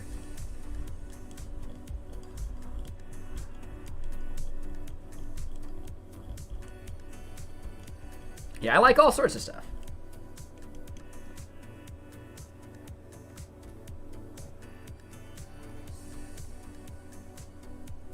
One thing I still can't get behind, because I had to live through it, is like the renaissance for like Backstreet Boys and NSYNC and all that BS. It's like, you know, people will happily like get down with it and all that.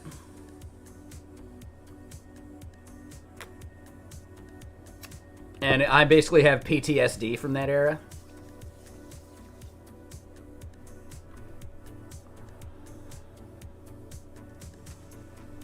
'50s jazz? You might check out like electro jazz too.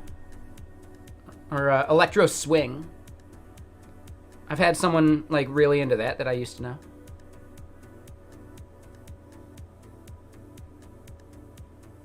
Yeah, I'm like hit or miss with electro swing, but there's some good songs for sure.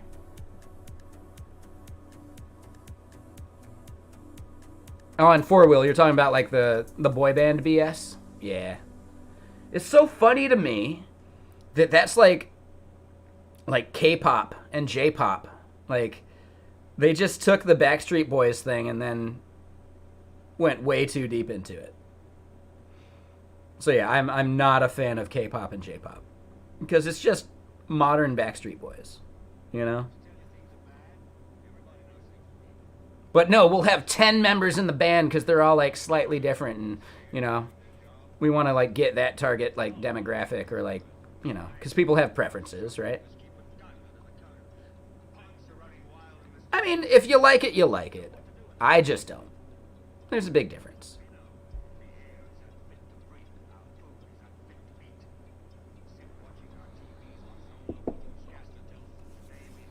I do stand by the fact that most bands probably have at least one song I can get down with. I'm sure there's probably a Backstreet Boys song I might like. I haven't heard it yet, but it might be there. Pretty much every artist probably has a song you could get down to. Whether it's your favorite song, no, but you know, like I'm not a Post Malone fan, but he's got a couple songs that are good.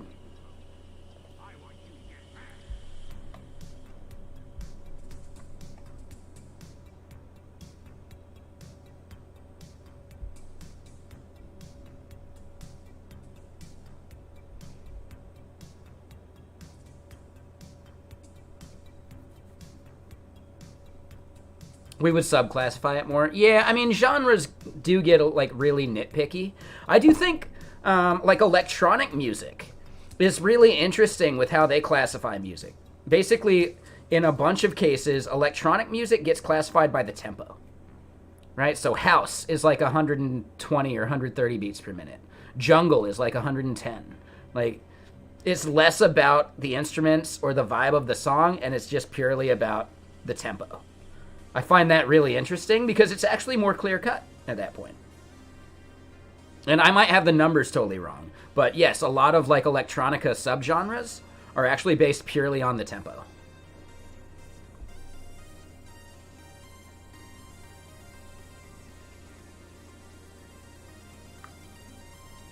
Yeah, trance, house, blah, blah, blah, right?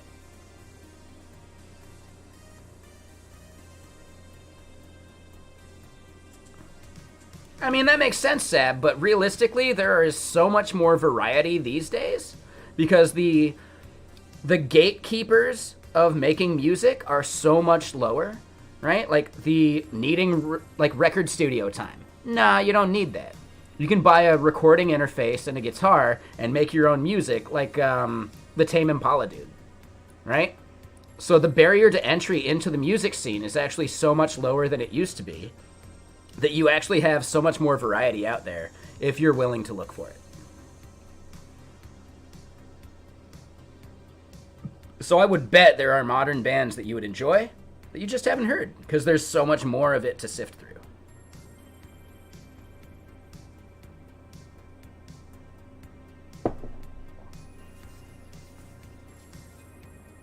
If you like 60s and 70s music, I guarantee 100% that you would like Krungbin.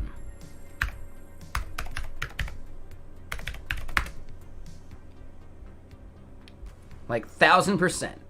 I know for a fact you would enjoy Krungbin.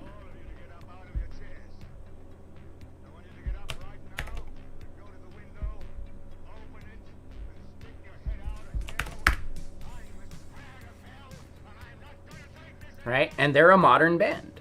So that's all I'm saying.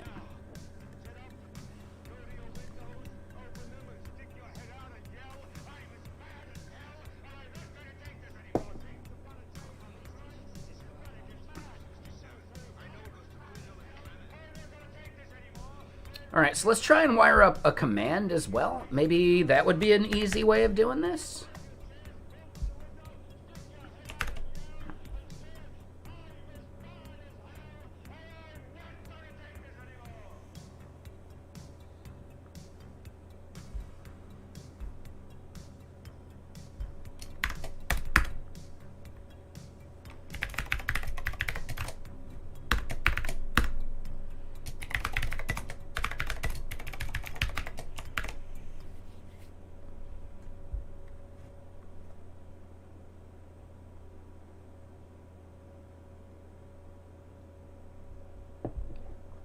All right, so we're going to have to restart some things, but let's go look at how they're wiring up to the command, and that goes in here, right? So commands, test, suggested key. And that's where I'm a little less certain about this part, but let's try it.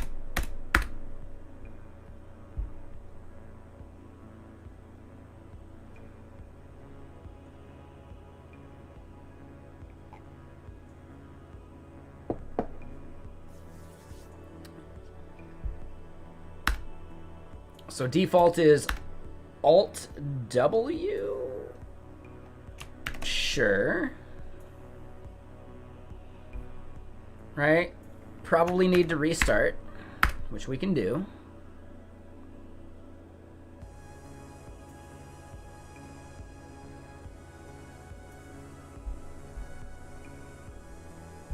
So then we go back to extensions. We got an error.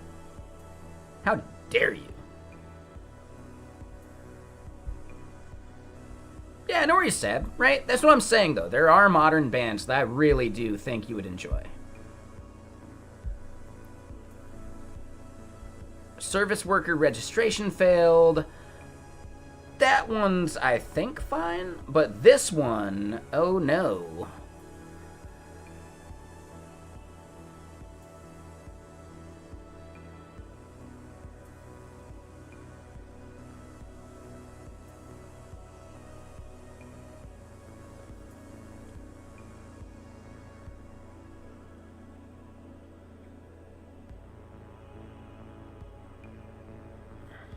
Wait, did they minify that too? Oh, they do. Alright, so the way they go and do some of this junk, I'm actually not a fan.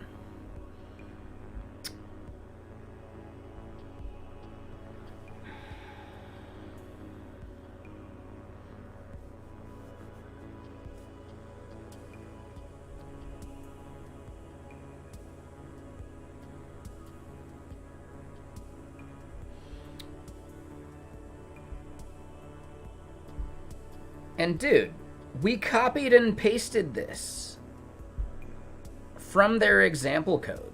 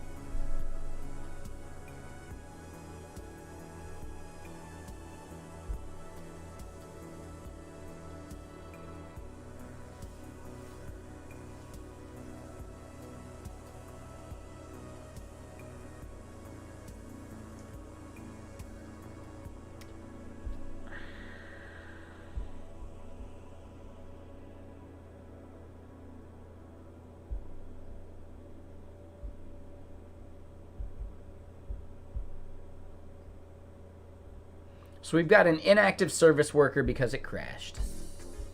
If we do this, I don't know, maybe console.log Chrome?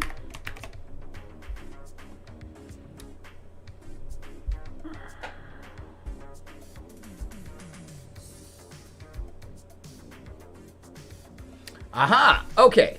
So we are getting inside of there.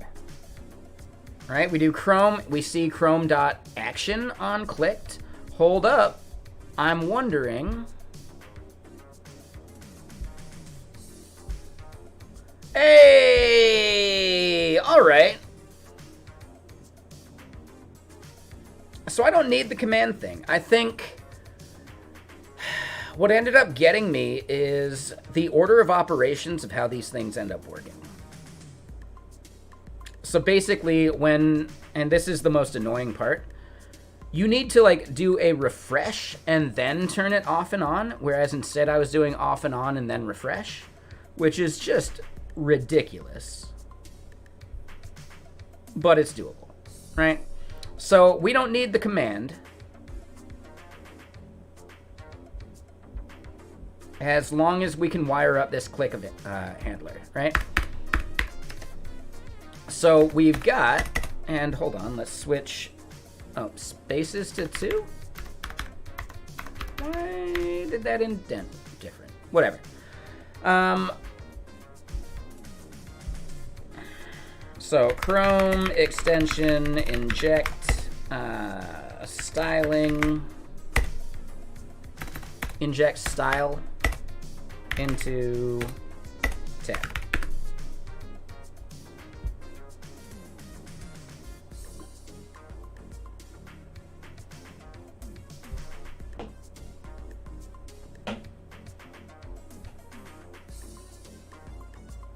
Chrome.tabs.insert CSS, it's that easy?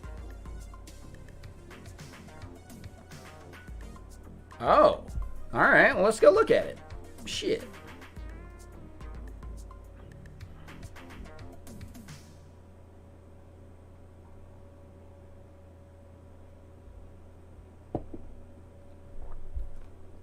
Hold on, do we have permissions tabs?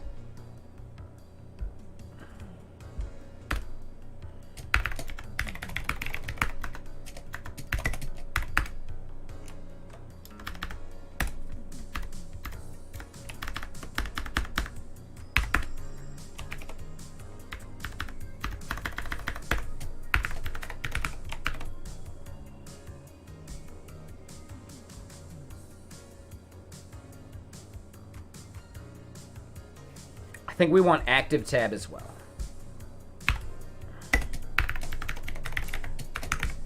And I might not need tabs at that point. Let's just try that.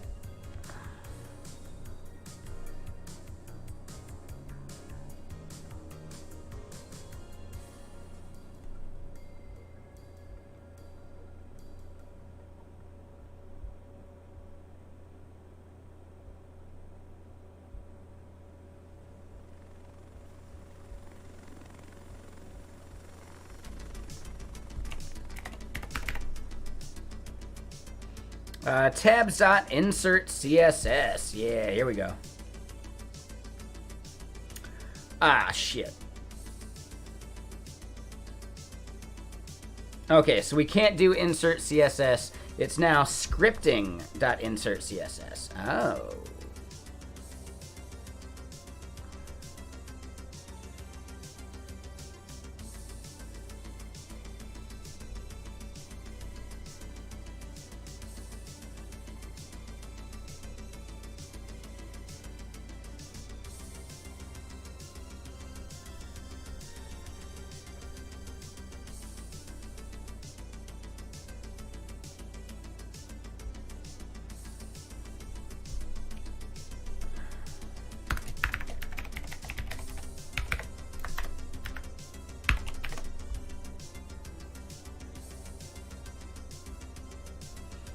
So a CSS injection.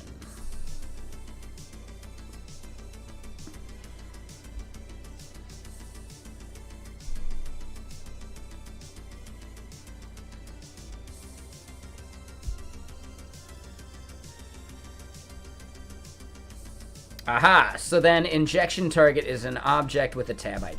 Okay. So let's head back.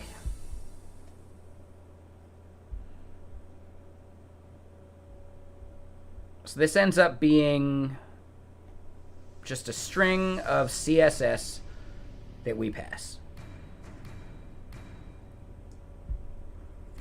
Okay.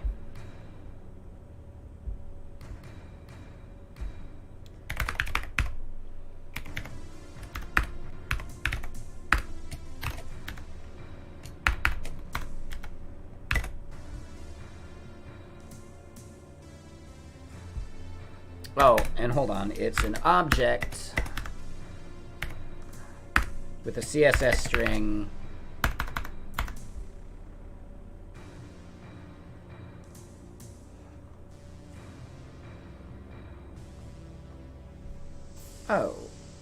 Oh, yeah. So then here, we need a target prop. That's an object, and then tab ID,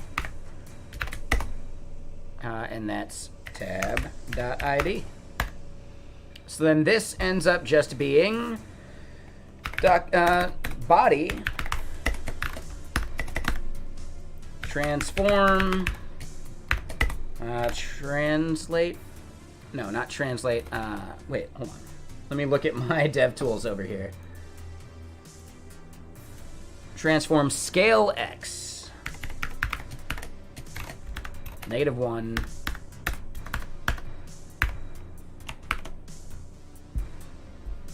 Right? Looks like it should have reloaded, but I think we still got to do like this part where we do a refresh, turn it off and on again, then refresh again, I think. Then we should be able to fire this up.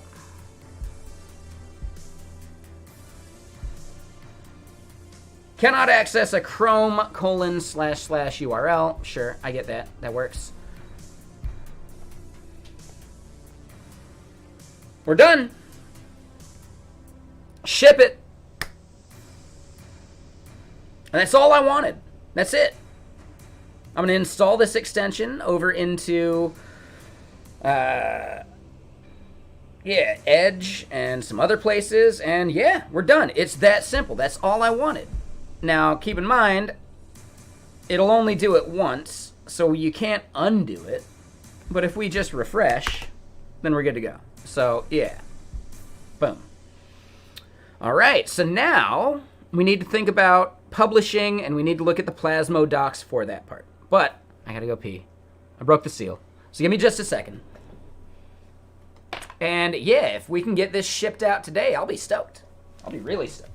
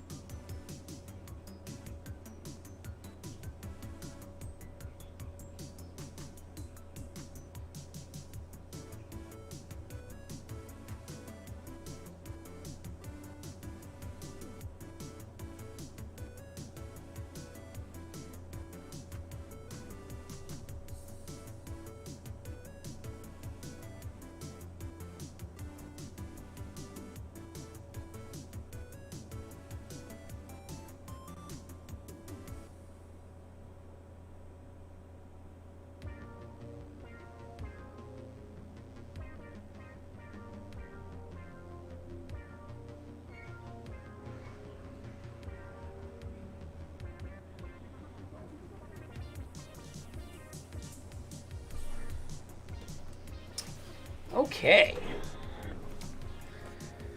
So yeah, now we got to look at actually publishing, actually shipping.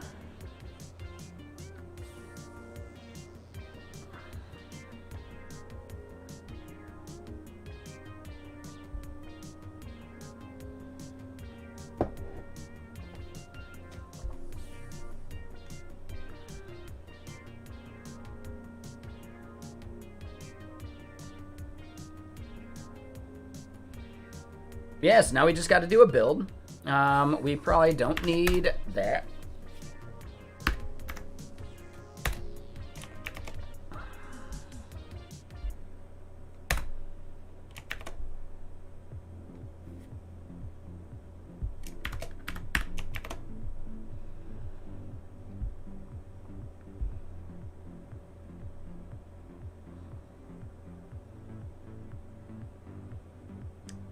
I don't even think we need the active tab, but yeah, we'll leave it just in case.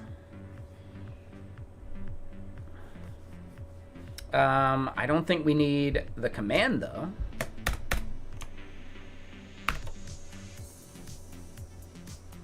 What do you mean?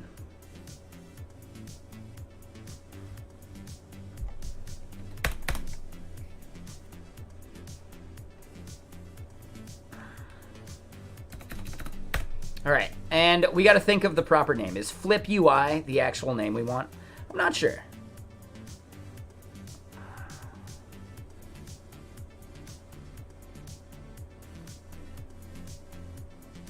Teleprompterify.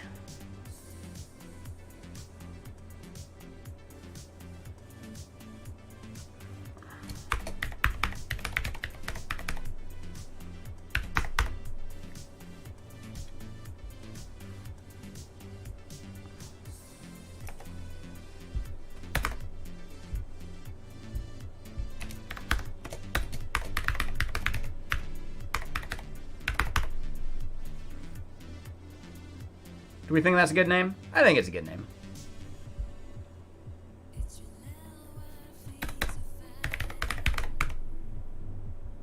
To horizontally, we're gonna make this a 1.0, because why not?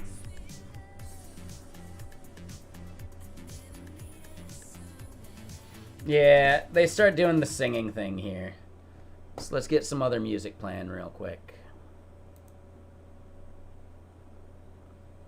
Oh, I mean, I only like the first couple songs on this album, but it's super good. Like this song, basically.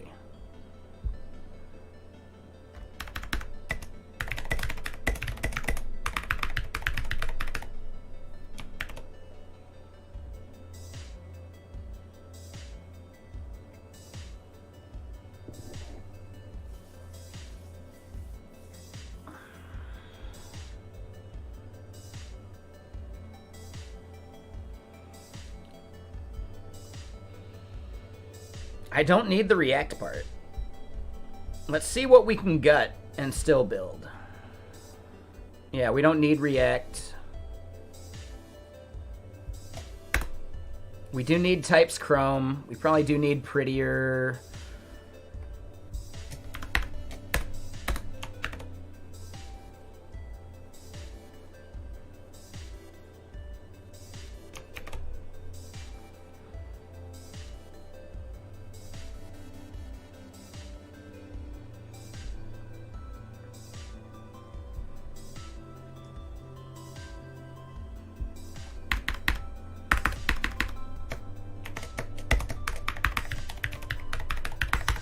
All right, so teleprompterify.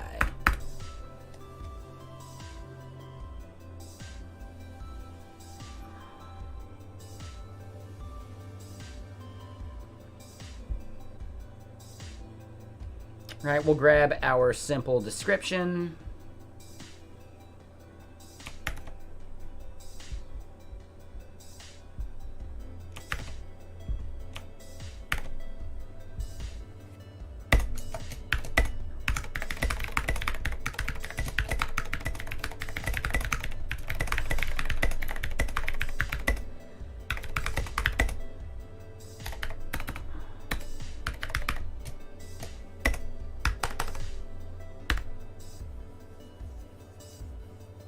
And what was the command?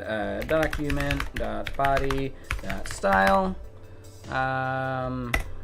equals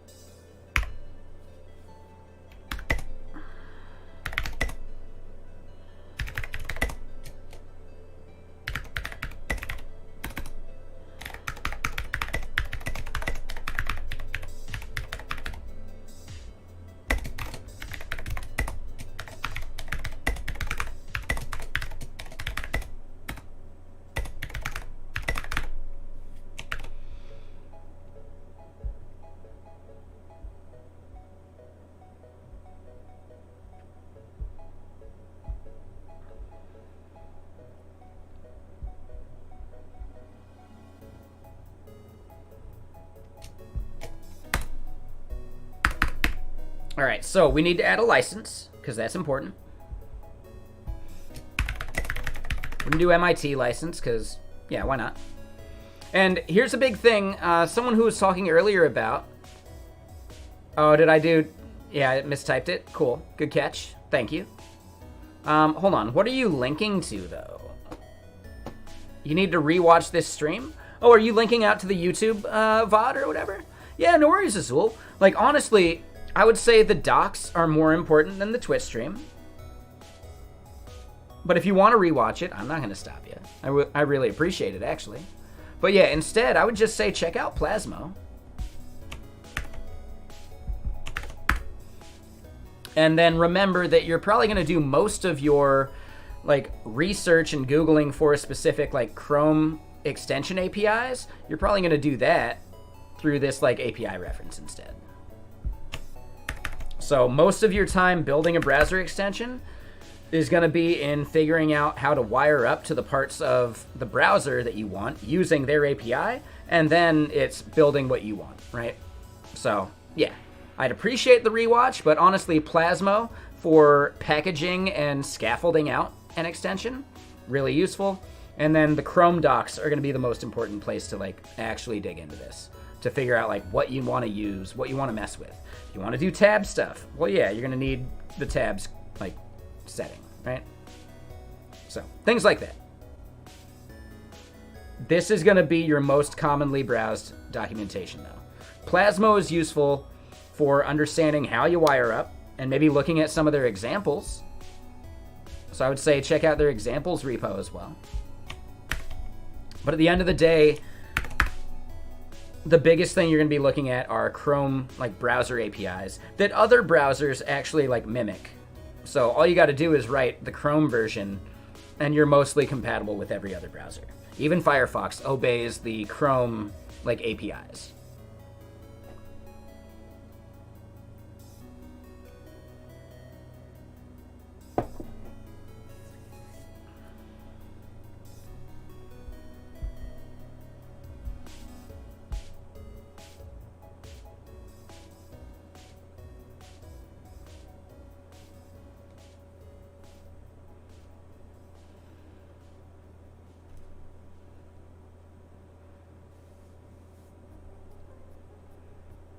And yeah, I think the Itero testbed is like their biggest thing that they're trying to sell you on.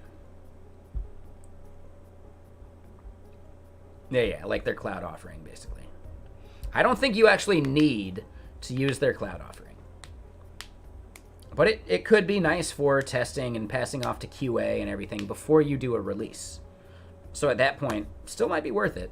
Especially for, like, think about it this way. There are businesses that build browser extensions. Those are the target market for the cloud offering. For your hobby project, you don't need the cloud.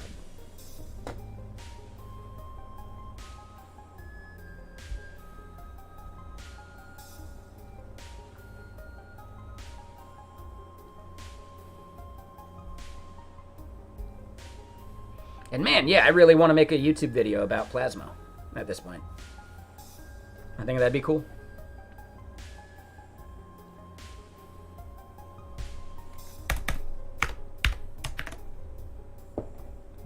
But yeah, let's grab the MIT license real quick. Oh, it was He'll Flip Ya from The Usual Suspects. Got it.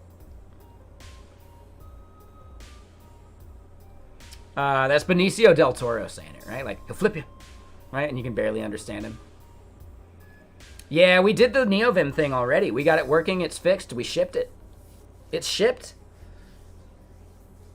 Yeah, we updated the docs a bit, and we allowed it to, like, we allowed you to call a function without needing a couple, like, arguments for it.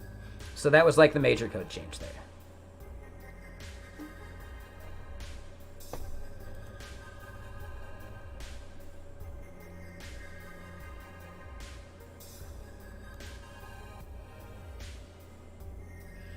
We're done with the browser extension. Nailed it.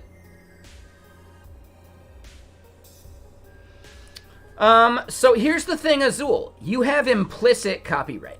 You always copyright anything you have written, right? Instead, what MIT allows is a license to use your stuff. You still maintain copyright, but other people can use it however they want, basically. And without a license like this, You don't have permission to use someone else's copyright. I know, right, X Factor? So that's the most important thing. You have implicit copyright at all times, right? As the author of the thing, you have copyright. You don't need to announce it. You don't need that thing in the bottom of your website even, right? Because you have implicit copyright no matter what. But on the flip side, nobody else has permission to use your copyrighted content unless you have a license explicitly giving them that permission. So that's why MIT is important, because now you are all free to take my copyrighted content, the extension I wrote, and you are more than welcome to fork it, you know, publish it under your own name. I don't care. I don't give a shit.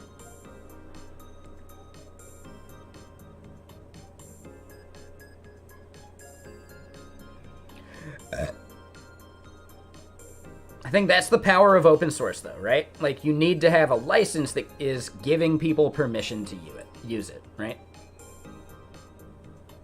Otherwise, they can't use it.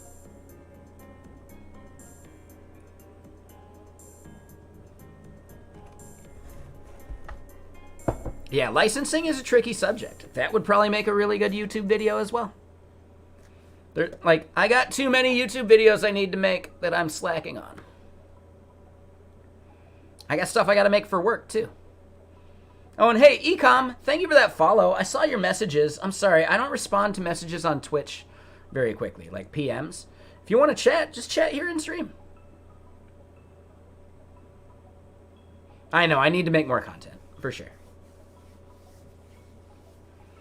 If anything, because if I make enough content and make enough money from it, it means I don't necessarily need a job anymore, and that would be fantastic.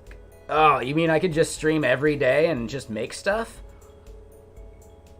That's the dream. So, we'll get there eventually. I gotta buckle down and make more content.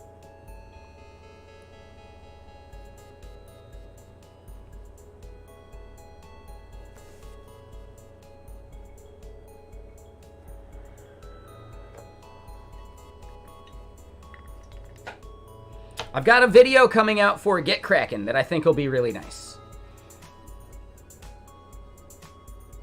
You got more time to watch? And I'm sorry about the unemployed. That's a bummer. Yeah, that's a bummer. I'm sorry.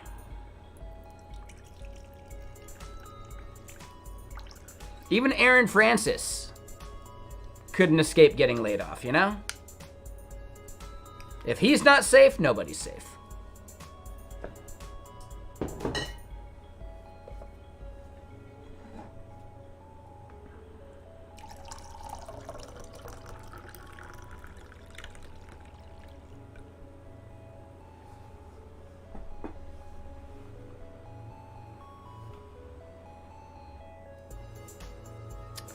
You tried out Get Kraken? Nice.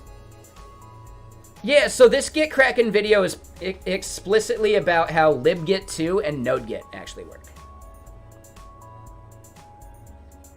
Yeah, I'm glad. Yeah, thanks, Azul. Thanks for the support. Aww. Galactaria, the cosmic guardian, harnesses the profound power of the stars and galaxies themselves. They possess the ability to manipulate cosmic energy, creating constructs and blasts powerful enough to neutralize threats or mend breaches in space-time. Their origin traces back to a mysterious encounter with a celestial being during a routine space mission gone awry. Infused with cosmic powers, they don the mantle of Galactaria, vowing to protect Earth and the universe from cosmic anomalies and intergalactic foes. With the ability to fly at light speed and a deep understanding of the cosmos, they are a beacon of hope in the darkest of times. There you go, Galactaria. Is that basically galactic diarrhea? Technically, is that like a trolley, like meme name that you were getting out there? If so, that's a good one. I appreciate that one. Galactic diarrhea. Nightmare material for sure.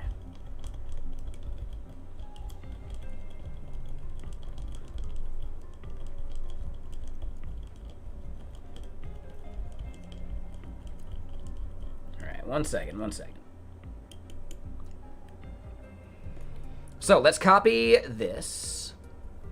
And yeah, we've got, you know, game night tonight.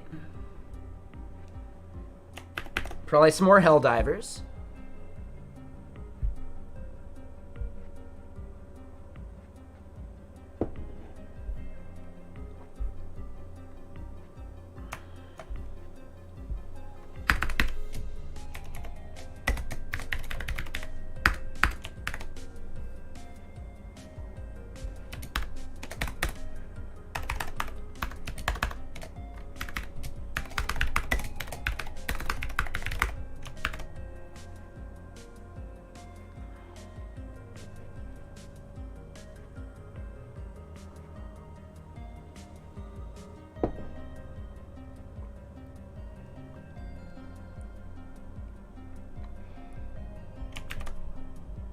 We're going to take this and put it into a license file as well.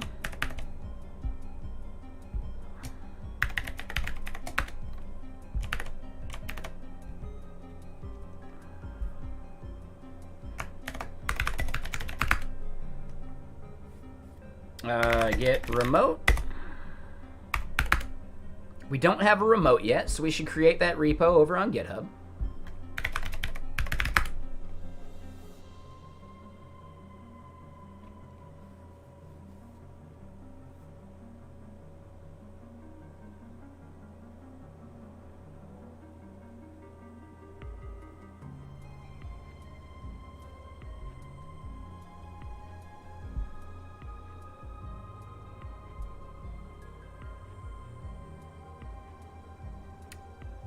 A what?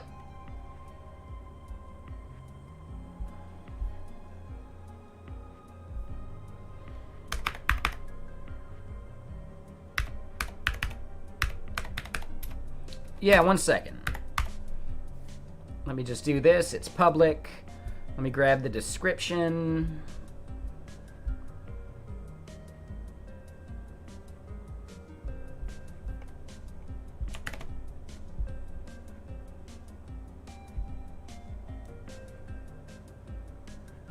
If you do !song, you can get a link to this exact link, or this exact like album on Bandcamp.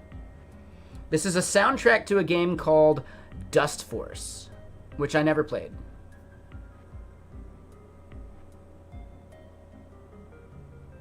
Yeah, there you go. All right, so you want to see it in action? Bam! There you go. But here's one thing. Oh man, we need to come up with an icon for it. Where does that icon come from? Ah, icon.png. Yeah, let's fix that. Icon maker AI. Is there like just a good bullshitty logo generator?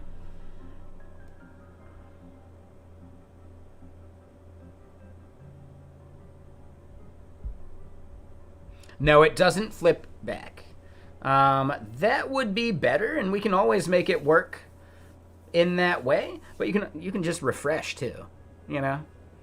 So I'm not sure how much value there is. You could just click refresh, and it won't be there. So at that point, like, kind of an unnecessary feature, bit of scope creep. So yeah, let's get started. Describe your icon using a noun and adjective.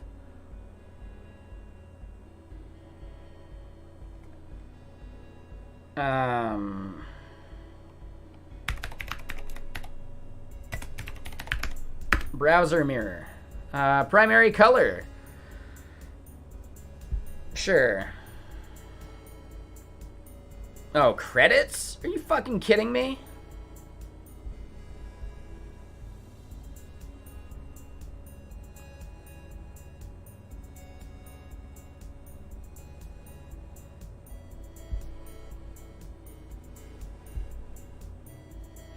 Let's see if they give us some free credits.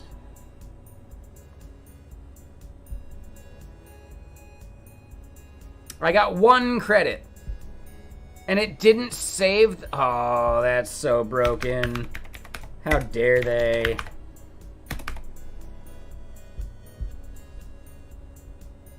Minimalistic.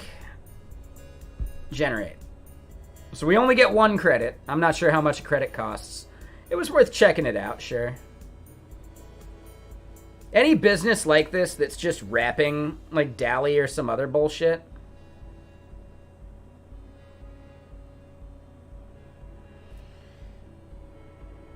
We good? I think it's fine.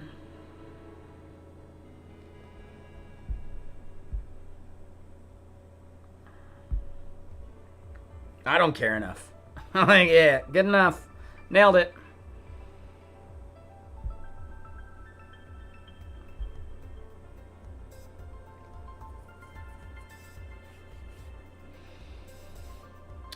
So if you want to get started in open source, it's actually easy. Yeah, I mean, let's see how much credits cost. 50 credits for $5, 100 for 9. You could burn through it real quick, but honestly, for $5, it's cheaper than Fiverr. It's cheaper than Fiverr. This is just like an AI icon generator. It's all right. It's just a wrapper around ChatGPT or whatever, or, you know, OpenAI, which is fine. But I just needed an icon because I don't want to do the generic one, right? It's a DALL-E wrapper, technically, but isn't DALL-E OpenAI? It is a good idea, especially if you just want to use it as, like, inspiration for an icon.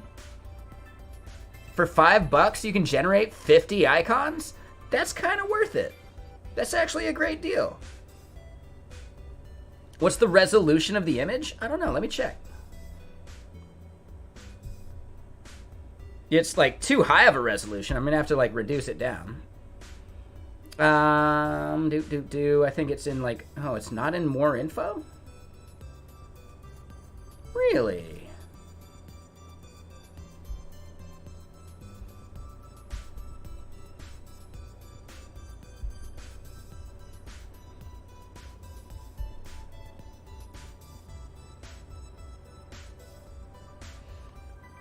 Oh, and they do like this bullshit, so I gotta crop it.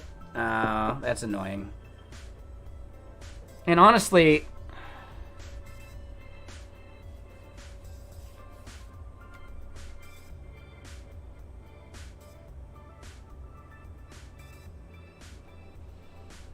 that's not even that good.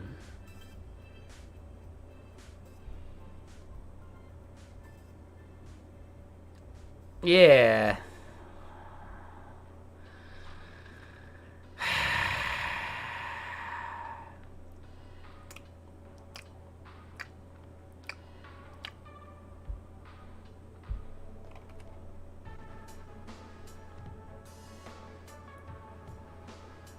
What's the place where we were getting icons from?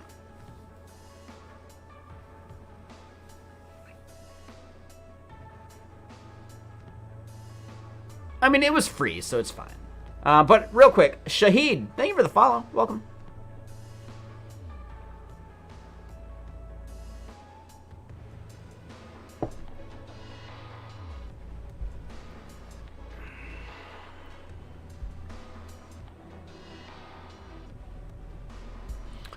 Bing image generator? Yeah, sure. Let's check it out. I mean, I feel like this is a good experiment anyway.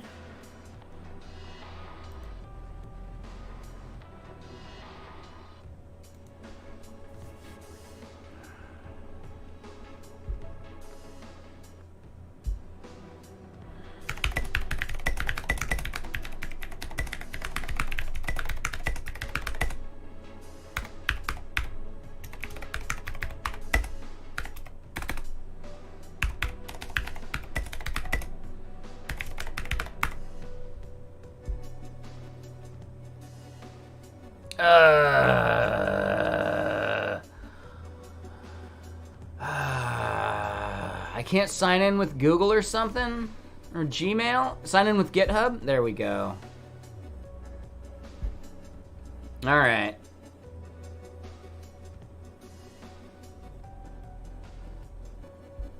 Sure. Good enough.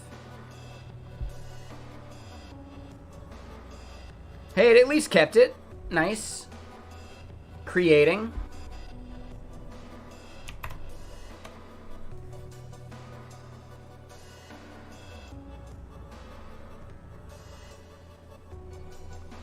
We'll see how this one does.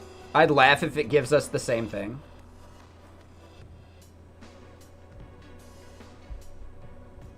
While it's doing its thing, let's go look at OpenMoji. Oh, credits just help you skip the line. I get that. Alright, so we head to OpenMoji and type mirror and see what we get.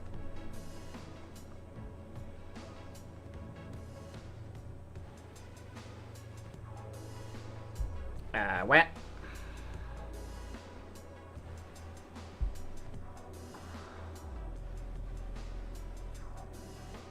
Honestly, it's good enough, but let's see what they come up with.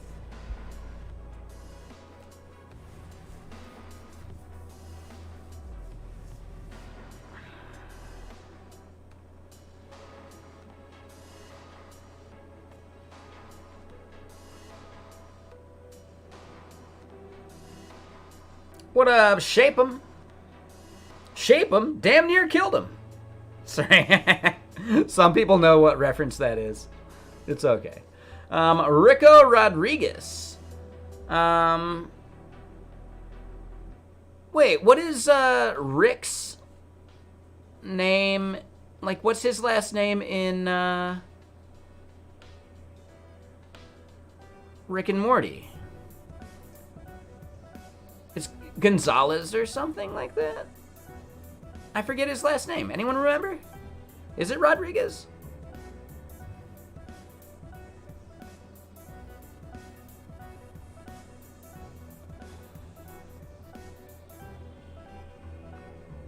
Sanchez. There you go. Yeah. I knew it was like a Latin name.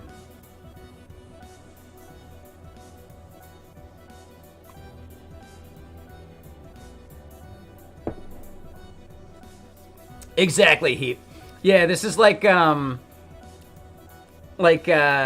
those Amazon stores where you go in and like just grab the thing off the shelf and leave, right? Oh yeah, we were using AI to do it. No, they weren't. They were farming it out to Mechanical Turk. AI just means a person in India. Like, that's what it actually meant. God, when that came out, that was just like, yeah, makes sense. AI stands for an Indian. There you go. Boom. Nailed it. Yeah, I don't know. Let's try again. Maybe I gotta refresh. Yeah, exactly, standard error. Oh. That's way too complex.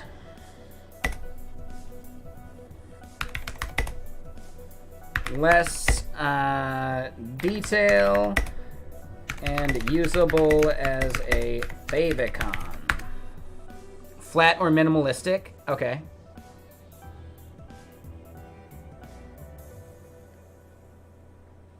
Your AI is being created by an Indian.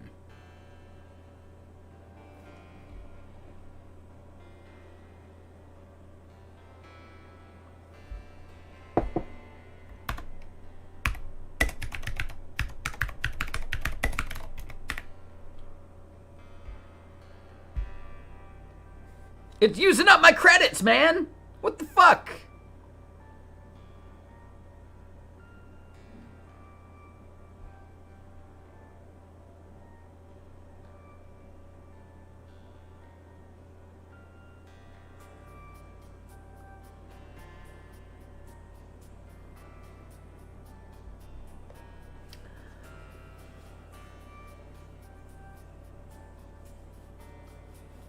Yeah, there you go. AI being created by AI.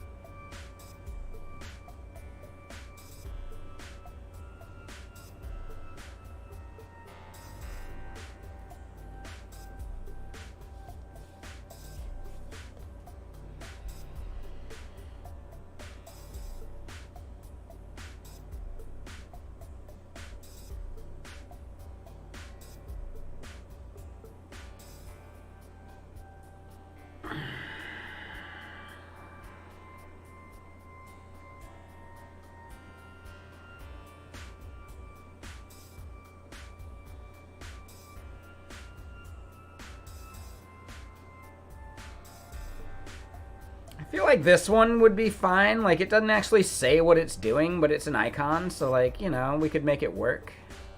I don't think any of this is actually that good, though.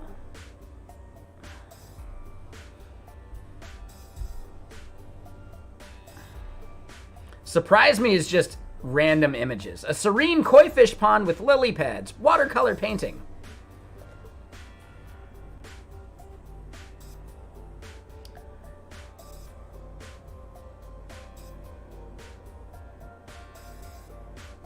Yeah, I feel like I could come up with something I would like better than this. I need to tailor the prompt a bit more. Ugh. Like, alright.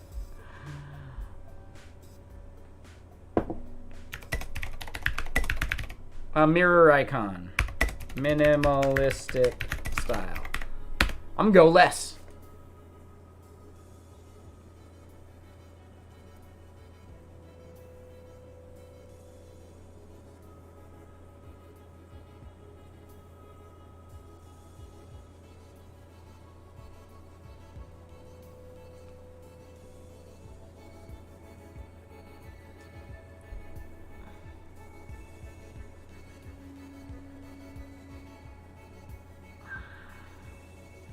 Alright, let's try yours. At least they maintain the history if we want to go, like, back a bit or something.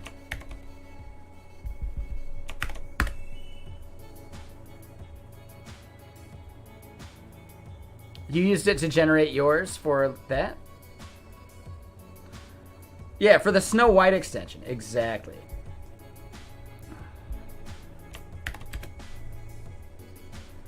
Oh, that's a fun one. I like that. And it works as a favicon, so that's solid. None of these work as a favicon.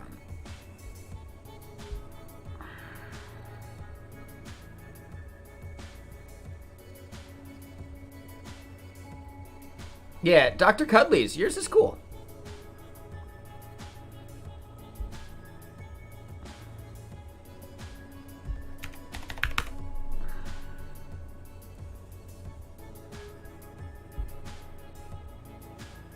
Do I just do that and call it good?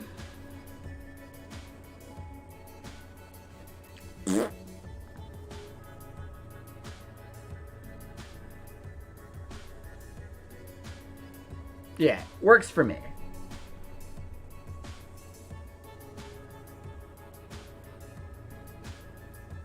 Window mirror favicon? I feel like it's just gonna make a window though, not like a mirror thing. We can try it though. I got more credits.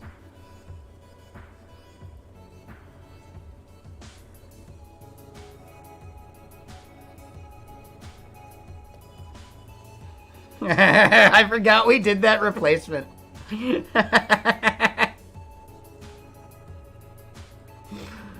Yeah.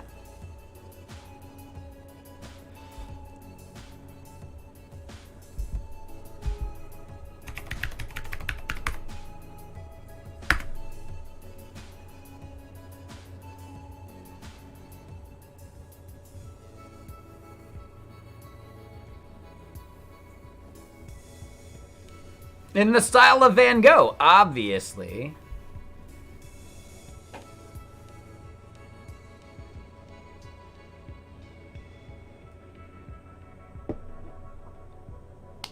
I think the arrows are enough. Fuck it.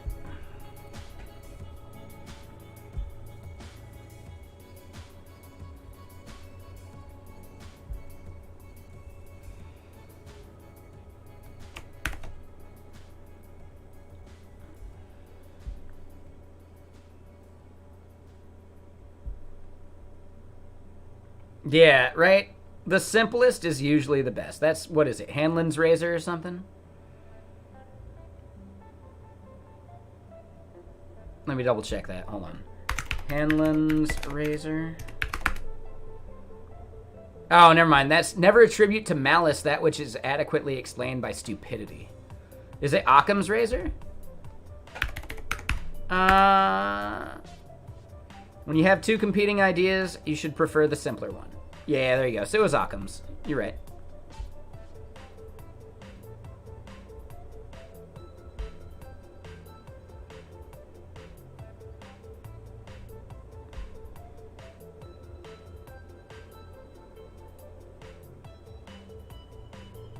Because it's a way of cutting through things. Right?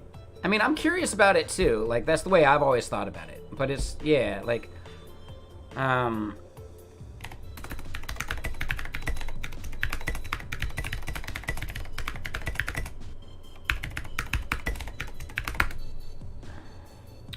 term razor refers to shaving away of unnecessary assumptions when distinguishing between two theories. So it's about, like, cutting away the bullshit, right?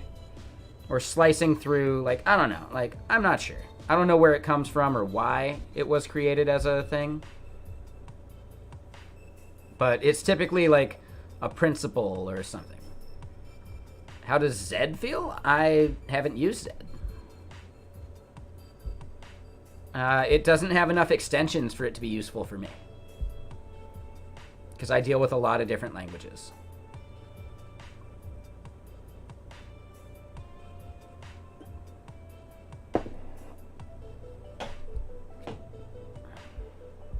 Yeah, to me, in my head, like, any of those razors are basically, like, used to cut through the bullshit. Or, like, to excise the shit you don't care about. I've heard Zed's good. Yeah. But it's still very early days, and there's just not enough extensions for things that you might try to do, unless you're working in some of the most common languages. So if you're doing Rust, it might be fine. If you're doing TypeScript, it might be fine. But then outside of that, you're going to be lacking a lot. I forget what their, like, officially supported languages are, but there's only a few of them. But it's very early, so, like, you know, if you like it, give it a shot. Don't listen to what I say about it. Yeah. Think for yourself. Question authority. Yeah, that's a Tool reference.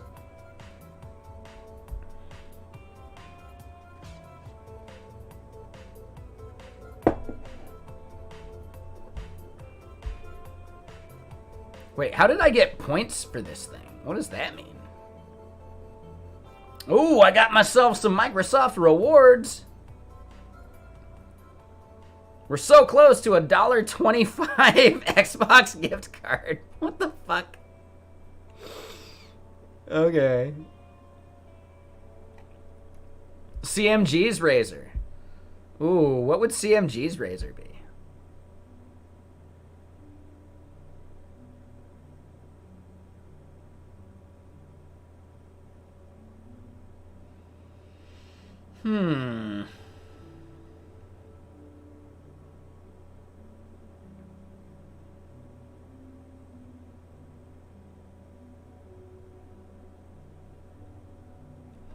I feel like it would just be me ripping off some Hitchhiker's Guide quotes, right? Like, anyone capable of getting themselves elected should by no means be allowed to do so.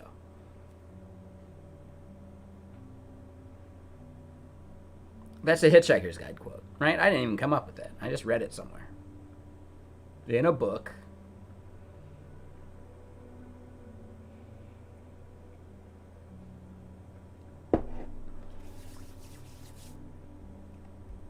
I'm a walking compendium of movie references and trivia. But okay, what we need to do is copy and paste that icon. We're going to go throw it over into repos here and find the... We called it Flip UI. We should go in and fix that at some point.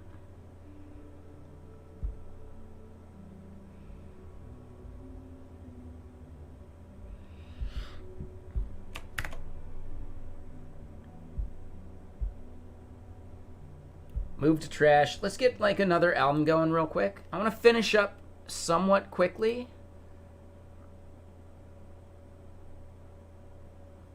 Because I got games I want to play, man.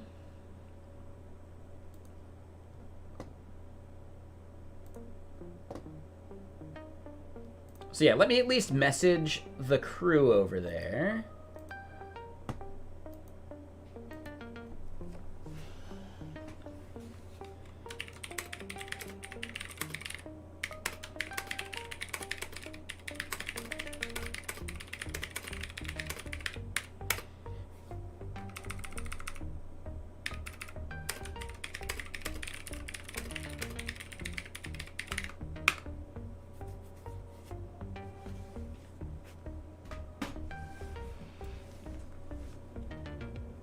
So this would be with Algobro, Acorn, and Robotic Head. And we will be not playing Baldur's Gate 3 because they managed to basically catch up with where we are by skipping most of Act 2. So I am imposing that we have to wait. And Robotic Head mentioned that he might be a bit late because he's getting some sleep. So yeah, like, you know, I'm thinking we'll probably hop into some Helldivers. And if Robotic Head's not around, Worm can join. If you're Worm behind that account, I don't know, just throwing it out there. Usually Worm says Worm speaking or something like that.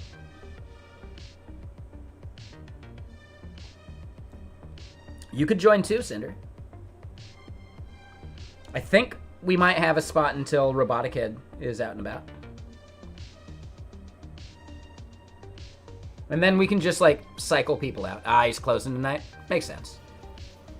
But yeah, I'm making sure that the other group doesn't get past where we're at with our game. So I'm looking forward to Wednesday so we can play some more.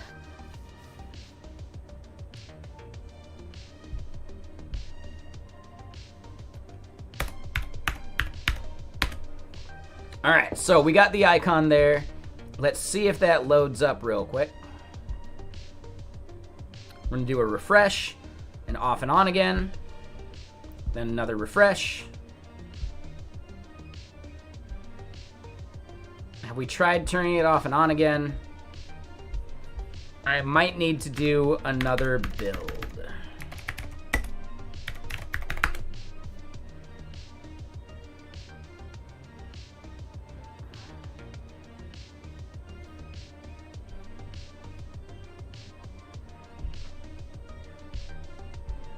Oh, I might need to do, like, PNPM dev.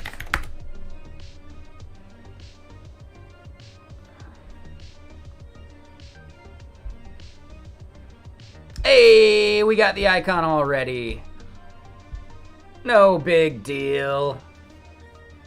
Like a glove. All right, we're going to call that one good. Okay, so we did our PNPM build. What is the other command we got to do? Let's do PNPM package.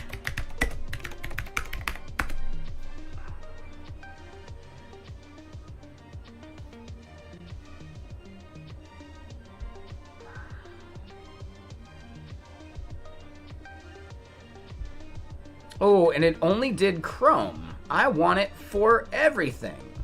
It's my browser extension, and I want it now.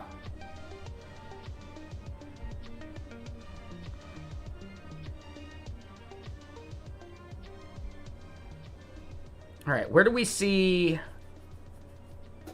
publishing?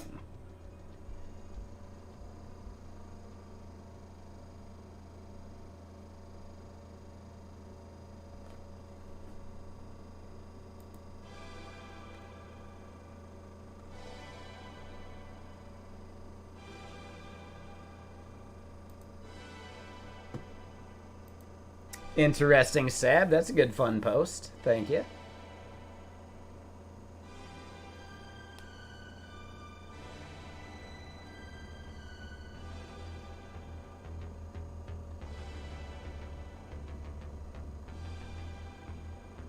Internet Explorer 11? You... How dare you? How dare you?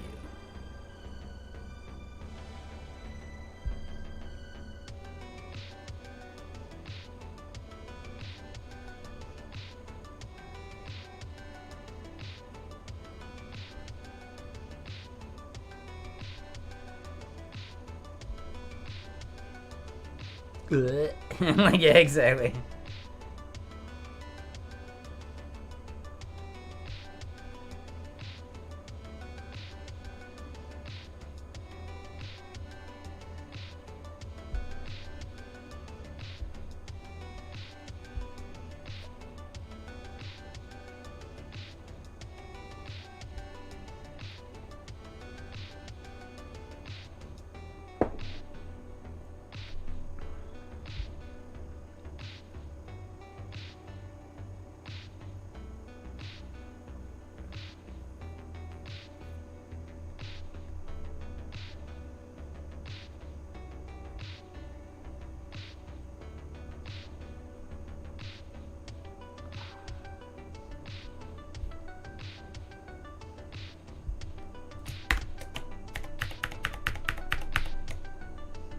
All right, so let's do something like this. Oh, it's nearly 4 a.m. for you? Dude, that's brutal.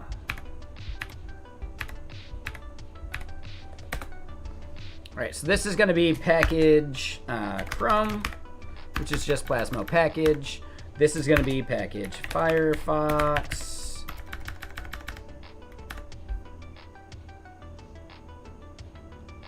Edge Brave Opera.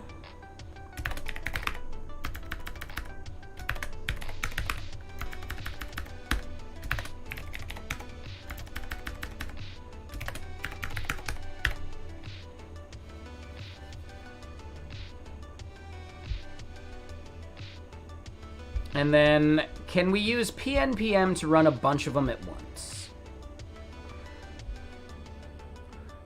Sleep has been a bit shifted recently, but you should really put some effort to push it back and not let it continue. Yeah, that's huge.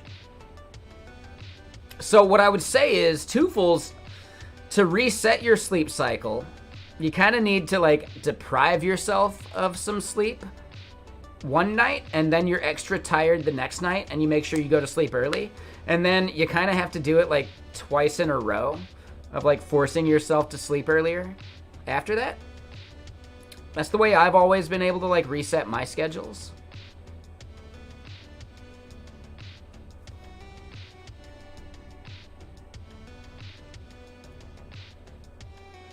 So yeah, you gotta be, like, tired the next day, so you gotta wake up earlier than you expect to. And then you can go to sleep earlier the next day because you're tired. But you gotta really force yourself not to take a nap. Otherwise, you undo all that effort.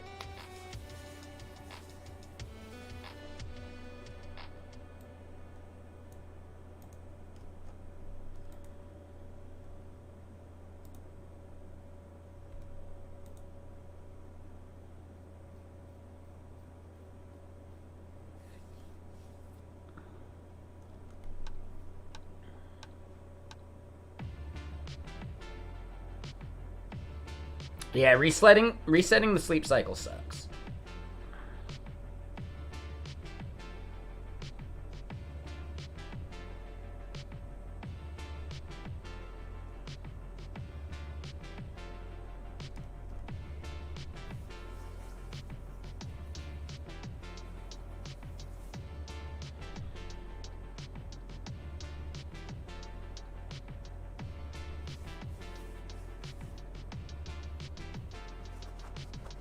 And then you broke it 2 days later. Yeah, that happens.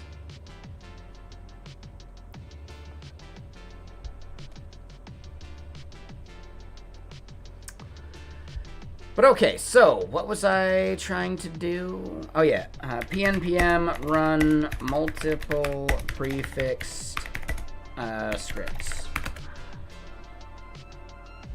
So yeah, PNPM run.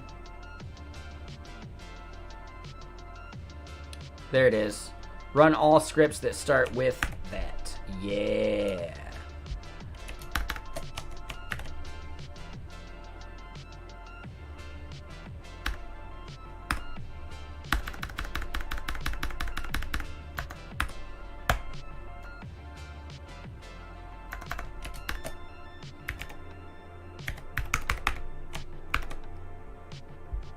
Technically, I think the Safari one's gonna break, but that's okay.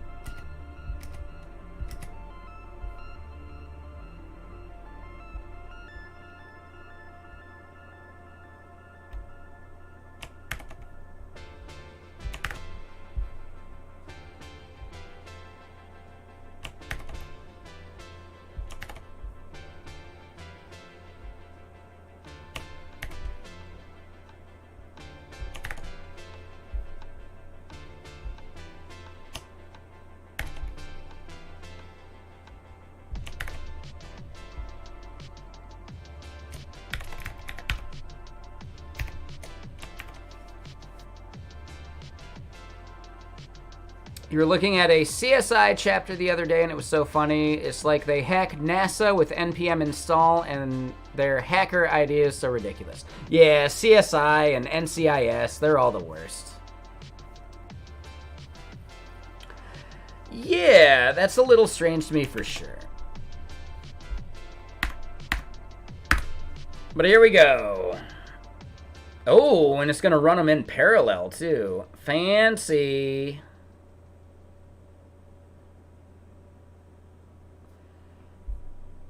Fancy. Ooh-wee. Look at all those. Beautiful. B-E-A, beautiful. So Brave, Chrome, Edge, Firefox, Opera. We got 5 of them. That's cool.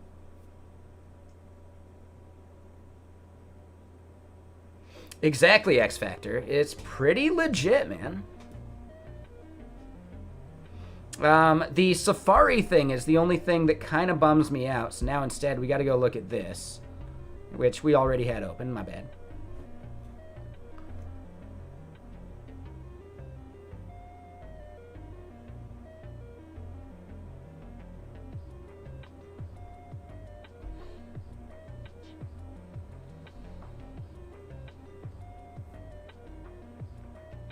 Does it really have to create an Xcode project?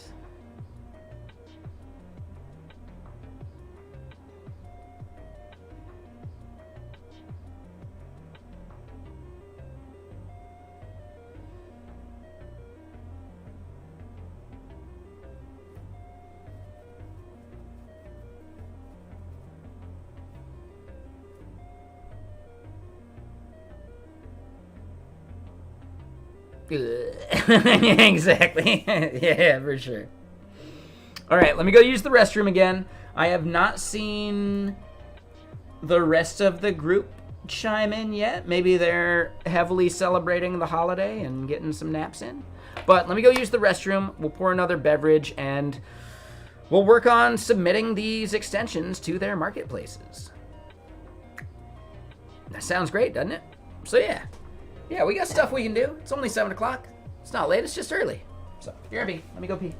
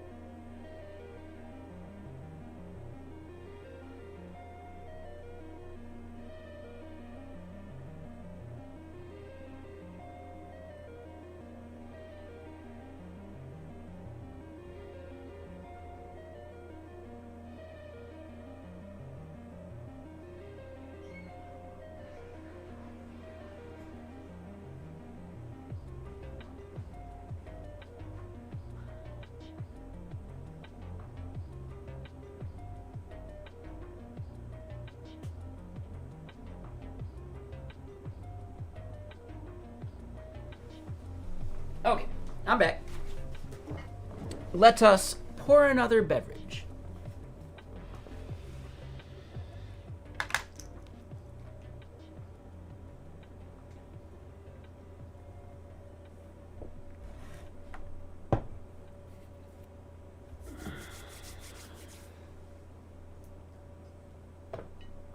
And let's check on work. So yeah, here's the thing. I think I will be streaming tomorrow. I know I rarely do a Sunday stream, but I want to wake up early enough that I can do some like video reshoot stuff.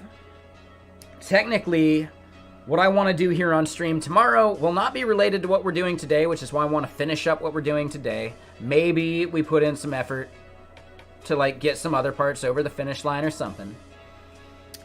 But tomorrow, I'll actually be able to dig into and do some open source stuff for GitLens, because I need to add a banner to the welcome screen to actually introduce the workshop we're going to be doing for GitLens, right? So technically the workshop is going to be me, like also with Melise, another person I work with. He's going to do like the intro and the outro, and my content section is going to be going through onboarding onto a new project and using GitLens to understand the code base and like really like show off the features of GitLens that you can use right there in VS Code without having to leave VS Code, right? So less context switching. That's the main gist of it.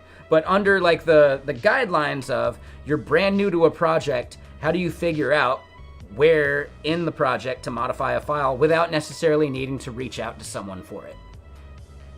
So it's like, yeah, you're brand new on a project. How do you find what files to modify for a ticket that you've been given? And I think that could be a fun workshop.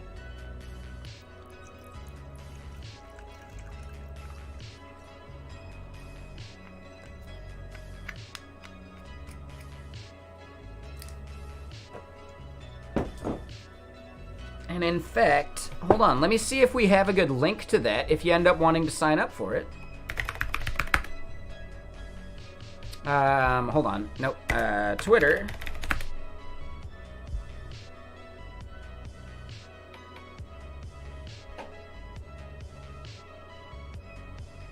Hey, look at that smiling face. Yeah, it's kind of a smile. It's a smirk, right? Let's be honest. But yeah, like, I guess here's the tweet. There's definitely a link in there somewhere, maybe? Ah, the bit.ly link.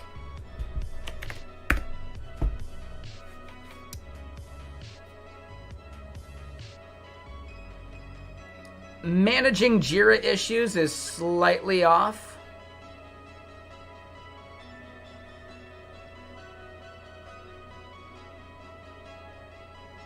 Yeah, I don't know. I'll have to, like, practice the workshop. I'll have to create some issues on Jira, like, things like that. There's going to be some work for, like, just the plumbing of the issue. I'm going to have to practice it, so I might practice it here on stream with y'all at some point. But I'd still love it if you end up showing up to the workshop, because, yeah, they have a lofty goal of getting 3,000 people to attend. I don't think that's happening. Like, we can try, but come on. Come on.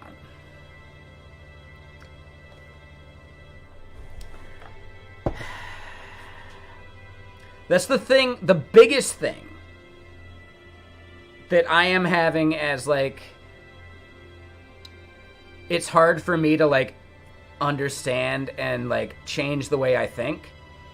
In marketing, it's all about setting lofty goals and just even trying to hit them. Whereas instead, in software dev, you don't do that. You only promise what you can actually deliver. I am of the mindset that I can only promise what I can actually deliver. But, you know, I don't remember those numbers, so it'd be tough for me to share. Like, I don't know. I don't know even where to look.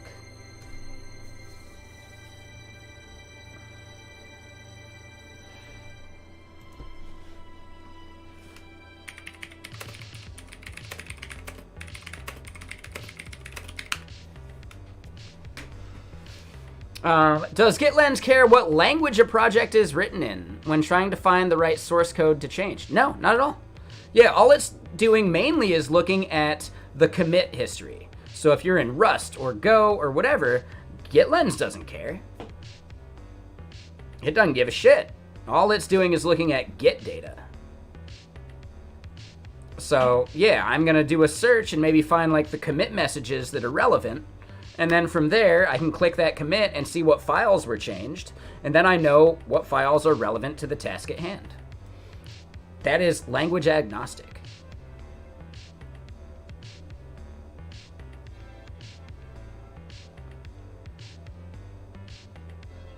Yeah, marketing versus dev is a never-ending battle. Exactly.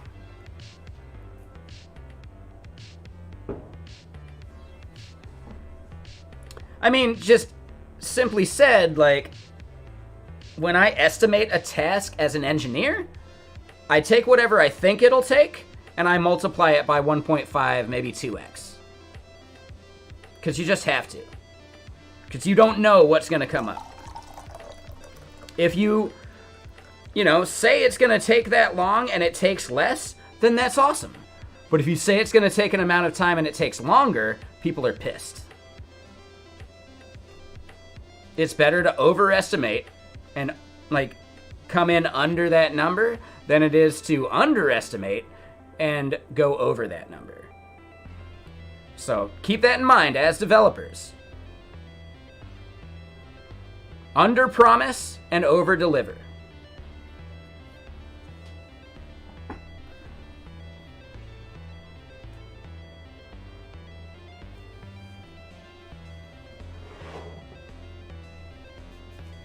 No one will get mad at you for shipping faster, but they will absolutely want to have a talk about why you didn't ship it in the time you thought you could.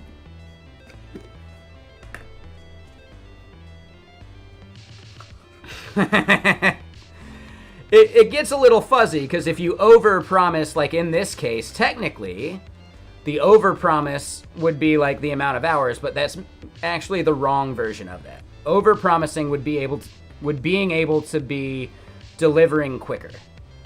That would be the overpromise. So the overpromise is technically how many tasks or story points you can get done. Right? So overpromising about the amount of story points you can finish and under-delivering is a huge problem.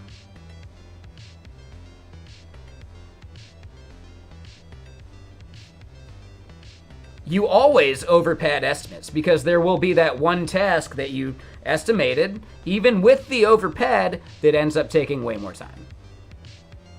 Now, that overpadding is actually fine because there will be at least a task per sprint that took you way longer than you expected it to.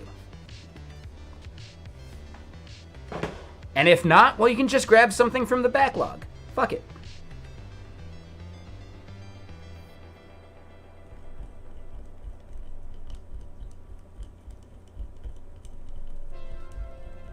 So technically a spike is often like, I don't know how long it's going to take. I can't even give you an accurate estimate. Let me take 4 to 8 hours or whatever story points you want to do some research and try. And then I'll have a better idea of how long it'll take me to finish it. So spike tasks are a really, really good idea. Not enough companies actually do that. Like a good spike task is a really, really good idea. Not enough companies actually allow you to do those though. And that's just a flaw in like the bureaucracy of it.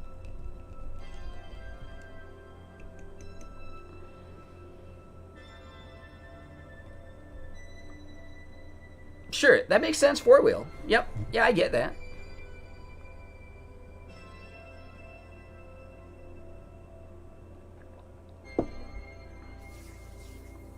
Yeah, yep.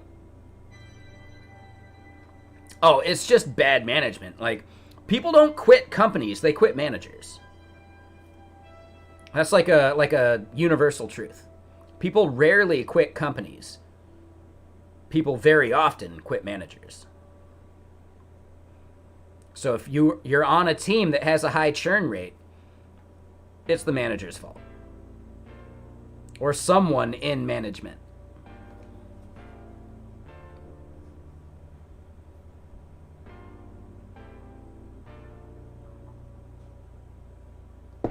You've quit a CEO before. Yeah, for sure. That happens. That is more common than quitting a company. Like, way more common.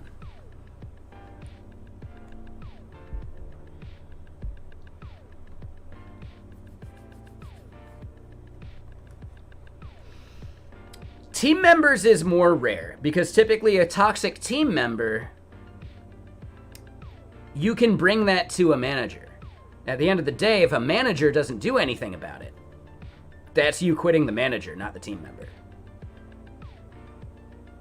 Right? At the end of the day, if someone is even with you and they are toxic, you should have some kind of recourse.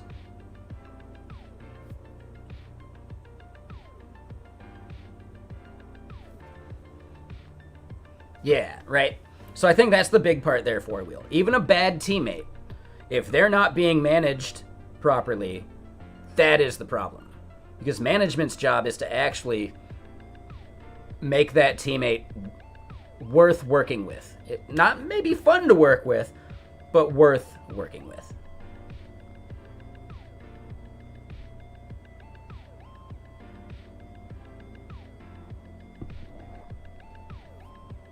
Exactly, right?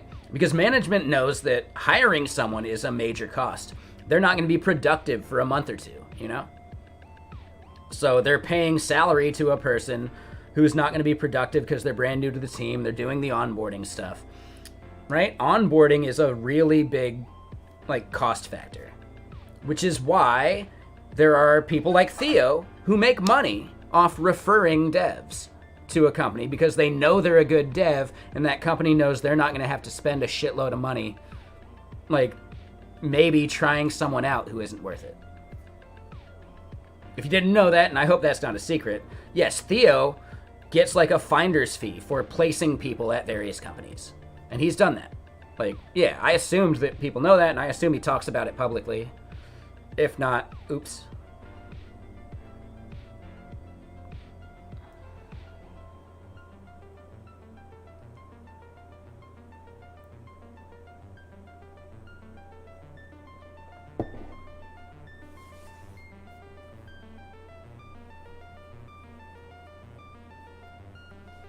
Yeah, it makes sense, Seb. I don't know. I think it depends. You do a lot of contracting, right? As a contractor, they don't want to pay for onboarding. That's why they're hiring contractors. Yeah. So as an employee, there is far more onboarding to deal with, right? Employee handbook stuff, all sorts of BS, because employees have to be treated differently than contractors.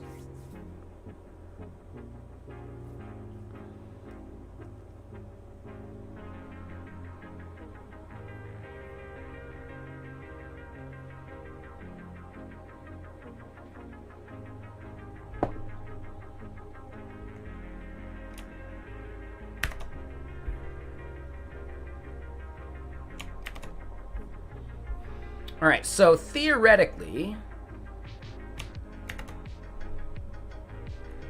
we would do something like this. The path to the extension would then be build slash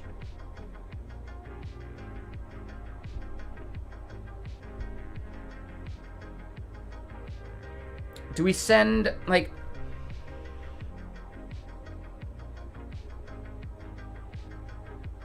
think we end up sending it to this folder, right? Because it's got the manifest and all that junk. I think that's it. And ooh, hold up.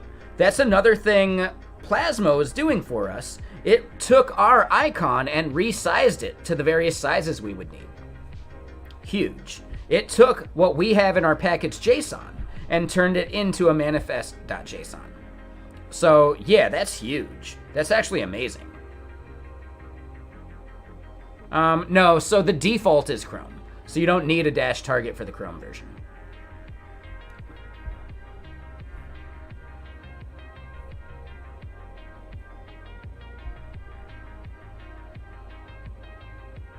I mean, we could make it explicit. Honestly, I like explicit over implicit, so let's do it anyway, sure. I think that's a good point. Yeah, nah, you're right. That's a good call.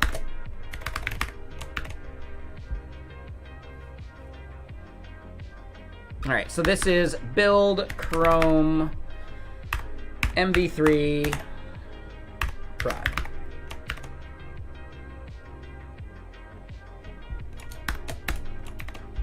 Now let's see if we can just run that directly. Package Safari.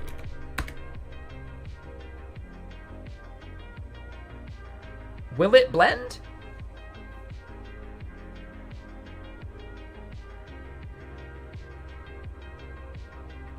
This does not look like it's blending.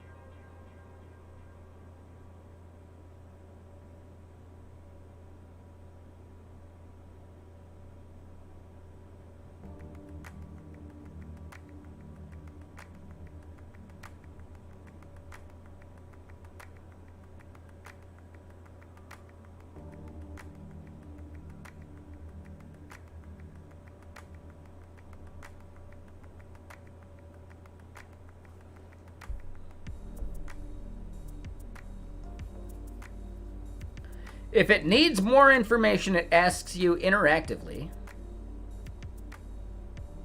But we could force it. Review the manifest warnings, sure.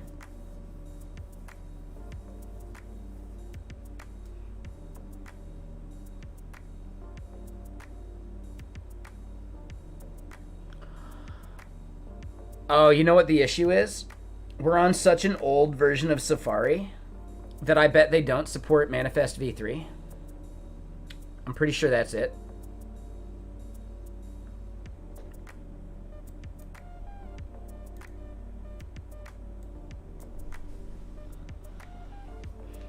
I'm willing to bet that's it.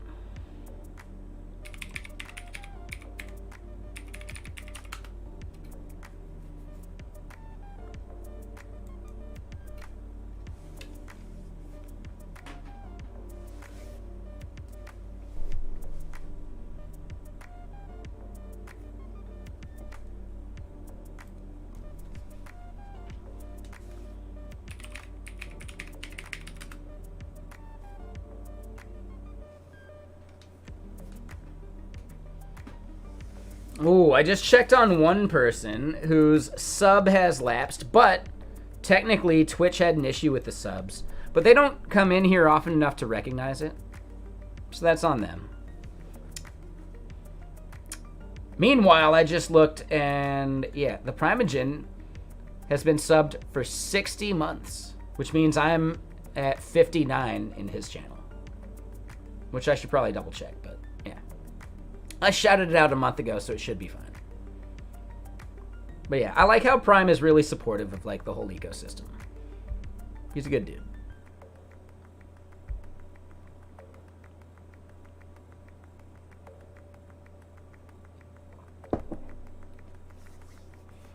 No, there was like a legit bug that they shouted out. That in April or March or something like that, like long-standing subs just failed to actually renew. They made an announcement that they will like actually honor people's subs and give you like a counter towards your like sub streak or whatever, even though it lapsed because they made the mistake. Realistically, Twitch needs to do something where they notify streamers, you know, like, hey, whose sub got hit by this bug? And then, you know, you could reach out and let them know. Really, they should reach out to viewers that got hit by it. But I wonder if their, like, reporting is actually good enough to handle any of that. So yeah, that's the trickier part there, too.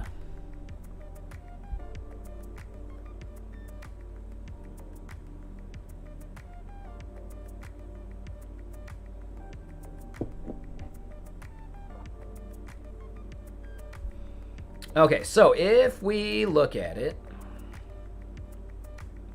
we see teleprompterify over here, right? macOS extension.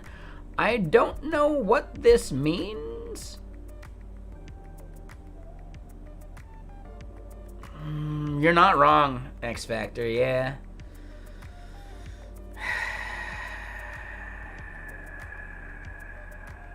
You're not wrong.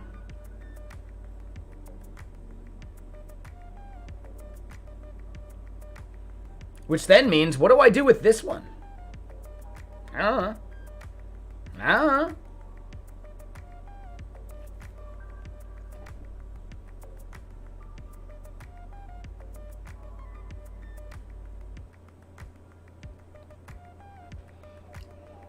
Yeah, I can make it a media machine. That would imply that I actually watch TV on an actual TV. I just use my other laptop. Sell it on eBay? I'm not a big fan of that either. Then I gotta deal with eBay. Ugh.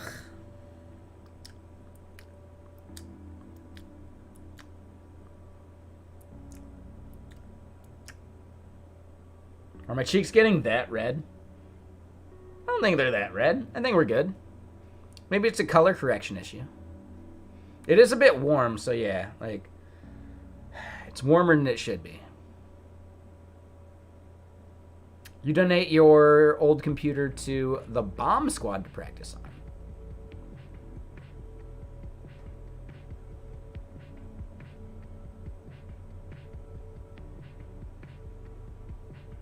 What is the extension? It's actually very simple. Boop. Done. That's it. That's all it does.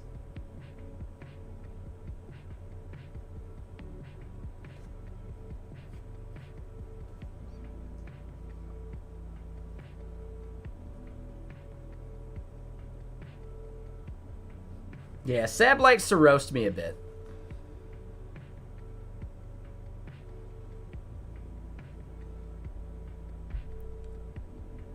Yep, it just flips the screen.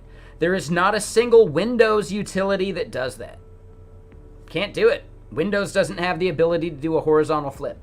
So, I have a teleprompter right here in front of my face that I'm using to read your chat right now. No, I didn't get any sun in Arizona. No, hell no. No. I'm a very, very translucent-skinned individual. The sun is out to kill me.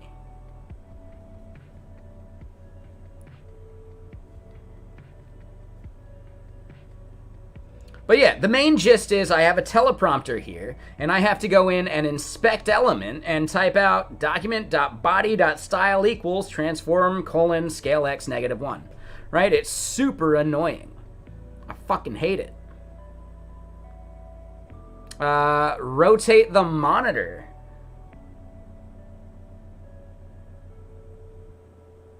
That doesn't do that because the monitor is still then rotated on the Y. Right? I need a pure X flip. If I rotate the monitor, then it's doing a Y flip as well, which then undoes what I'm trying to do. Because of how, like, Windows does the flipping.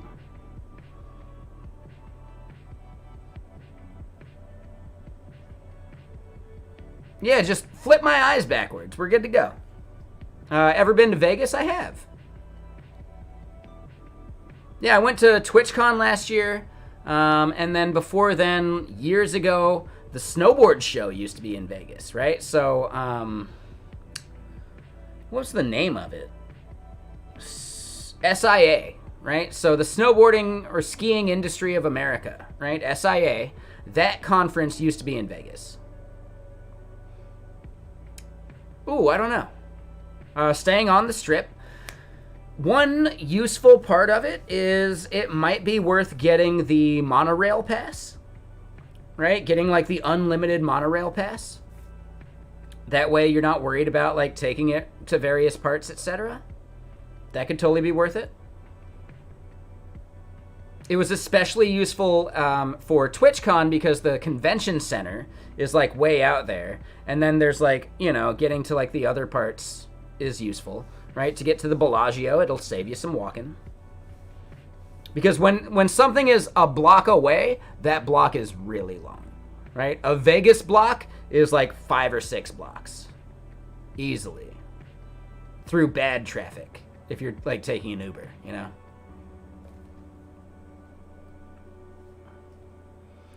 But yeah. There's a good ramen place. I forget what the... It's like right across the street from the Bellagio or Caesar's Palace or whatever. It's in like one of those like areas where there's a bunch of restaurants kind of like clustered together outside of casinos, but like in a little spot. But yeah, there's a really good ramen place I recommend. I took a photo of it. I don't have my phone on me though. Wait, really? I don't have my phone? I must have... Oh, hold on. No, I got it right here. 1 second. Yeah, let me find this photo.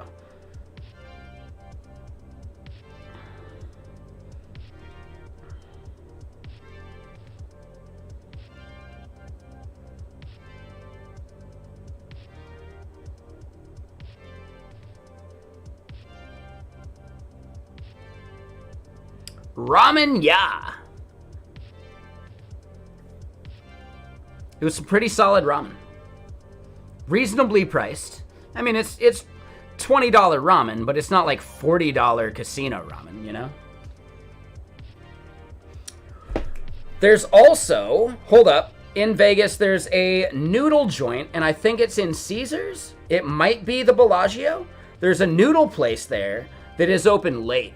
And I'm talking real late. We rolled in there, like, all of us, like, tech people, like Primogen, bunch of people, etc., like 20 plus of us, late, and it was pretty damn good. Oh, good job, Nightbot. So yeah, if you're looking for late night noodles, right, especially, like, on the weekend, that's when they stay open later. Yeah, like, there's a noodle place that I don't remember the name of, that was quite good. They do, like, all sorts of really good, like, noodles. Oh, you're going to a concert at the Sphere? Oh, what's the concert? Maybe I missed that part where you mentioned. Okay, you didn't say it. Yeah, what concert are you going to see? Oh, like the Grateful Dead? That'd be good. Oh, that'd be solid. Right? Is String Cheese Incident, like, joining them or something? Because that'd be solid. That'd be a good show.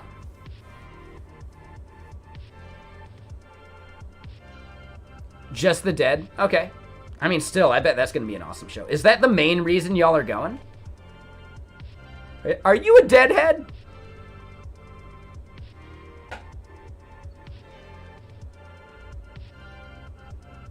Oh, and to gamble, of course. Yeah, obviously.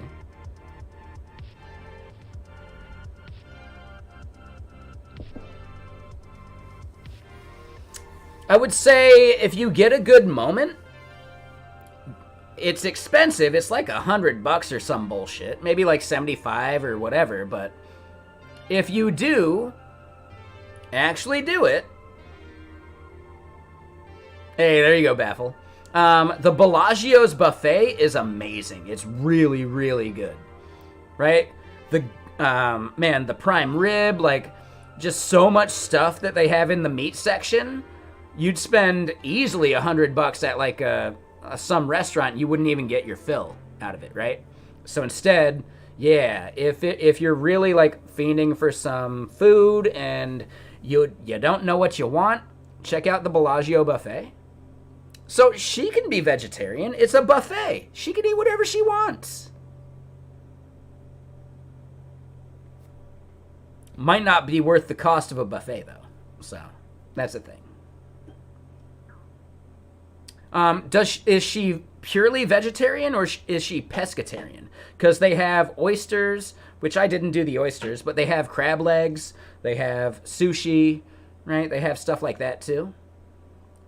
But if she's purely vegetarian, there's a lot less options for that.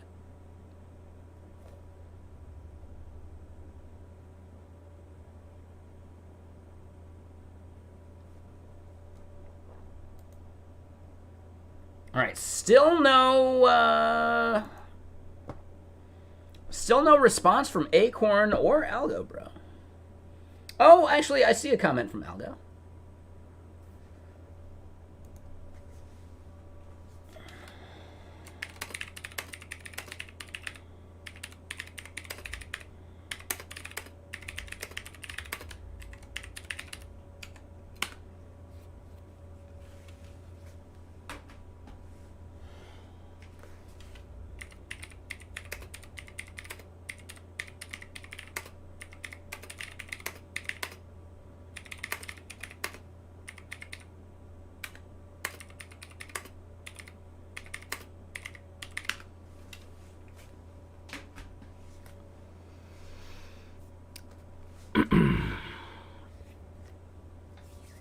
She'll do eggs and fish if you catch it yourself there in Florida. Oh, that could be cool. Yeah, I could see that. Let me get more music going.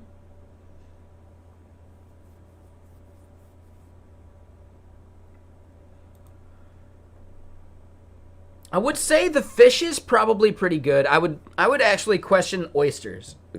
Like, I don't know. I've shucked oysters before at like a fancy restaurant. I've still never had one myself, as far as I can remember. I should have just had one. I like shuck it and just, right? I should have totally done that. No, so Seb, here's the biggest thing. Any fish that you order, especially like shellfish, is frozen, like flash frozen on the boat. They do that, number one, because They're going to be transporting it to a place where they're going to process it. And number two, the flash freeze kills like parasites, etc. Any fish you're going to eat here in the U.S. has been flash frozen at sea immediately. I question that entirely. If it's maybe from a farm, I'll believe you. But no, like to kill the parasites, they will flash freeze it. There is no such thing as truly fresh fish here in the U.S.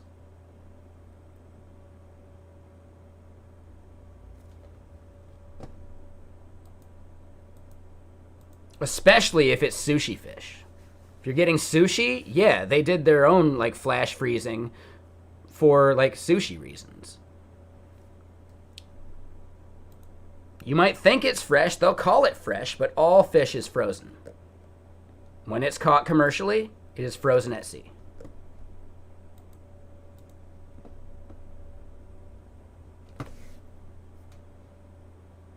Yeah, if you catch it yourself, maybe. Some farmed fish might be okay, sure. It's expensive, though, sure. And I'm not saying it's impossible to find, but, like, statistically, any fish you've eaten at a restaurant here in the U.S. was frozen ahead of time. Purely statistically, like, just numbers-wise. Ooh, and I see Algo over there. I could message Algo, right? We could chat while I'm trying to launch this thing if he wants.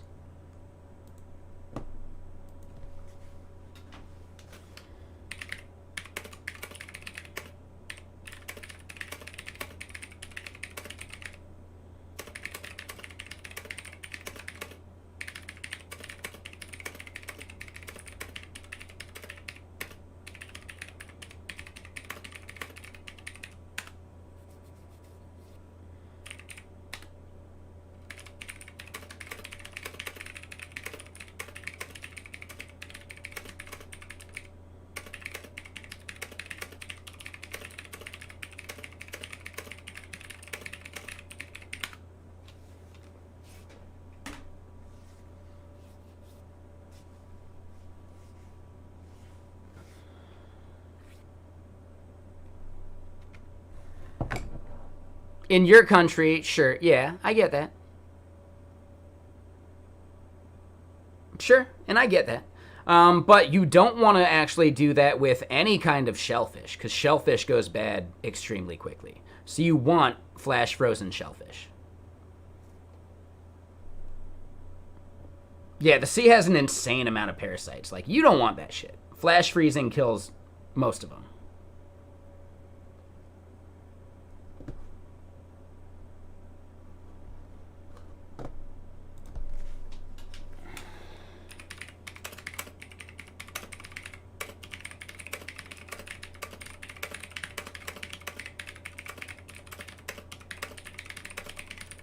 So, Algo Bro might join us here on this stream while I'm trying to launch this up and do some things real quick. I just wanted to clear it with him if he's okay with that. And, you know, we might bring him here on stream to just chat and chill. If you guys are okay with that. I assume so. I just wanted to clear it with him before I, like, you know, launched up into that Discord channel and, you know, he's not aware that he's, like, live on stream. Oh, hold up. We're going to listen to that real quick. I hope it's, like, okay.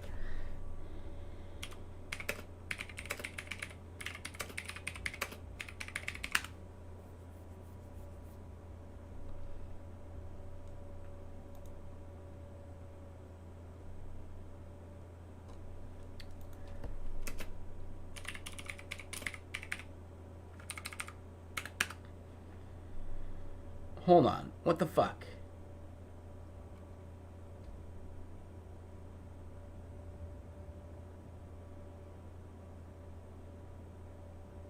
Maybe this is it? Okay, hold on. Yeah, this is it. This is the one. We're gonna crank it. We all make bad decisions, like, say, gas station sushi. Cheap is good, and sushi, good. But cheap sushi, not so good. It's like that super low rate on not car insurance. Pretty sketchy.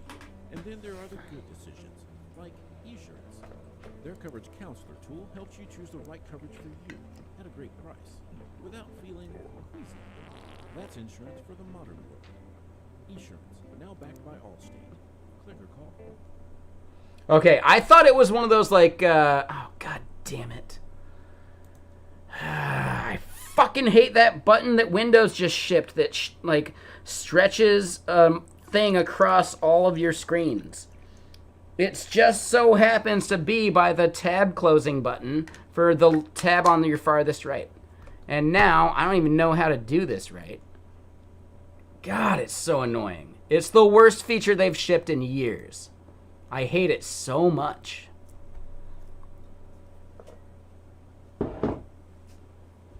Okay, cool. So it does seem like he's okay with it. So we're gonna hop over and join that that chat. Hey, what's up, Algo? How you doing? And hey, what's up, Time Enjoyed? Thanks for the raid. What is the raid message? Yeah, exactly. We're getting there. Oh yeah. Hey, there we go. We hear you. Thanks for the support. Hold up. Here we go. Time Enjoyed is a superhero with the power to manipulate time, able to freeze moments, fast forward through events, or even rewind to prevent catastrophes. They don mysterious attire that shimmers with the colors of the aurora, signaling their control over the temporal realm. Born from the heart of a collapsing star, Time Enjoyed gained their abilities when they were caught in the flux of a time vortex, emerging with a deep understanding of the universe's temporal fabric. They are known for their compassionate use of power, choosing to intervene in moments where joy can be maximized and sorrow minimized, earning them the name Time Enjoyed. Their mission is to ensure that every moment is fully lived and cherished, making them a guardian of not just time, but of happiness itself. That was pretty solid. All right, so Algo, you might not have heard it, but Time Enjoyed rated us, and then my bot kicked in and imagined Time Enjoyed as a superhero. Oh, that's cute. Yeah, it was super good, and it was a good superhero. So yeah, Time Enjoyed, if you'd like that audio clip, just send me a message over on Discord, and I can download it and send it to you. That was the bot. Yeah, that was the superhero bot. Exactly. And you can wire it up for your stream if you, sign up for your own Vappy account and all that stuff. For sure. It doesn't even need to be a superhero thing. You can give it your own prompt. So imagine someone as an artist and what their medium might be. Things like that. Could be totally valuable. Algo, you're welcome to use the bot as well. Like, give it your own prompt that does its own thing. Like, what type of stock would someone be interested in trading or blah, blah, blah. I don't know, man.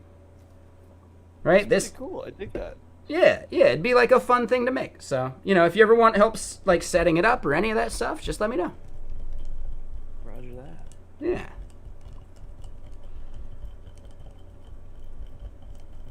But yeah, what you been up to there, Algo Bro, Mr. Sir? Oh, taking some time off and sort of getting back on the horse here, recovering from some burnout there. Trying to get my project back on track here. I got a little distracted by some shiny things, as I tend to do. Yeah, I mean, that's the fun part. And is this a co-stream? Technically, I'll be over on Gaming Stream with Algo Bro, Acorn, and Robotic hopefully all of them. We haven't heard back yet, but we do gaming streams on Saturday night, and we've been playing Helldivers recently. If it ends up being just me and Algo Bro, we might play some We Were Here, or technically the sequel, which is like We Were Here Together or something. I don't remember the name. But those are some good fun like puzzle solving games where you can't see what the other person is doing, and it's all about like communication, which makes it like really fun. And also, we'll be celebrating the holiday.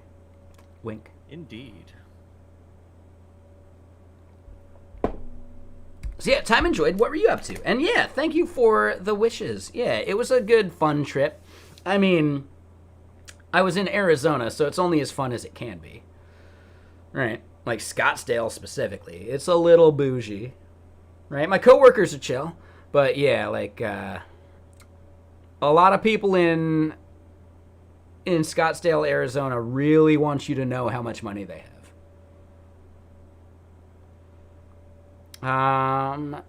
Oh yeah, dude, Baffleturd is saying you're learning React, right, Algo? Yeah, well, in a manner of speaking, I've been crash coursing in Next.js and sort of learning how all of this modern front end stuff works. It's been quite a crash course. Sure. Yeah, makes sense. And yeah, so Time Enjoyed, you're working on the UI for your Code Jam site. What are you building that in? And hold on, let's do the shout outs. I'm sorry, we're slacking.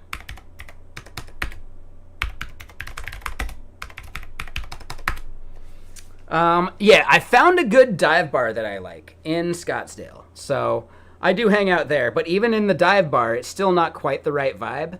Like, I was hanging out in there, and at one point, some Creed came on, and some, like, younger-looking kids, like, in their 20s, started singing along to Creed, and I really questioned if I should still be there. I really thought about getting up and walking out immediately.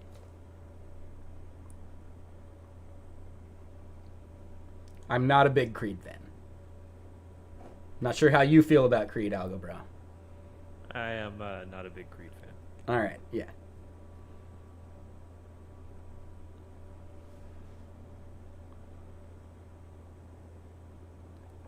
All right, let me get some music going for stream real quick.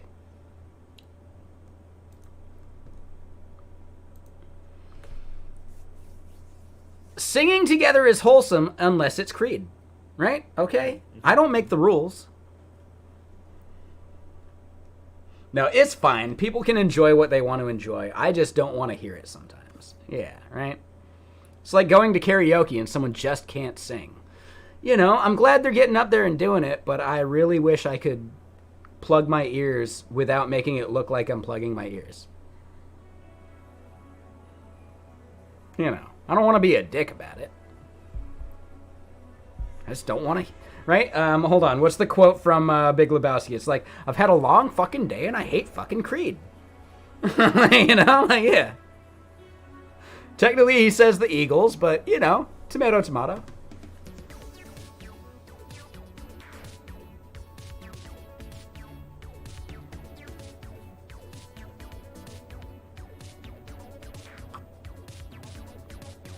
All right, so Croden and Misty are helping. The stack is Go and Gingonic, right? Svelte and likely Postgres. Sure, yeah, that makes sense. Gingonic, that's basically just like an API framework, right? I know there was a few like Martini, and there was a bunch of like Go API frameworks out there that, like, you know, some of them were good, but then others were like non-idiomatic, and like the entire ecosystem hated them. I feel like I don't remember which one it was now, but yeah, like there was a somewhat popular one that the entire community like turned on like seemingly overnight because it wasn't idiomatic. I do like the idea of an idiomatic Go framework because they use the standard request and response like types, which means that you can like swap out to another Go framework very easily because they all maintain that same like interoperability, which also means that a lot of your middleware is portable as well. So you could actually consume middleware from another framework into your other idiomatic framework, and it probably just works without a lot of effort. So that's pretty interesting, but there's also just, I don't know, the gatekeeping of it. Somebody's got to do it.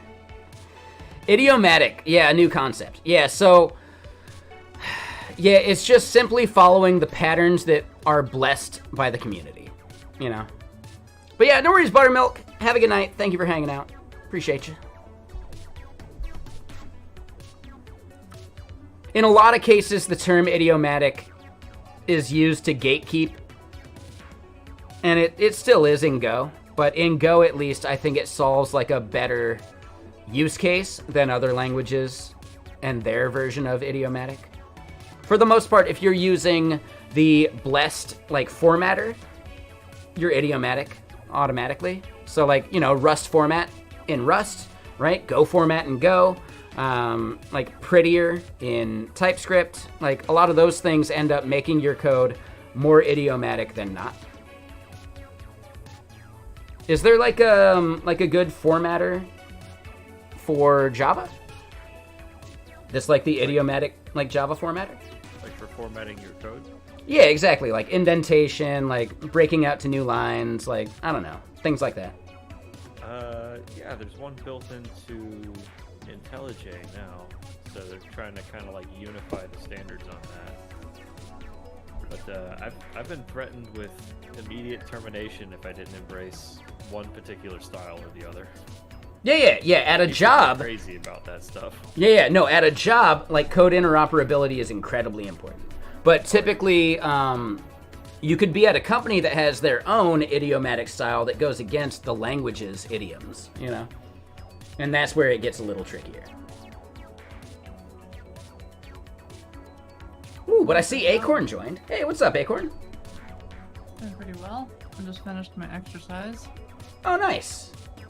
Yeah, so, I don't know, we might wrap up what we were doing here on stream. I didn't actually publish this extension yet, but we can do that tomorrow. Let's hop over to gaming stream here in a bit. Basically, for Acorn and Algobro, I made a very, very simple extension using Plasmo, which is like a browser extension framework that takes a lot of like the cruft of like generating different like zip files for you, like out of your way. For like the various different browsers, they have slightly different formats, etc. All the extension does is inject one line of CSS into the page. And that one line of CSS just takes the document body and flips it horizontally. Because I have a teleprompter that I, want to have like chat on so I can look people in the eye while I'm reading their comments. But Windows doesn't have a good horizontal flip. So because of that, I need to I've been going into DevTools and just doing like document.body.style equals type junk. So instead now I just want to do a single button press. And that's all the extension's gonna do. So what does it do? Does it just like iframe a page and then it just flips it? No, you don't even need to iframe because you can just inject CSS into a page using Chrome APIs, right? And it's just, you just add the CSS that does body.style like transform equals like blah, blah, blah, right? So yeah, like you don't even need to iframe it. It's just extremely simple. There might even be an extension for it, or I don't know, but I needed it. I decided to make it because I really wanted to investigate Plasmo as well.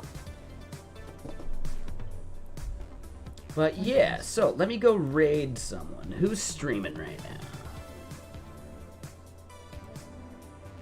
We see Bad Cop. Post jamming? Yeah, post jamming on Ludum Dare 55 stuff? Yeah, let's do it. Now, how is that pronounced? Because I always pronounced it Lumdum there. I think it's Ludum Dare. Like, the Dare part, I've heard other people say for sure. I just say Ludum Dare because it's like, I dare you to code for... Yeah, it works. I think it's fine either way.